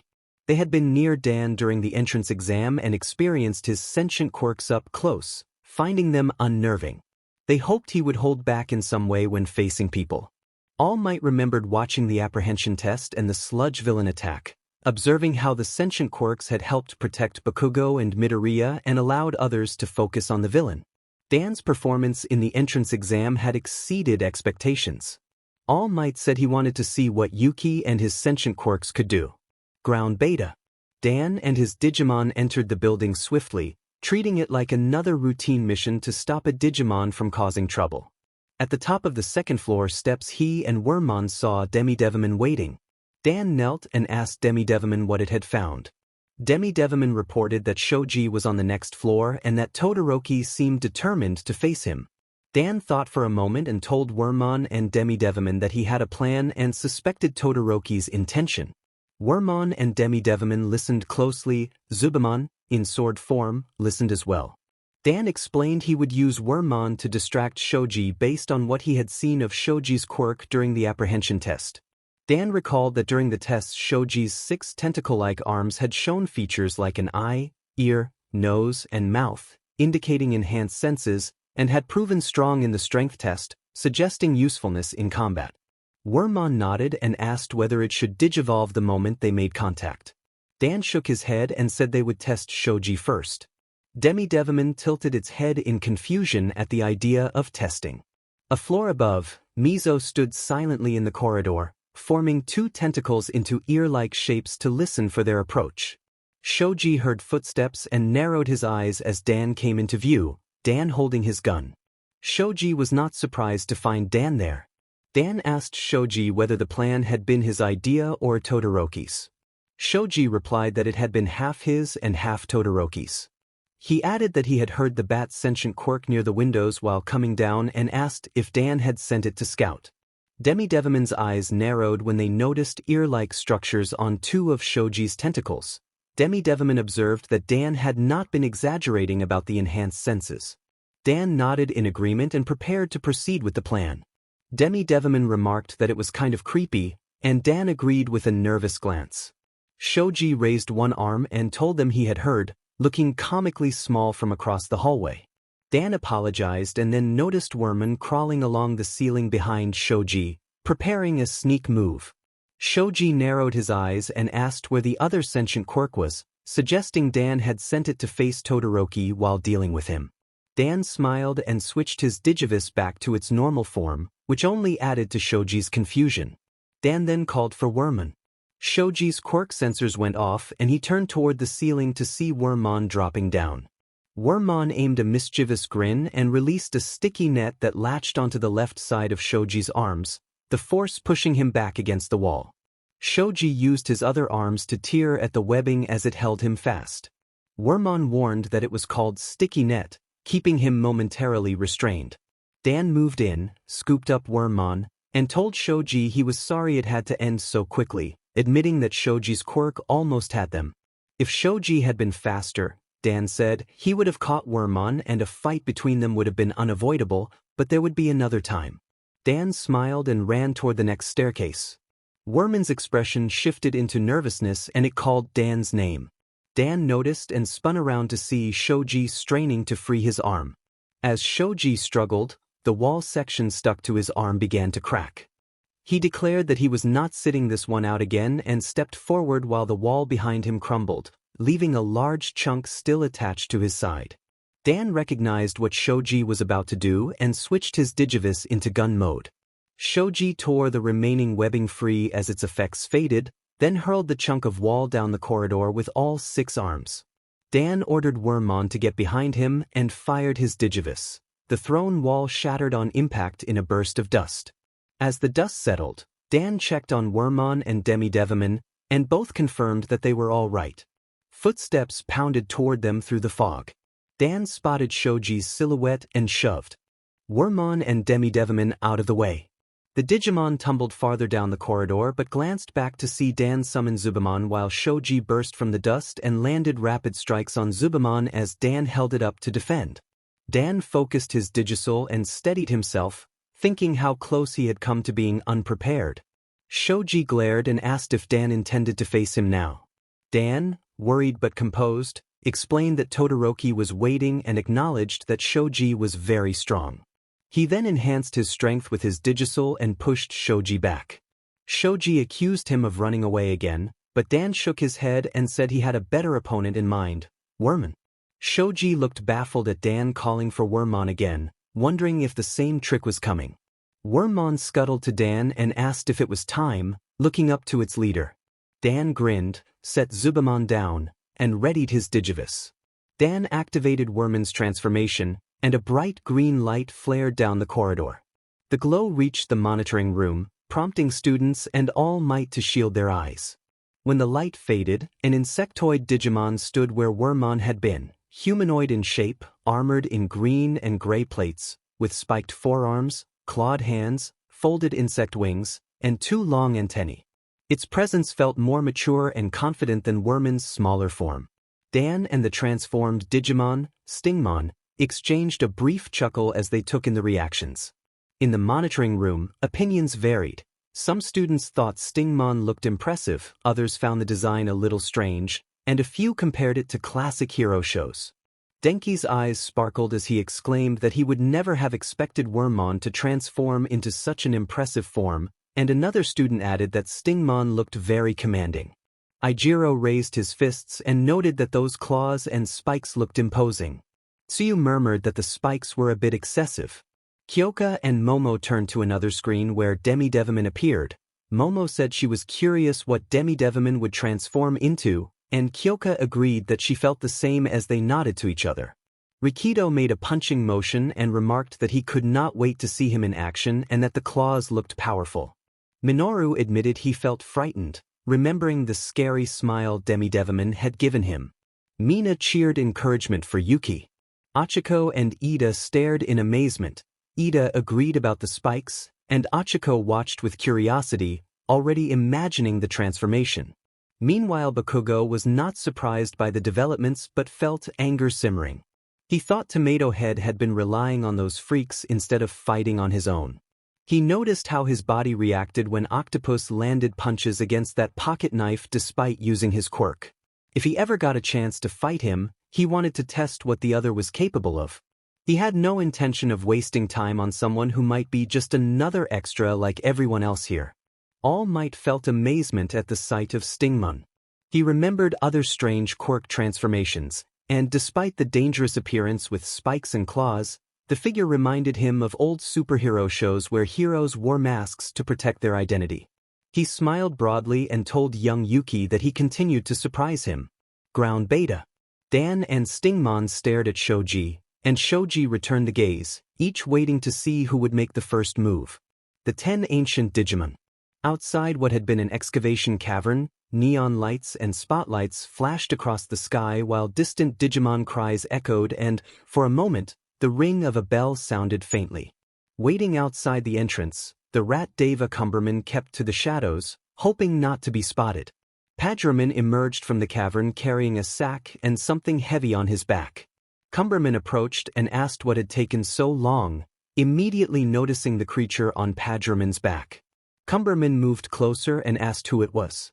Padraman explained that it was an extra asset for those villains. He did not know exactly how they had created the Noma-like thing they had mentioned, but they intended to borrow this creature's power as a precaution. The reptilian Digimon on his back was unconscious, its scales magenta with lime green accents and a darker underbelly. Padraman identified it as Armalizamon. Cumberman admitted that he had never seen that Digimon before and observed how much Iliad had changed compared to a year ago. Padraman nodded reluctantly and acknowledged that the Olympos 12 had done an impressive job since their formation, though the praise left a bad taste in his mouth. Cumberman looked into the sack and noted chunks of obsidian-colored stone. Padraman explained that he could not find the specific chrome digizoid they were searching for and had chosen what looked interesting instead. Cumberman said an obsidian digizoid could work and that he had heard it granted high defense. They closed the sack and prepared to leave. Cumberman paused and brought up Mihiraman with concern. Padraman raised an eyebrow in confusion. Cumberman said Mihiraman had become less patient since their vote upon returning and that violent tendencies had been growing. Cumberman remembered how, only hours earlier, they had returned to base to find Madraman followed by the mist villain Kurojari. Other Devas had reacted with anger and some, like Indraman and Sandiramon, had wanted to punish the Dragon Deva as they had done to Antillaman, but Vajraman intervened to stop immediate retribution. Padraman recalled the proposition offered by the mist villain, a chance to align with the so-called League of Villains. Some Devas refused to be allied with humans, while others saw the offer as a pragmatic opportunity to build influence in this world. Mihiraman himself had been enraged by even the possibility of aligning and had been barely restrained from storming the UA building to attack Dan Yuki and anyone who stood in his way. Devas like Catraman and Antillaman worked to calm Mihiraman and defuse the situation. Padraman added that the mist villain and the hand-covered villain now knew the Devas were Digimon and not native to this world, which alarmed many of them as they considered the remote possibility that a route into the digital world could one day be discovered. The Devas held a vote on whether to align with the League. The tally remained even until Indraman agreed to join, not out of loyalty to the League but so Abadaman could test something they were developing. Returning to the present moment, Padraman reached into his side bag and produced a jar containing a small, writhing Digimon that resembled Abadaman. It had a small head with a single yellow eye and tentacle-like appendages. Cumberman expressed surprise at how feisty the creature was and asked whether Abadaman could create such things. Padraman sighed and said that if Mihiraman became a nuisance, they would release the creature at him. When Cumberman asked what would happen, Padraman explained that if the creature made contact with a Digimon or individual, Abadaman would be able to exert control over that target. Someone suggested giving them a small time power boost, claiming it might even grant the power of a mega-level Digimon, though that enhancement would apply only to their group. Cumberman recoiled at the idea of letting that thing into his body and refused to be controlled, making it clear he would not accept it. Padraman put the jar away and silently agreed with his rat-like companion, admitting he hoped they would not have to rely on such things. The two Devas began walking away from the cavern with Armalizamon on its back.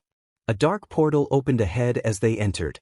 Unbeknownst to them, a squad of Kakawaman had been watching robotic Digimon with 4 arms ending in clamp-like hands and feet, heads shaped like tasers, and metal wings. One Kakawaman signaled that they had finally acted and that they should report to Marsmon, and the group hastened back toward the high-rise Coliseum. From over the horizon, the stadium loomed larger than before, It had been rebuilt where the great lava forge once stood. The city of Iliad had entered a new era since Chronomon's defeat. Dan accepted the offer. Most of the ancient Digimon were not surprised by his response, and even Operator smiled. Ancient Greymon stepped forward, lowered his head, and announced that the power transfer would begin. The other ancient Digimon moved into a circle and bowed their heads. A faint glow, each color representing the element of the Digimon, formed around them. Orbs of light appeared above each ancient Digimon and drifted slowly toward Dan. Each orb bore the symbol of its donor and entered Dan one by one. Dan felt a surge of power filling him. When it was over, he looked down and noticed no outward change. Dan asked how the power would work. Ancient Greymon explained that it would take time for the energies to become fully integrated with his body and that he would know when the power was ready. Ancient Mermaidmon scolded him for being impatient, recalling the way Demidevimon had once transformed into Beelstarmon. Ancient Megagotheriumon, who appeared sleepy, teased that curiosity was natural, while Ancient Mermaidmon snapped back in annoyance. Ancient Troyamon reminded Dan that he should make good use of the gifted power and not waste it on weak opponents. Ancient Volcanomon urged him not to squander the strength entrusted to him. Ancient Sphinxmon stepped forward next and warned Dan to be careful using his power, then returned to his place. Ancient Beetlemon scoffed, and Ancient Chasmon smiled at Sphinxmon's reserved nature, urging him to be more open. Sphinxmon only grunted and relaxed onto the grass. Ancient Garuramon, who held two great swords and wore white, gold, and purple armor with a mask reminiscent of Garuramon, called for calm and offered more serious counsel. Ancient Garuramon told Dan not to overexert himself when the powers became available. He explained that the ancient Digimon had been watching Dan and were aware that he had been holding back. They advised him to be cautious with his Mega Digimon and to avoid using their full might unless absolutely necessary. Dan reflected on his recent experiences.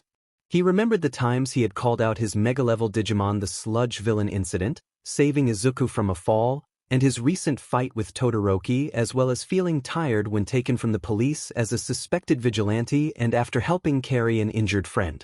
He also recalled feeling exhausted after winning a recent battle and then being knocked out. When asked if he had felt fatigued using his Megas, Dan admitted that he had. The ancient Digimon murmured among themselves, and ancient Garuramon advised him to avoid deploying his Mega Digimon unless he was certain it was necessary. Dan imagined the consequences of constantly summoning all his Megas at once and wondered whether pushing himself that far would leave him bedridden. Dan told ancient Greymon and Garuramon that he would remember. With that settled, the ancient Digimon asked if he had any final requests, noting that he seemed close to waking. Everyone looked up at the sky. Dan considered for a moment and glanced at Operator, who returned his look with a questioning expression. He explained that he wanted to ask a favor, if it was possible to bring his friend from her world to his current world. He said she was his partner and a friend, and he wanted her at his side. He stepped toward Operator and took her hand. Operator's eyes widened at the request. Dan asked the ancient Digimon if they could bring her. The ancient Digimon fell silent as they considered the possibility. After a pause, ancient Garuramon and ancient Greymon stepped forward.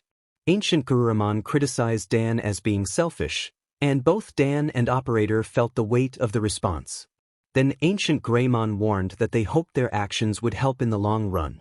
Ancient Greymon acknowledged Dan's perseverance and reminded the group of his past achievements, how he had united the Royal Knights, helped form the Olympos 12, and worked with Susanoomin from Shambhala. Greymon and Garuramon looked to the other ancients, who largely deferred to their judgment. Greymon's expression softened, and he expressed faith in Dan's determination. Dan pleaded that he would stop Abaddamon no matter what it took. Ancient Greymon read the determination in Dan's eyes and decided to grant the request. The ancients agreed to use whatever power they had left to send Operator to Dan's world, but they cautioned that there would be no guarantee where she would arrive and urged Dan to find her quickly once she awoke. Operator held Dan's hand tightly, visibly shaking. She thanked them, surprised and grateful for a second chance to exist as more than a program. Dan noticed her trembling and called her name. She shook her head and said she was happy, then revealed that she no longer wanted to be called Operator and had chosen a new name, Canon. Dan liked the name, and Canon blushed at his approval. Before she could say more, Canon felt herself lifted into the air as the ancient Digimon gathered their power. She panicked briefly, then calmed enough to reassure Dan that she would see him on the other side. With a final cheerful smile for Dan, she vanished from the realm. Watching where she had been, Dan felt it was his turn to leave. The ancients nodded in unison and wished him success. Ancient Greymon and Ancient Garuramon offered words of encouragement and promised that their power would one day be unlocked for him. Just before he disappeared, Dan suddenly remembered the number of ancients who had helped him and asked if that meant anything further. Ancient Beetlemon asked him to give Ancient Wiseman their regards when he returned, noting that Wisemon was likely still troubled by past events. Dan accepted the message, thanked the ancients, gave a parting salute, and then vanished. The ancient Digimon stood quietly for a moment. Some expressed that they already missed the liveliness Dan had brought. Others yawned and drifted toward rest. A few voiced hopes that Dan would keep his promise regarding the power they had offered and that his message to Ancient Wiseman would ease long-standing turmoil.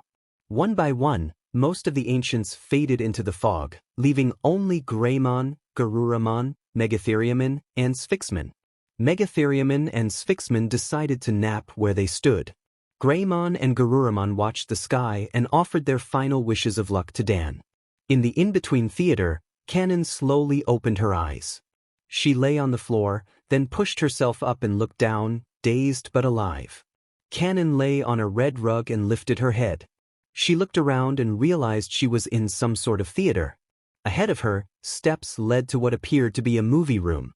Statues lined the upper walls, and as her eyes widened she began to recognize them from fragments of Dan's first journey.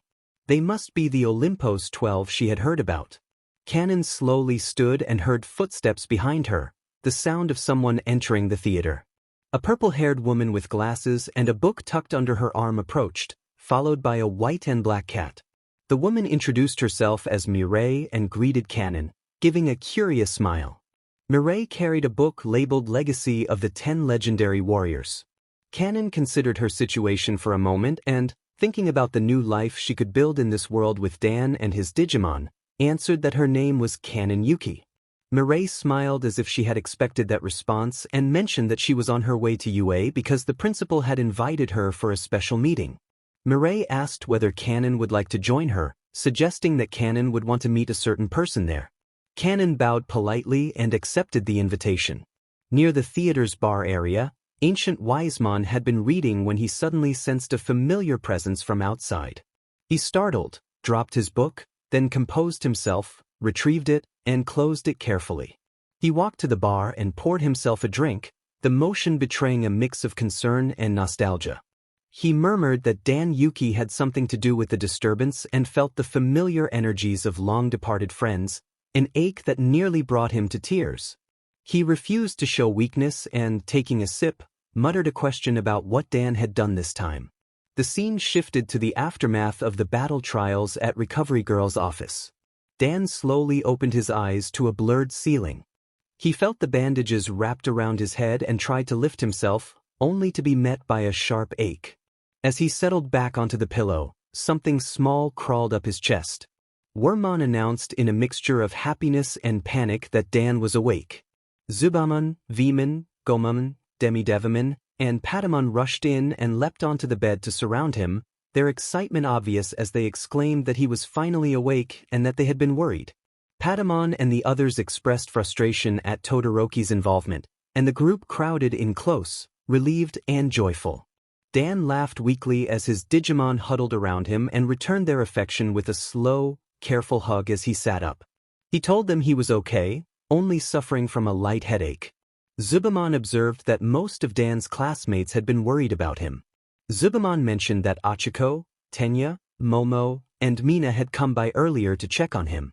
Dan then glanced at Veemon, Gomamon, and Patamon and asked how they had gotten out of the Digivice. Recovery Girl entered the room and noted that Dan was awake. She checked the clock and told him he had been brought in about 50 minutes earlier. She explained that she had already used her quirk and that Dan only had a small concussion. She complained under her breath about having to deal with 2 students from the battle training and promised herself a stern talk with their teacher when she saw him. Dan and his Digimon reacted with a shared, slightly embarrassed expression at her annoyance. Recovery Girl informed Dan that Midoriya had been in the office when Dan arrived and had been very worried. She added that a golden-haired student had helped Midoriya use Dan's device to bring out the Digimon. Midoriya had left a few minutes earlier, and Recovery Girl noted that he and Dan seemed to be on friendly terms. Zubamon recalled how furious the Digimon had been once they understood what had happened.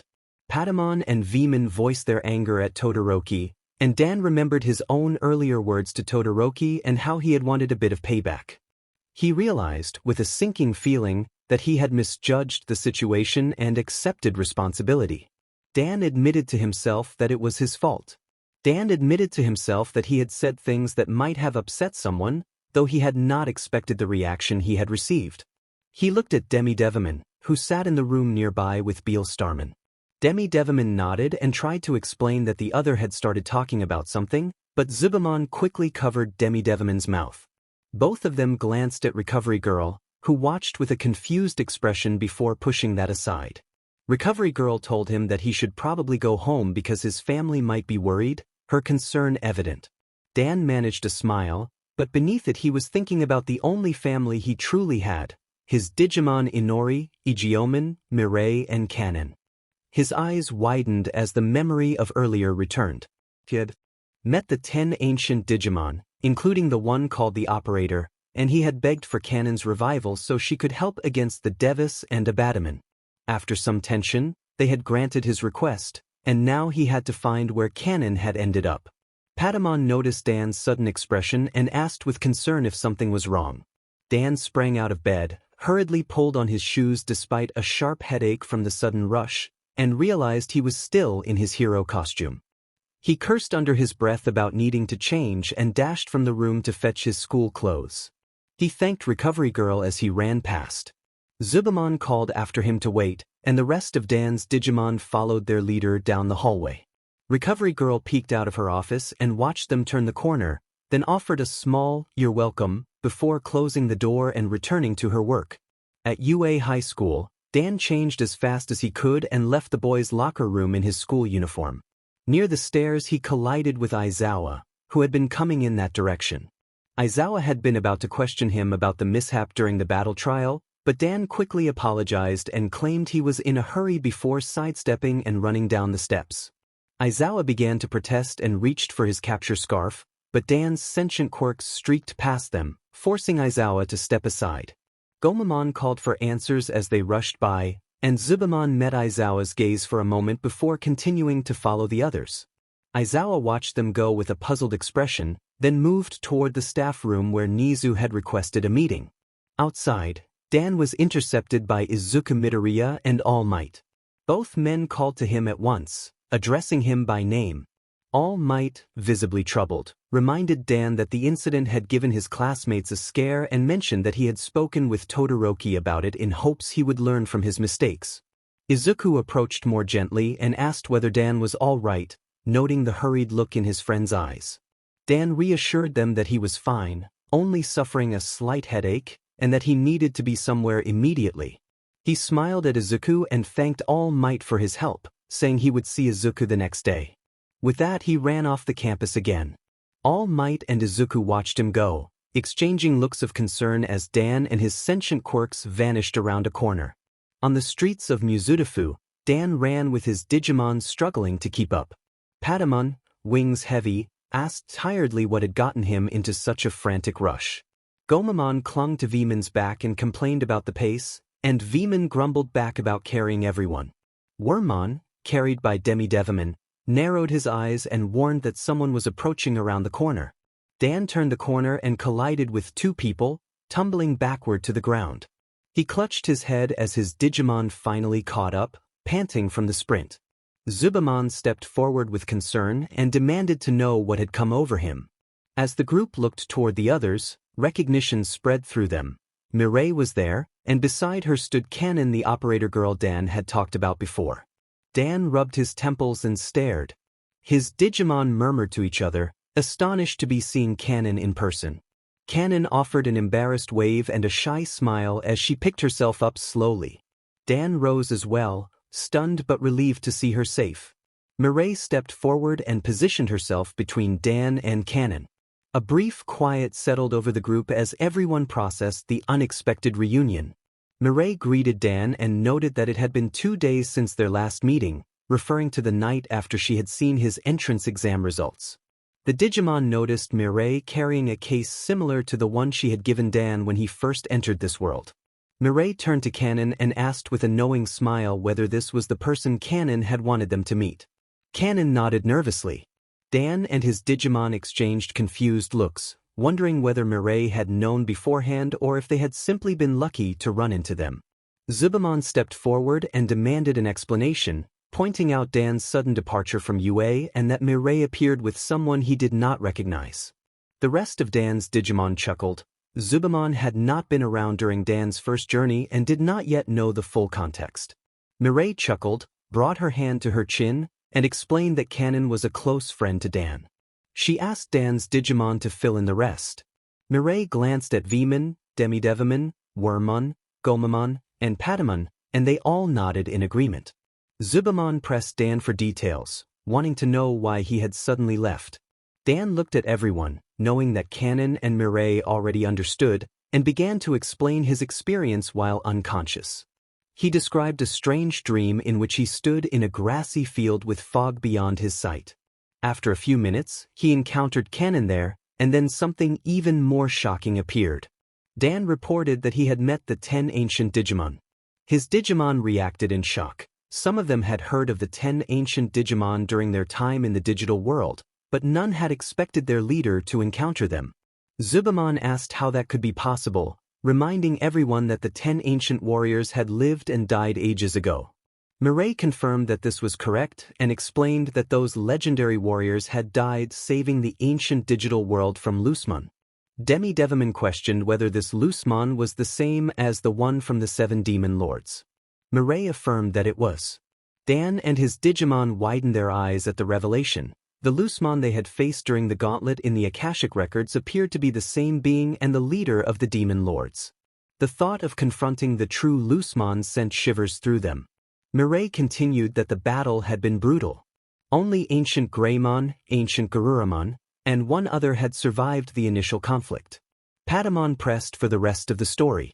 Mireille and Kanon exchanged a small smile, indicating that Dan already knew the final piece. Dan then remembered the last words he had heard from ancient Beetlemon. Dan recalled ancient Greymon urging him to pray for success in his mission, and ancient Garuramon telling him that they would see him again when the time came and that their power would one day be unlocked for him. Ancient Beetlemon had asked Dan to give their regards to ancient Wisemon, who had been left behind and likely still carried the weight of what had happened. Dan had thanked them and promised to remember. The memory left Dan and his Digimon stunned. Veemon reacted that ancient Wisemon had been one of the ancient warriors all along and was still alive.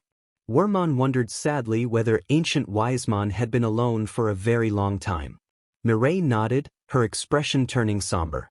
She recalled meeting ancient Wisemon and finding a Digimon burdened by the choices of long ago. Mireille had tried to get them to open up, but ancient Wisemon had often deflected to other topics. After a small chat, Mireille had invited ancient Wisemon to the theater, and they had become a resident there. The group fell silent at this revelation. Only hours earlier they had not expected to hear that side of ancient Wisemon. Gomamon, unusually curious, asked what had happened after Loosmon's defeat.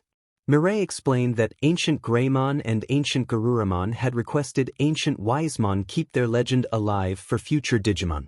Dan smiled at the memory, pleased that their names had carried meaning for his Digimon. Mireille added that ancient Wisemon had accepted the request. She went on to say that ancient Greymon and ancient Garuramon had fought one last duel against each other, the victor of which remained unknown. The battle had been so chaotic that it resulted in the deaths of both ancient Greymon and ancient Garuramon. Afterward, the ancient digital world had become inhabited by Digimon who, to this day, carry pieces and abilities inherited from the 10 legendary warriors. Mireille looked at Veemon, Wormmon, Demidevimon, Patamon, Gomamon, and Zubamon with a smile. Each of them felt a quiet happiness knowing that, across generations, a fragment of those ancient heroes lived on within many Digimon and influenced who they had become. Veemon pressed a hand to its chest and honored the sacrifice by saying that those warriors had fought hard so many Digimon could still exist. Zubamon admitted that even as a legend arm himself, he felt a piece of one of the ancients within him. Patamon closed his eyes briefly, felt the presence of that legacy, and pledged that they would carry on what the ancients had left behind. Gomamon expressed a wish to speak with Ancient Wisemon directly, and Wormmon stepped forward to suggest they thank Wisemon for giving them life. Demidevimon became overcome by emotion and wiped at his eyes with his wings.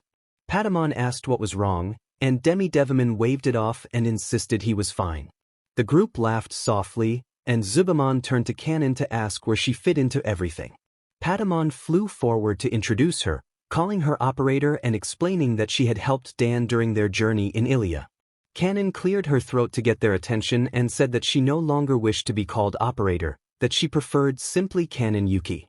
The others looked at her with curiosity, even Dan. It turned out she was using his last name. Dan noted that she preferred the name Yuki now instead of simply being called his operator, and he smiled, joking that he was not sure about her using his surname. Mireille announced that it was probably time to explain where she and Kanon had been heading. Wormmon asked in confusion where they were headed.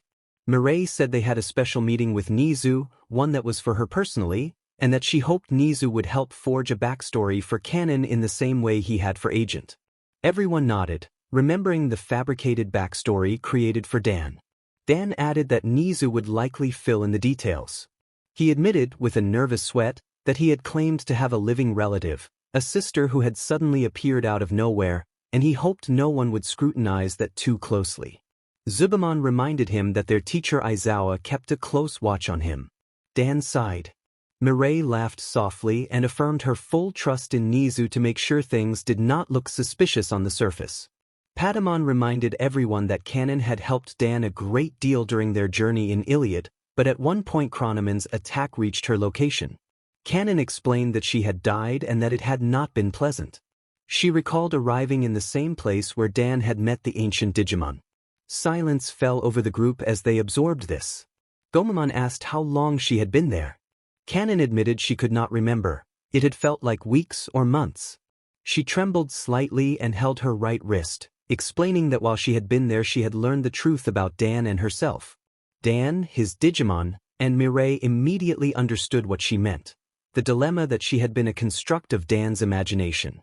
Dan had accepted that he had been created by homeostasis, but a part of him still felt uneasy knowing that everything about his past had been fabricated and had originated from an anime. Mireille placed a comforting hand on Kanon's shoulder, helping her relax. Kanon said that after being told she was needed to help get in contact with Dan, it had taken some time, but eventually he had appeared. Dan picked up the story, adding details he had not mentioned earlier. Upon arriving in that other world, each of the 10 ancient Digimon had given him a portion of their power.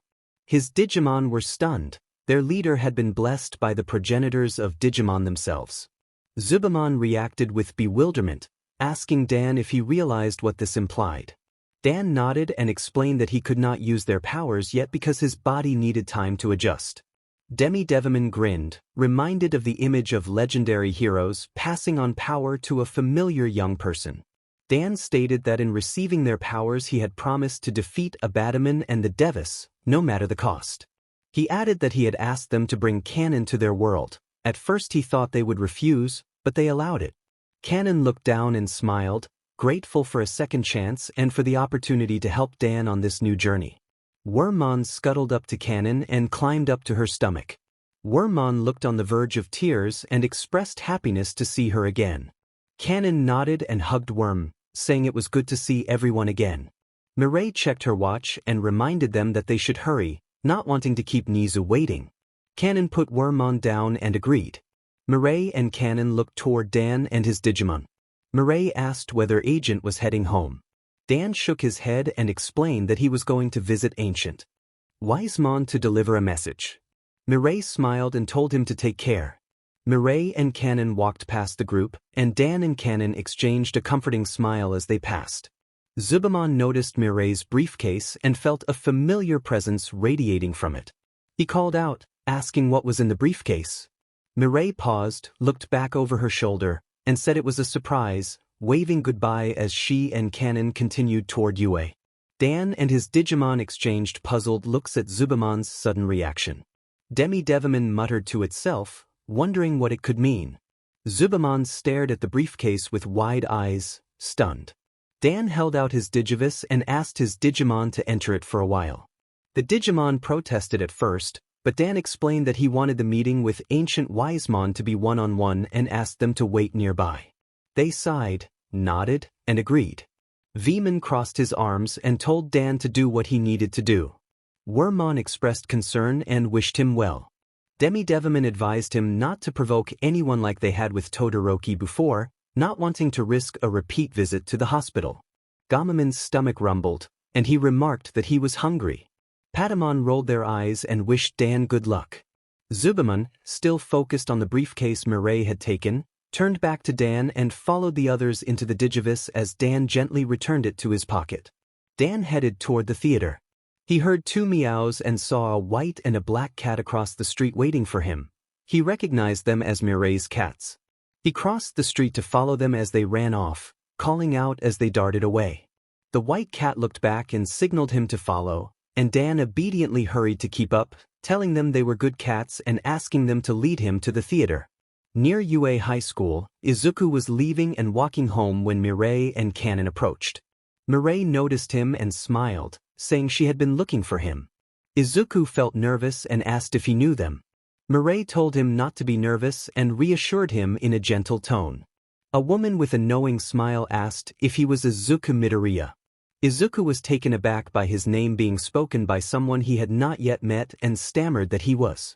Mirei Mikagura and Dan Yuki stepped forward and introduced themselves. Mirei identified herself as the guardian who looked after Dan and handled his needs, and Kanon identified herself as Dan's sister. Izuku's mind raced. He remembered overhearing Dan speaking with his mother about his parents and about being cared for by someone, but Dan had never mentioned a sister. Izuku wondered whether this was a sibling he had never known about or a relative from another branch of the family. Izuku bowed politely and expressed that it was a pleasure to meet them both. Mirei and Kanon chuckled and told him that Dan had mentioned him and that the two of them had really hit it off. Izuku worried briefly that they might know about his quirk, but Kanon and Mirei reassured him. Kanon said that Dan had been very helpful during the entrance exam and on Izuku's first day at UA, and that he had been a great friend. Mirei asked how close Izuku and Dan were. Izuku explained that he had only known Dan for 2 days, but that in that short time they had grown close, like brothers. He recounted how Dan had promised to have his back and how Izuku had promised the same until they both became pro-heroes. Mirei listened, smiling, and told Izuku that it was natural to have strong feelings for someone who supported him. She said she had known Dan a long time and trusted him to go to great lengths to help others. Mirei remarked that she could already see the similarity between Izuku and Dan and that it made sense they had become fast friends. Mirei then asked Kanon to do something. Kanon nodded, stepped forward, and handed Izuku a briefcase that Mirei had entrusted to her earlier. Izuku took the briefcase with curiosity and asked what was inside. Mirei made a shushing motion and told him to open it when he had the chance, saying she now trusted him with it and hoped his dream of becoming the greatest hero would come true. Kanon added a light-hearted remark that Mirei seemed to like him a lot and reminded him to take good care of what was in the briefcase, giving him a playful wink that made Izuku blush. After Mirei and Kanon walked toward the front campus of UA, Izuku set the briefcase on the ground and unlatched it. He knelt and slowly opened the top. Inside was a large circular shield, green with purple lines around its edge, marked with a 01 in the center and accompanied by 2 smaller shields. Beside them lay a mysterious device. A note slipped out from beneath the device. Izuku picked it up and read. The note explained that Mirei trusted him with this legendary armament after hearing Dan talk about how much Digimon interested him, and that she had tested his resolve. The note said that by reading it he had passed. It continued that the device would help catalog Digimon more quickly than writing them down and storing them, and that Mirei and Dan placed their full trust in him. The note asked him to take good care of Ludeman, describing it as a friendly one that would open up to him given time. The note was signed Mirei Mikagura. Izuku finished reading and set the note down. He placed his hand on the 01 at the center of the shield and said Ludeman's name quietly as he connected with the new equipment. UA High School. All Might escorted Mirei and Kanon toward Nizu's office. Some UA staff who had stayed late for work were present for the meeting. Kanon wondered aloud whether Izuku had opened the briefcase as soon as they left, and Mirei replied that a child's curiosity often got the better of them. All Might set an upbeat tone as he entered, offering warm praise to Mirei for raising Dan so well and expressing confidence that Dan would become a great hero. Mirei responded graciously, pleased to hear it. All Might then asked whether Kanon was a friend of Dan's, and Kanon clarified that she was actually his sister. All Might was surprised. He recalled Nizu explaining Dan's background after the entrance exam and realized Dan had never mentioned a sister. Kanon asked to be called simply Kanon, and All Might agreed, still a little flustered. Mirei mentioned that she and Nizu had become friends months earlier and that she had arranged the meeting. All Might reacted with surprise at having been involved. Mirei smiled and said that it would be interesting to see how things developed at UA. All Might wondered what Mirei could be talking about as he approached Nizu's office. He reached for the handle and opened the door. Inside, Nizu sat behind his desk, joined by Aizawa, Midnight, Present Mike, and several other staff who had stayed after school that day. Mirei paused at the entrance and looked up at All Might with a smile. All Might swallowed nervously and asked if something was the matter with Ms. Mikagura. Mirei chuckled and explained that she was simply excited about what was about to happen. She stepped into the room, added that it would be nice to work with Toshinori, and gave a mischievous smile as the front of her hair shaded her eyes. Kanon followed behind her. All Might stood frozen, stunned by the implication that Ms. Mikagura might be joining UA as a staff member. He closed the door as the meeting began. The in-between theater. Dan entered the theater after Mirei's cats led him to the side entrance. He looked around and found Ancient Wisemon in their usual spot. The cats rubbed against his legs and purred one last time before slipping away, leaving Dan to wonder if they were more than ordinary pets. He forced himself to move toward the bar, each step making him more uneasy. He did not want to upset the wise Digimon. When he reached them, he cleared his throat to get their attention. Ancient Wisemon turned and narrowed their eyes, asking Dan to explain the strange phenomenon from earlier. Dan explained that he had met the 10 ancient Digimon and that they had spoken highly of Ancient Wisemon. They had each given him a piece of their power, which had not yet fully awakened. Ancient Wisemon listened, shaken by the news that the energies of their long-missed friends had been felt again. Dan also relayed a message from the 10 ancient Digimon, conveying their regards and letting Ancient Wisemon know they were still thinking about him. Ancient Wisemon sat in silence. After so many years, they had feared their friends might have been forgotten, but Dan's words showed them they were still the same as he remembered.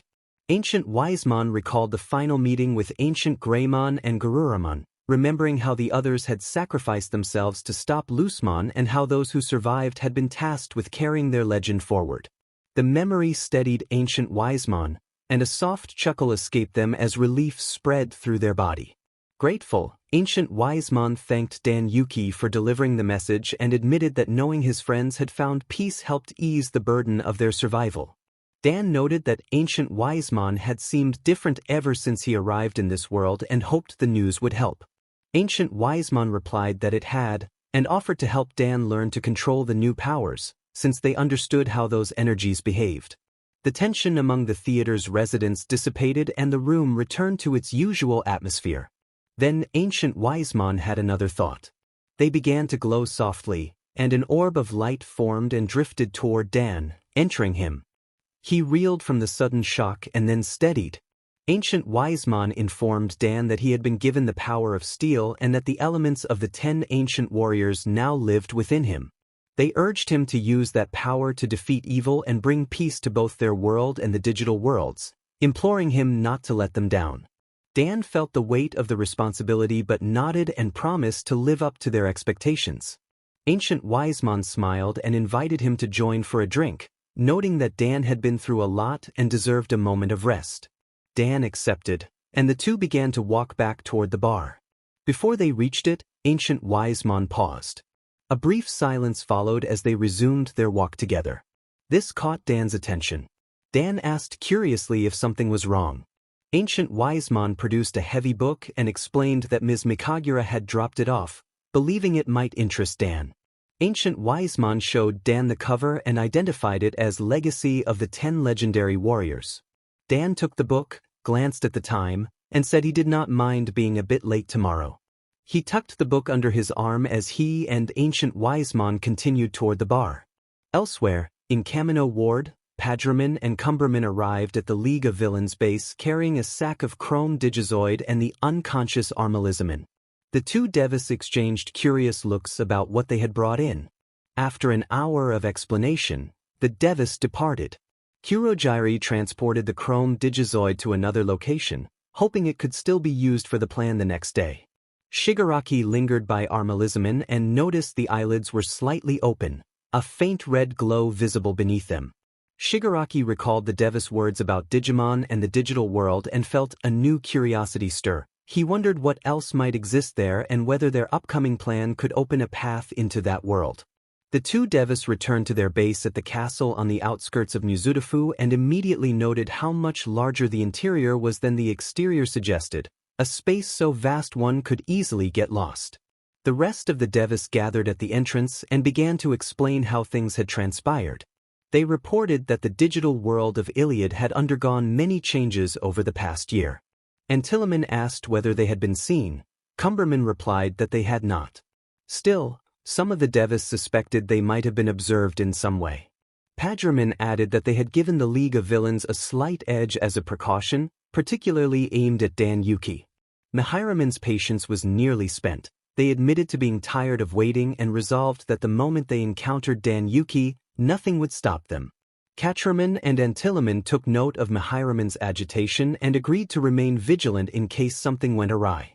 At UA High School, the meeting with Nizu concluded.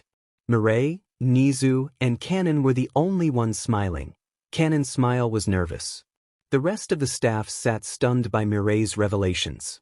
Aizawa and All Might reacted with the most visible shock. Aizawa was furious, not so much at Mirai's statements but at the implications for a certain red-haired student under his care. All Might felt conflicted and wondered how Mirai could know so much during their first meeting, sensing an uneasy quality behind her smile. Nizu observed the staff's varied reactions with a smile and then dismissed them, explaining that the next portion of the discussion would be private between him, Mirai, and Kanon. The staff left the room, and All Might and Aizawa shared one last look toward the purple-haired woman before closing the door. Aizawa planned to have a long talk with Dan Yuki the following day, and All Might remained troubled by memories of young Yuki's earlier worries about a successor. Both men felt that whatever unfolded tomorrow had the potential to change everything. In a side-by-side moment, Dan had begun reading the old book while Izuku held the Ludeman shield and found he could carry it comfortably on his back. The two boys displayed opposite expressions. Izuku felt wonder and delight at how manageable the shield was, while Dan concentrated on the book with focused attention. Both of them thought it was going to be a long night.